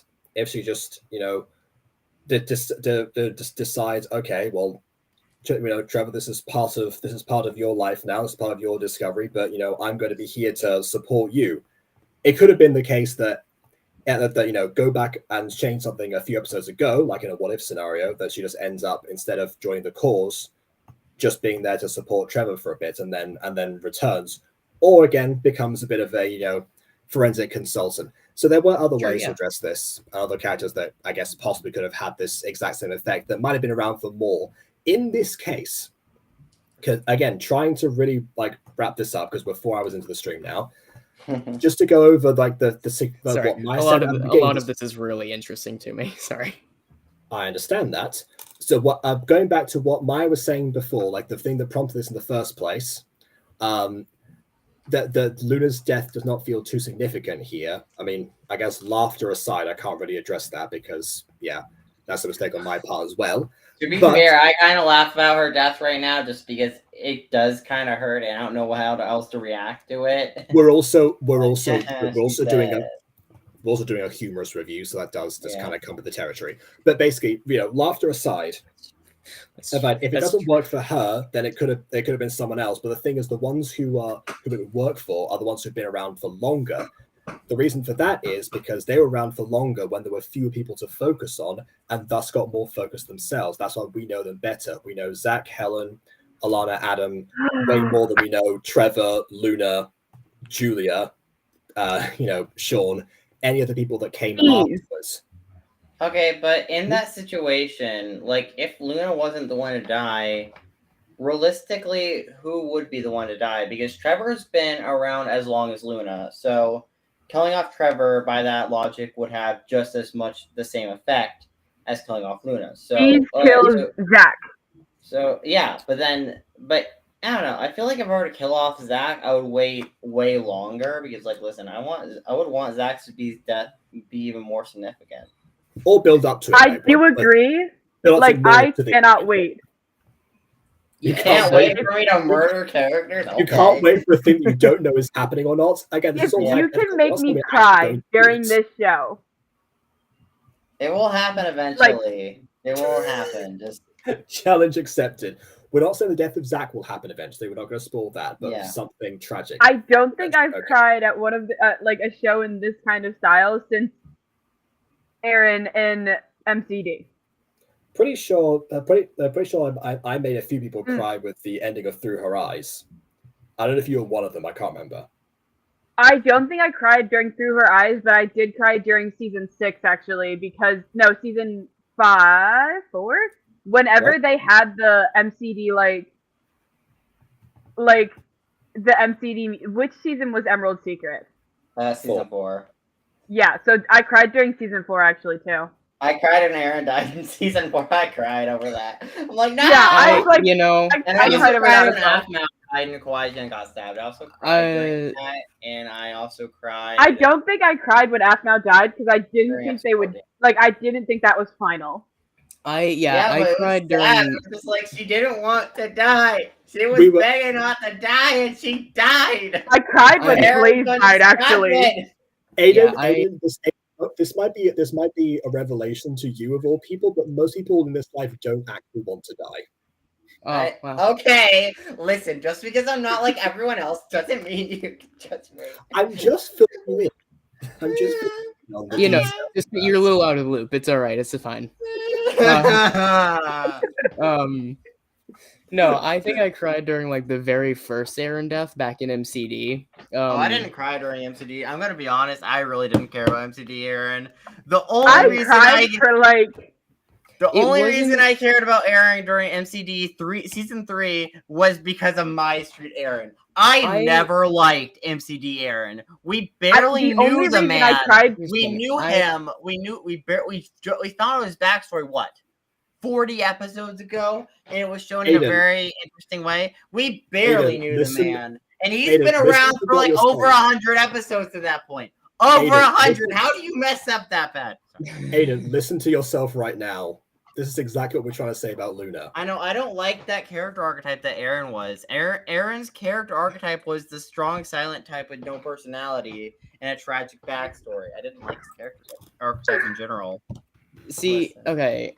I don't like that archetype. I don't mind characters being mysterious at first. Well, but to counter you, Aiden, the only reason I cried during season 4 is because I heard the MCD music. Well, I just gave you PTSD. Wow. Yeah. I don't think I cried for. See, just because I cried in that scene doesn't mean I necessarily cried for Aaron. I think it was actually the scream that Aphmau made that made me cry. It wasn't so much the death of Aaron. It was how it affected Aphmau.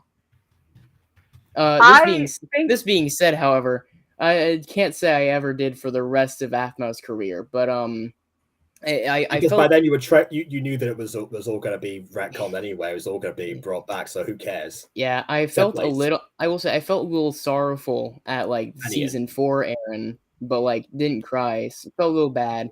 I don't even feel bad anymore though, because now I just feel anger whenever I see that scene because of the stupid Irene inconsistency. It is it is one of the most frustrating things in all of My Street to me. These don't look similar at all. And Aiden brought up a point where it's like, oh, well, it's because if I didn't want us to know there was Irene. Fine. Then why did you make her younger later, though? I don't Because listen. one of her powers is rejuvenation. Sure. Her If powers you go are casting down to- illusions. Jesus, I don't know. What illusion does she need to get? She's in her home place.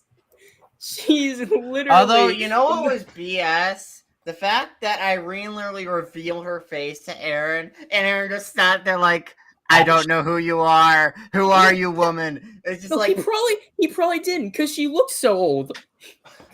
no, I mean not Irene. You're during season 6, Irene. Oh, When she season revealed- 6, Irene. Revealed No, her what do you mean? She has face, purple and like eyes. she literally she had brown eyes. No, She had brown eyes in season 6. I'll pull up a picture. I'm back to my other mic now. I had time to charge it. That's Okay, how we've been cool. going. But no, it was purple. I It remember wasn't. that. Okay, Yeah, how it much was. you want? How much you gonna pay me if it's You know, if Wasn't you joined, Aaron a wolf? if you joined Rip in the Dark, I would have paid you without bet. I listen. I offered to join. Okay, Rip in the okay. Dark. But when Irene showed up, was Aaron human or a wolf? Aaron was in his head in his wolf form. Okay. I will. pull it So up, though. dogs have generally worse vision. So is it She possible... went right in front of his face. Okay, but hear me out. Is it possible that she smelled different?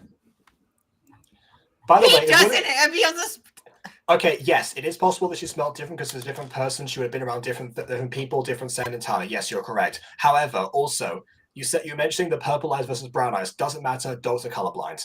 Okay, are we done Yes, here? exactly.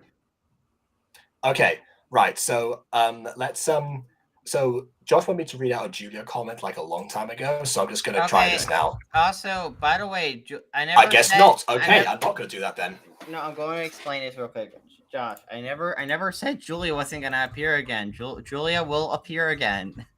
I never said He's not I know, saying but you said that. He's just asking if that's going to happen or not. I know, And but like he said, made a you know, comment either you're- later. He made a comment later saying, "I can't believe Julia's never gonna appear again." It's like I never said that. Josh, you're forgetting the thing. You know, should she's you part should of- let she's him part of the believe found that. Josh, she's part of the found family now. Either she dies or she stays there. That's the lighting. That's the lighting. This is what it looks like on the HD skin. That's the whole message of this stream. Okay, yeah, I just sent it in the Butter Bunch chat, by the way. And I sent an actual image of what her skin looks like in non-animation form. Oh, right. You want me to? I'll put that on screen then. Oh, you don't have to. But see, Why told did- you her eyes are brown. They're the same Okay, eyes as Zap well, now. technically I was right too, though. She had purple eyes there. That's just the lighting. She's in a white No, room that's not. with a No, purple I don't care. filter There's on. no world in which the lighting can make someone's eyes purple. Her eyes aren't purple. It's just the way it's That's framed. purple. Okay, that's purple. It's not purple. So she has a purple. white and purple light around her. No, it's so clearly purple. Okay, Jacob, is that purple? And Well, BB's the first one that looks. Oh, BB's image. Yeah, that looks purple to me. Well, it's not meant to be purple. It's purple. It's always meant to be brown. Yeah, it's meant to be brown, but apparently it isn't always brown. Okay. What if Right, we let had me this just- debate after we finish the episode? Good idea. I like this. However, I'm going to say there's one thing now. Purple. Okay, so this is the one that the BB sent. Ooh, the purple. pink. No, the aim. Yeah. So, well, That's okay, BB. fine. It looks. That might be the quality, but yeah, this does look purple in like regular definition. And then this is the one with brown eyes, which is Amber. difference is one of them is animated, one of them is not. So I think that might have just been an error, a communication error that somebody made. And it's not a case of her eyes being retconned, even if that could easily be one of her powers. But regardless, whatever. I don't think secret. that's a big deal that someone was like, "Oh, you gave her purple eyes by accident." Well, actually, wait, I'm a hypocrite. I manually fixed the scene because the phone wasn't pink one time. What am I saying? Forget what I just said there. You're insane, Jacob. I can't Insane. complain. Okay, No, let's but, like, keep watching. Yeah. Okay. I did want to also, I have to go through Josh's comments because I was waiting. I didn't want to interrupt you guys, so I was waiting to address any of these. Look, story. Look, I would be. I understand why it is interesting. I'm not complaining about that. I'm just saying I didn't want to interrupt you guys and prolong it even longer. I want to get you guys get your fill and then move on. Yeah, I would be so okay with it with its own stream though, of just to talk about that stuff. That'd be so fun. Right, you were talking about. Okay, that was the thing you said where he thought that she wasn't going to appear. Saving Alannah in the 6th episode is an interesting thing. I'm surprised you didn't wait season 2, episode 12 to save Alannah. Why specifically 12? Because that's usually when Aiden finishes seasons. That's the season finale. Okay. Okay, read the Julia comment. Don't you dare touch Karis, Ava, or Tommy. I want to see those characters grow more. That's another thing about characters who have just appeared is that, you know, you want to see them a bit longer to get attached to them and have a bit more time dedicated to them before they leave. That's also a thing. Who are Ava and Tommy? We just saw them. Ava's Adam's mom, who got rescued. Tommy is Alannah's ex, who you hate. Oh, okay. Okay, we're all caught up now, so let's end the episode, please. Tried your best and made some mistakes. Just keep trying, moving forward. I forgot we were supposed to be sad right now. Praxis and Luna again. You talk about that so casually. It's hard to believe. You sound just like an angel. Oh, that was good line delivery. What are you? I can't carry your guilt or lift it. All I can do is transmit a little bit of peace. Episode 1 callback. Like that. Why did the lighting just change randomly? Wait, what was that? Their face shadows got lifted. Magic. Oh, right, that's it. Yeah. Angel Mama. She's not an angel. She's just but she's the mother of an angel. I mean, yes. Okay, yeah. We need to talk. I know what you're going to say. Oh God, and I'm sorry. Bro, she comes back for one day and he's already getting a "we need to talk" conversation. Send her back. How weird, Adam. I shouldn't have tried to sacrifice myself like that. I just wanted you to be safe. And I didn't consider your feelings. It's fine. It's okay. She was around in the 1700s. No one did. I don't remember this conversation. Did this happen the first time we watched this? What? Well, we didn't talk for hours about this the first time we watched this, so no.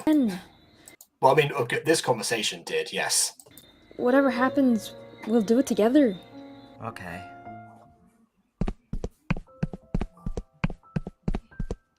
Hey, let's go to a happier scene. You know, we like happier scenes. Alannah? Yes, Helen? I saved this for you. Don't ask me where I stored it, because I don't know how I did that either. Mono, you held on to it just for me? Yeah, I really missed you. She runs away. He's going to get changed. Wait, I know, but she did it in such a hurry. Like we gotta time it. We gotta time it. Like, ran. Yeah, exactly. Beautiful in your ball. Oh wait, no, I missed it. Hold on. Yeah. We gotta time it. You read my mind. Okay. Oh gee, thanks. Hey, Alannah. Yes, Helen? I saved this for you. My kimono. You held on to it just for me. Yeah, I got really big pockets. What about it? Me? Yeah, I really missed you. 1, 2, 3, 4, 5. Okay, 2 more seconds than last time. No, she was on the screen by the time you ended 5. Yeah. 4. 1 more it was second. 4. 4.5. Thought you'd want it back. Sure, okay. But for the record, you look beautiful 4. in a ball dress. Thanks. You want it? You look beautiful in that dress that you presumably just kind of like ripped off your own skin just now. Catch up? Bro, where did the jeans come from? This is even more impressive than last time. Where did hold on a second. I just realized, Aiden must have thought about this clearly. Because, see, last time, whenever she did in 3 seconds, she was just changing her top. This time, when it took her 4.5, she changed all of it. Listen, I'm not gonna be like a cliche gacha tuber and have like a changing session. Also, that'd be creepy. I don't want to see Alannah. Even then, if you I'm not showing that. No. Aiden, even if you did do that, it still wouldn't take 3 seconds. You could, you know what you could do? You could be even more cliche and do the spinny thing. You could be even more cliche and have Helen blush as Alannah, like, changes in front of her. Anyway. No, I'm not showing that. Right. No. Right, anyway, so hi Johnny, by the way, I want to address you. Again, trying to pitch into the chat as well. You advise now to make Gacha Plus videos. Okay. Same way you make Gacha Club ones, I would assume. Wouldn't vary too much given your style, I don't think. Oh. Speaking of that, I was supposed to look out for a few Gacha Plus additions to this particular episode, because that's when when it came out. But a lot of the mouths Adam pulled were Gacha Plus original, and Ava's whole design is Gacha Plus. Right. Pretty much. Tonight did not go as planned. You don't Wait need for it, me wait to for tell it. you that, though. Mm-hmm. One only has to look at the carnage to recognize the unmistakable sight. Again, what carnage? I said this in the video, in the chat. What carnage? There was no carnage. It's off screen. He's it's talking about in off screen land. Okay, so that line was written because in the stage directions originally, they were supposed to have a bit more of a battle and destroy a few things around, and possibly I know this not really make any more casualties, but yeah, a bit of destruction there. Some other consequences where it seems like their side took a bit more of a beating because the good guys lost both Sean and Luna to casualties, major or otherwise. What exactly did happen to the bad guys? I mean, yeah, the hostage escaped, okay, but I still would count that as an overall victory, quite honestly. For them, I don't think Abraxas came off that bad at all. I'm trying to unpause and I keep getting the private chat notifications. A failure. Yeah. But it was not for naught, my friends, for it has proved. Hold on. Where do you go to edit the videos on PC? Well, wherever you want.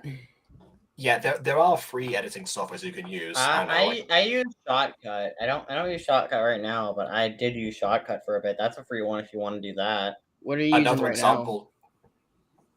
Time Master works. HitFilm Express is another example. Time Master is for phone. I will say, I'm gonna warn you right now. I used to use HitFilm Express. I don't anymore. Because here's the thing, HitFilm Express requires so much more RAM than it used to. Oh, it is still a good free resource, but if you have a poor PC, I wouldn't recommend it. Not anymore. Which I don't. I got upgraded RAM and everything. It's just that I already have a replacement, so I didn't have much of a reason to go back. Yeah, I'd suggest my particular thing, but mine costs money, so yeah, I wouldn't. Oh, my computer actually has Clipchamp already installed. I was going to test that out a while ago, but then William resigned. And I got too busy with actually doing the things that I know how to do, and also letting Fire Pack at the same time. Anyway. Proven that the wills of our enemies are not so easily molded. It's a good I don't remember this scene. Okay, but we definitely saw it. So, All-Stars so far as lines go, Shorty and whoever's doing this character. Yeah, Abraxas is Puckstar. Puckstar and Shorty are really good, right? Recently.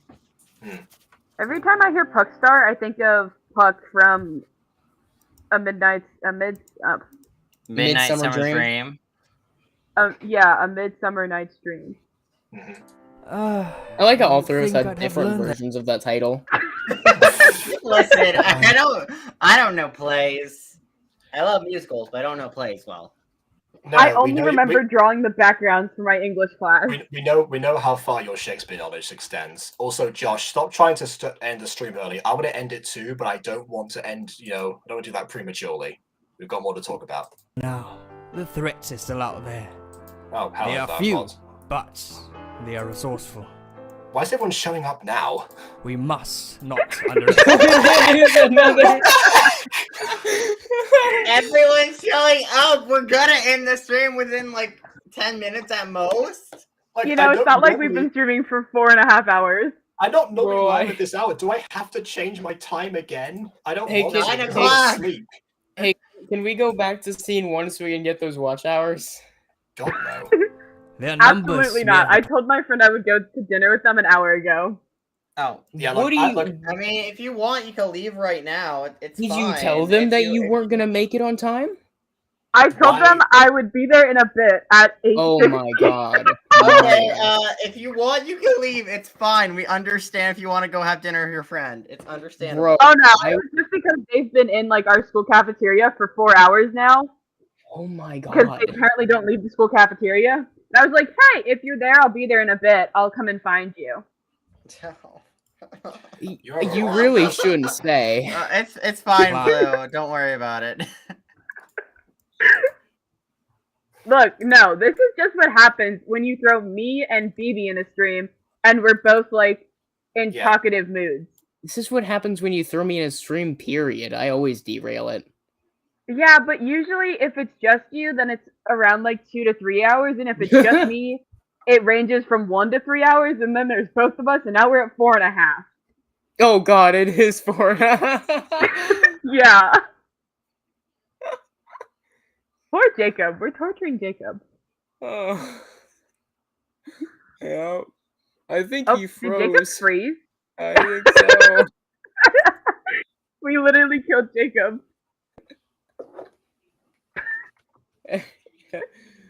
Hello, Mr. Bunter. I am not. Now a broken man. In chat, he goes, "I'm now a broken man." It is not the longest stream record. The longest stream record last I checked was like 8 or 9 hours. No, it was like it was around there. It was the Pixelmon stream though. Pixelmon was the longest. This Oh, might be second. I thought it was the 8th anniversary or 9th anniversary stream. No, it was Pixelmon. Because he just kind of stuffed as many at Pixelmon Oh, episodes as he the could one into where he was video. just trying to get more watch hours. But weren't those premieres? That's a good point. Yeah. Yeah, those were premieres. I'm pretty sure the longest Yeah. live was the 8th anniversary because there was like 10 or 11 guests or something, and we were all like cycling. That was the premiere. Oh, the stream record is 6 hours, and the stream record is 6 hours. And I'm gonna guess it was either the 8th or 9th. Is it 8 or 9 now? Was like 2021, 2022. Sure. Let me see. Wait, we'll see. Yeah, no, 8 was 2021, 9 was 2022. Because it's 2013 to 2020, whatever. Why? You know what I hate? What? YouTube got rid of the amount of. They used to have a lot more options to sort videos with. Like they used to have like 5 different options. Now they just have and you recently can sort it uploaded from and oldest popular. as well. Yeah, They got rid of the oldest section. I was so mad about that. I think they used to have a longest as well. They also separated those lives and shorts and regular videos. Yeah. Which means that because I wanted to have them all lined up. That's why I have my all uploads playlist underneath the recent uploads one, because the all uploads one is manually changed by me to add the streams in to show on the front page. Because otherwise those won't show up anymore. That was like a huge part of experience. By the way, if you wonder why I'm talking like upwards right now, it's because my camera stopped before, and the integrated camera, which is all the way down here now, because I don't have my stack of books anymore. Oh. Yeah, because I've done cleaning in here. If we want to be thematic, just grab some Percy Jackson books. This'll do. Oh I'll my stand god, it up how are on you? the Hogwarts Wait, no, film game. I'll DM you later. Actually, I'm not gonna ask how you're enjoying them right now. I was gonna ask Phoebe like Yeah, her please opinion don't. on. Yeah, that's why I was like, I'll do this some other time. I legitimately like zoned out there for a second. What are you not gonna tell me? Good. No. Nothing. We're not going to tell you it's better that way for all what of else is humanity. new? But until every last one of them is either turned a or lag, guys, by the destroyed, way. Jacob's pretty our transparent. dream will not be realized. Oh, how I await that day. It shall be a ball.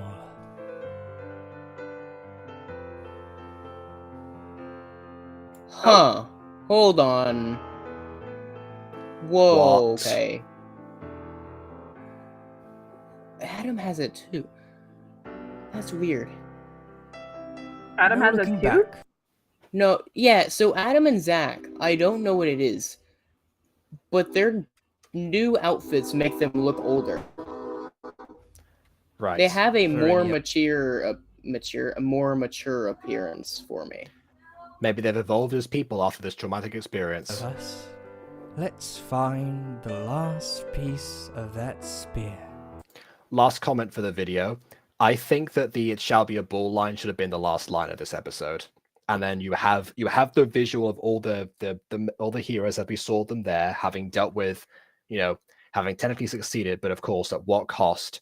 And then we fade down here. We don't need this last line from Abraxas. We know what his goal is going to be from now on, and if not, we can figure it out in the next episode because it's part of the mystery of the mid-season. Because of course, if there's an end of a season, then it's like, oh, that's concluded. But no, it's the mid-season climax that incentivizes people to watch the second half. So we don't need this part. And that is my final thing I have to say about this episode, I think. Yeah, that would be pretty cool. Yes, it is. Thank Christ. Okay. I have no idea what's happening in this scene. I probably shouldn't because I haven't watched a lot of Fallen Angels. Well, I tell you what, you probably would spend less time watching all of Fallen Angels thus far than you would catching up with this review. So I'm going to suggest doing that instead. Not even kidding. The review is genuinely longer than all of Fallen Angels. I don't know that for sure, but I think so. Hold up. 12, 13. Hold on, how many? So 7 and 12 episodes? Is that what we're at right now? The episodes aren't all the same duration, so whatever you're going to do right now will be off by a lot. I was just going to multiply it by 20.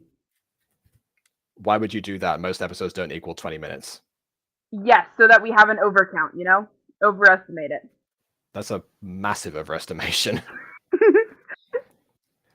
Look, I just that's a safe number to estimate.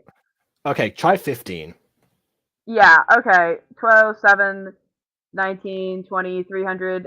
So 285. Divide that by 60. That's 7 hours. Oh, okay. So never mind. You get through a season of Fallen Angels faster than this. Oh, the way I see that because I thought the music. I'm lying. That's 4 hours. I was about to say the Mutant Girl is only just about reaching 5 hours nowadays with season 3. It's 4 hours and 45 minutes. There we go. If every episode is 15 minutes. So every episode isn't 15 minutes. So yeah, I think so. We've been going for 4.5 hours almost, with give or take a few seconds right now.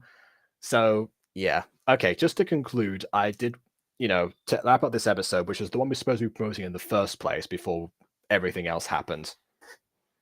This one, to me, despite the fact that Luna's death might not be as significant as we wanted, I think this is definitely one of the stronger episodes, especially in terms of how it concluded.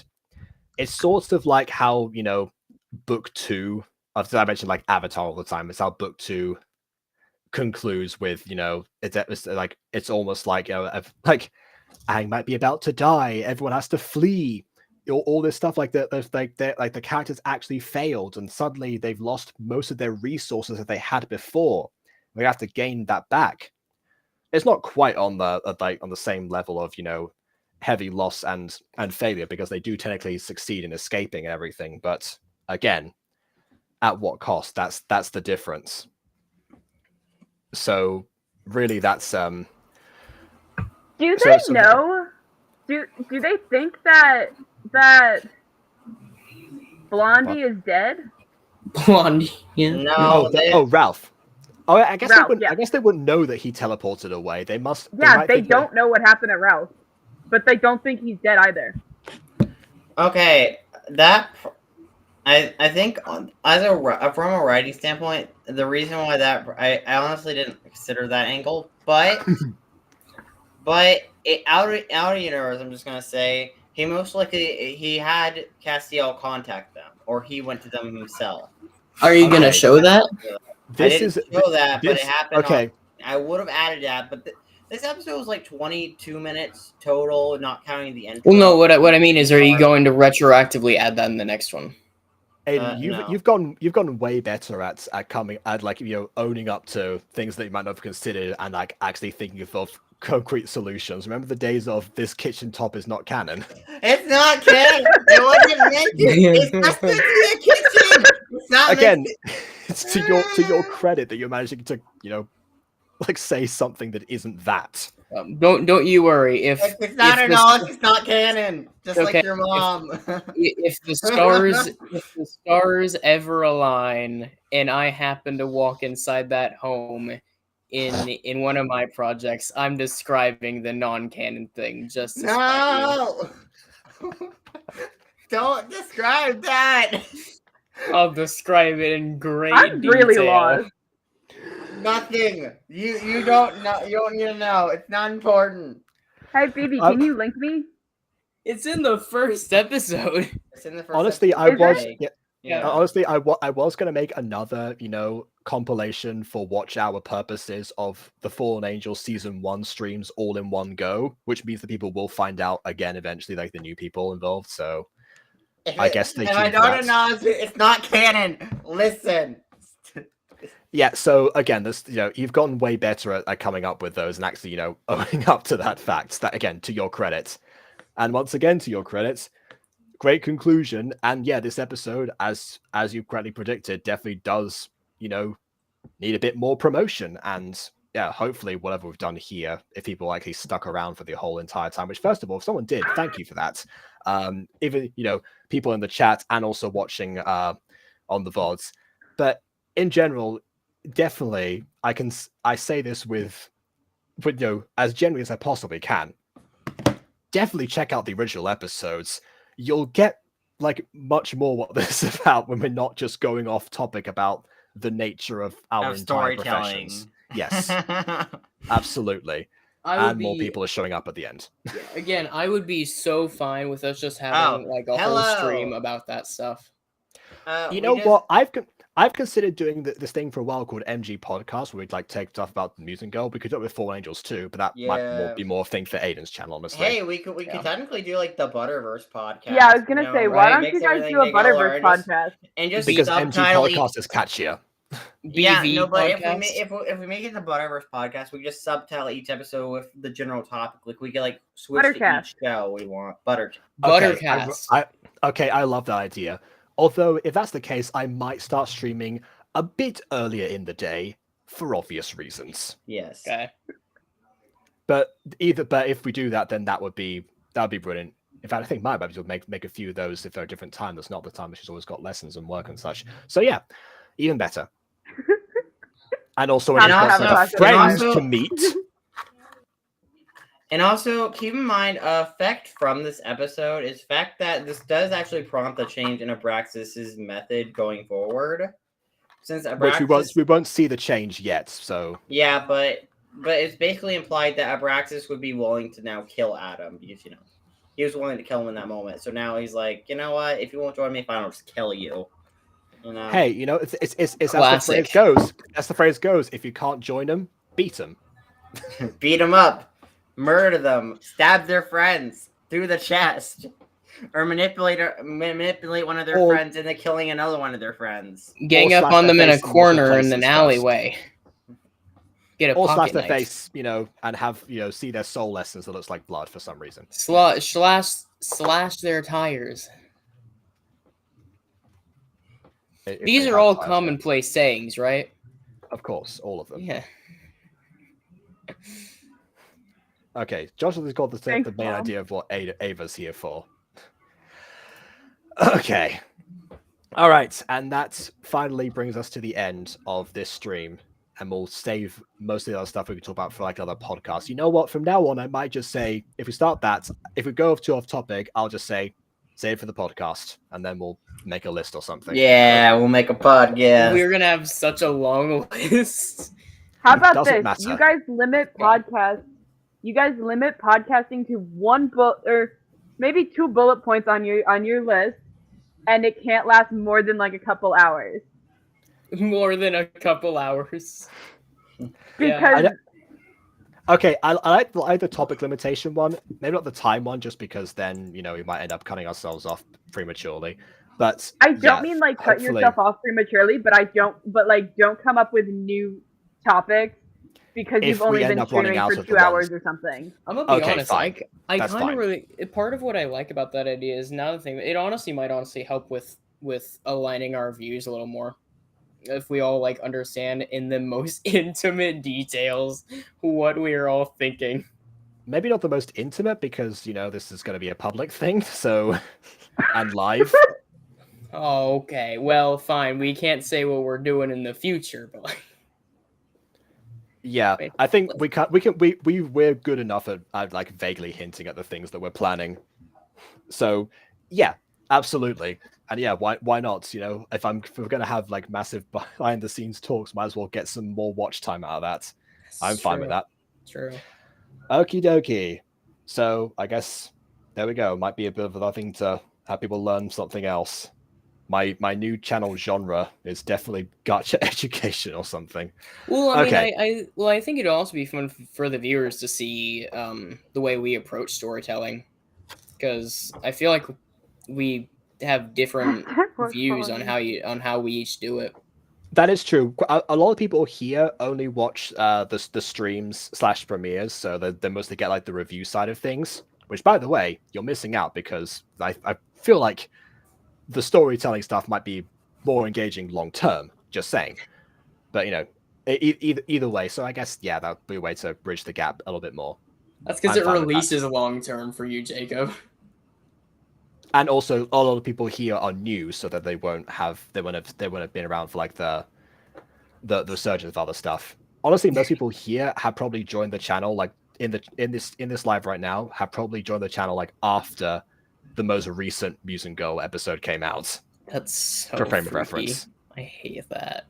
When was Mutant Girl needs more frequent uploads, man. Yeah, I'm trying.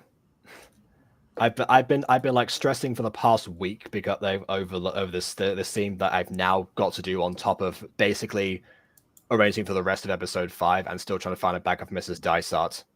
So I'm going to try that. I'm going to get back to that right now. Can you make me a manager?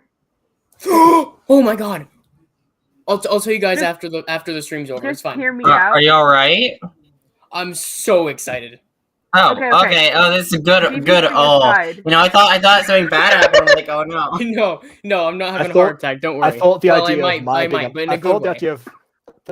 being I thought I offended you by asking to be a manager. To be honest, I was about to say, was that idea so repulsive that? Crap, I gotta go. But hear me out. Thank you for joining the stream, guys. Hope you enjoy future streams. I gotta go. Bye. Oh, I thought you were trying to wrap up my intro for me. I thought. Okay. Well. Okay. Yeah, I was gonna say no one does the outro but me. Yeah, you should do the outro. Well, we've done it a couple times. Well, I have at least. I just mimic you. Okay, fine. All right. You do it then. You mimic me then. What's my outro? Well, no, wait, that's the beginning.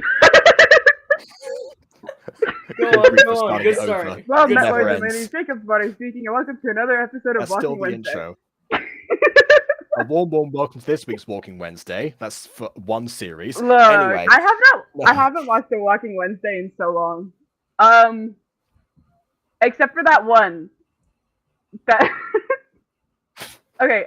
Great. Leave a like or comment because your opinion matters. No. No, you were so like close. Or dislike. Dang it! Leave a like or dislike because your opinion matters, and subscribe if you have not done so already. Go on. Well met, lords and ladies. But that was the beginning, I thought. Hold up. Didn't I just say that? That is the beginning. Yes, I'm Oh, no, joking. that's the beginning of the outro. Oh. Well met, lords and ladies. Yeah, no, I have it all. Okay, you know what, BB, you do it. Leave a like or dislike, because your opinion matters. Barely, but nonetheless. Well, that sucks. Right. I'm doing it now. Okay. Josh, Thank got you, it. Please. Oh, actually, wait. Oh, yeah, that's right. Yeah. Okay. But yeah, almost. Josh is like almost word perfect. So yeah, please either like or dislike because your opinion matters. And subscribe if you've done so already. And on that note, until next time,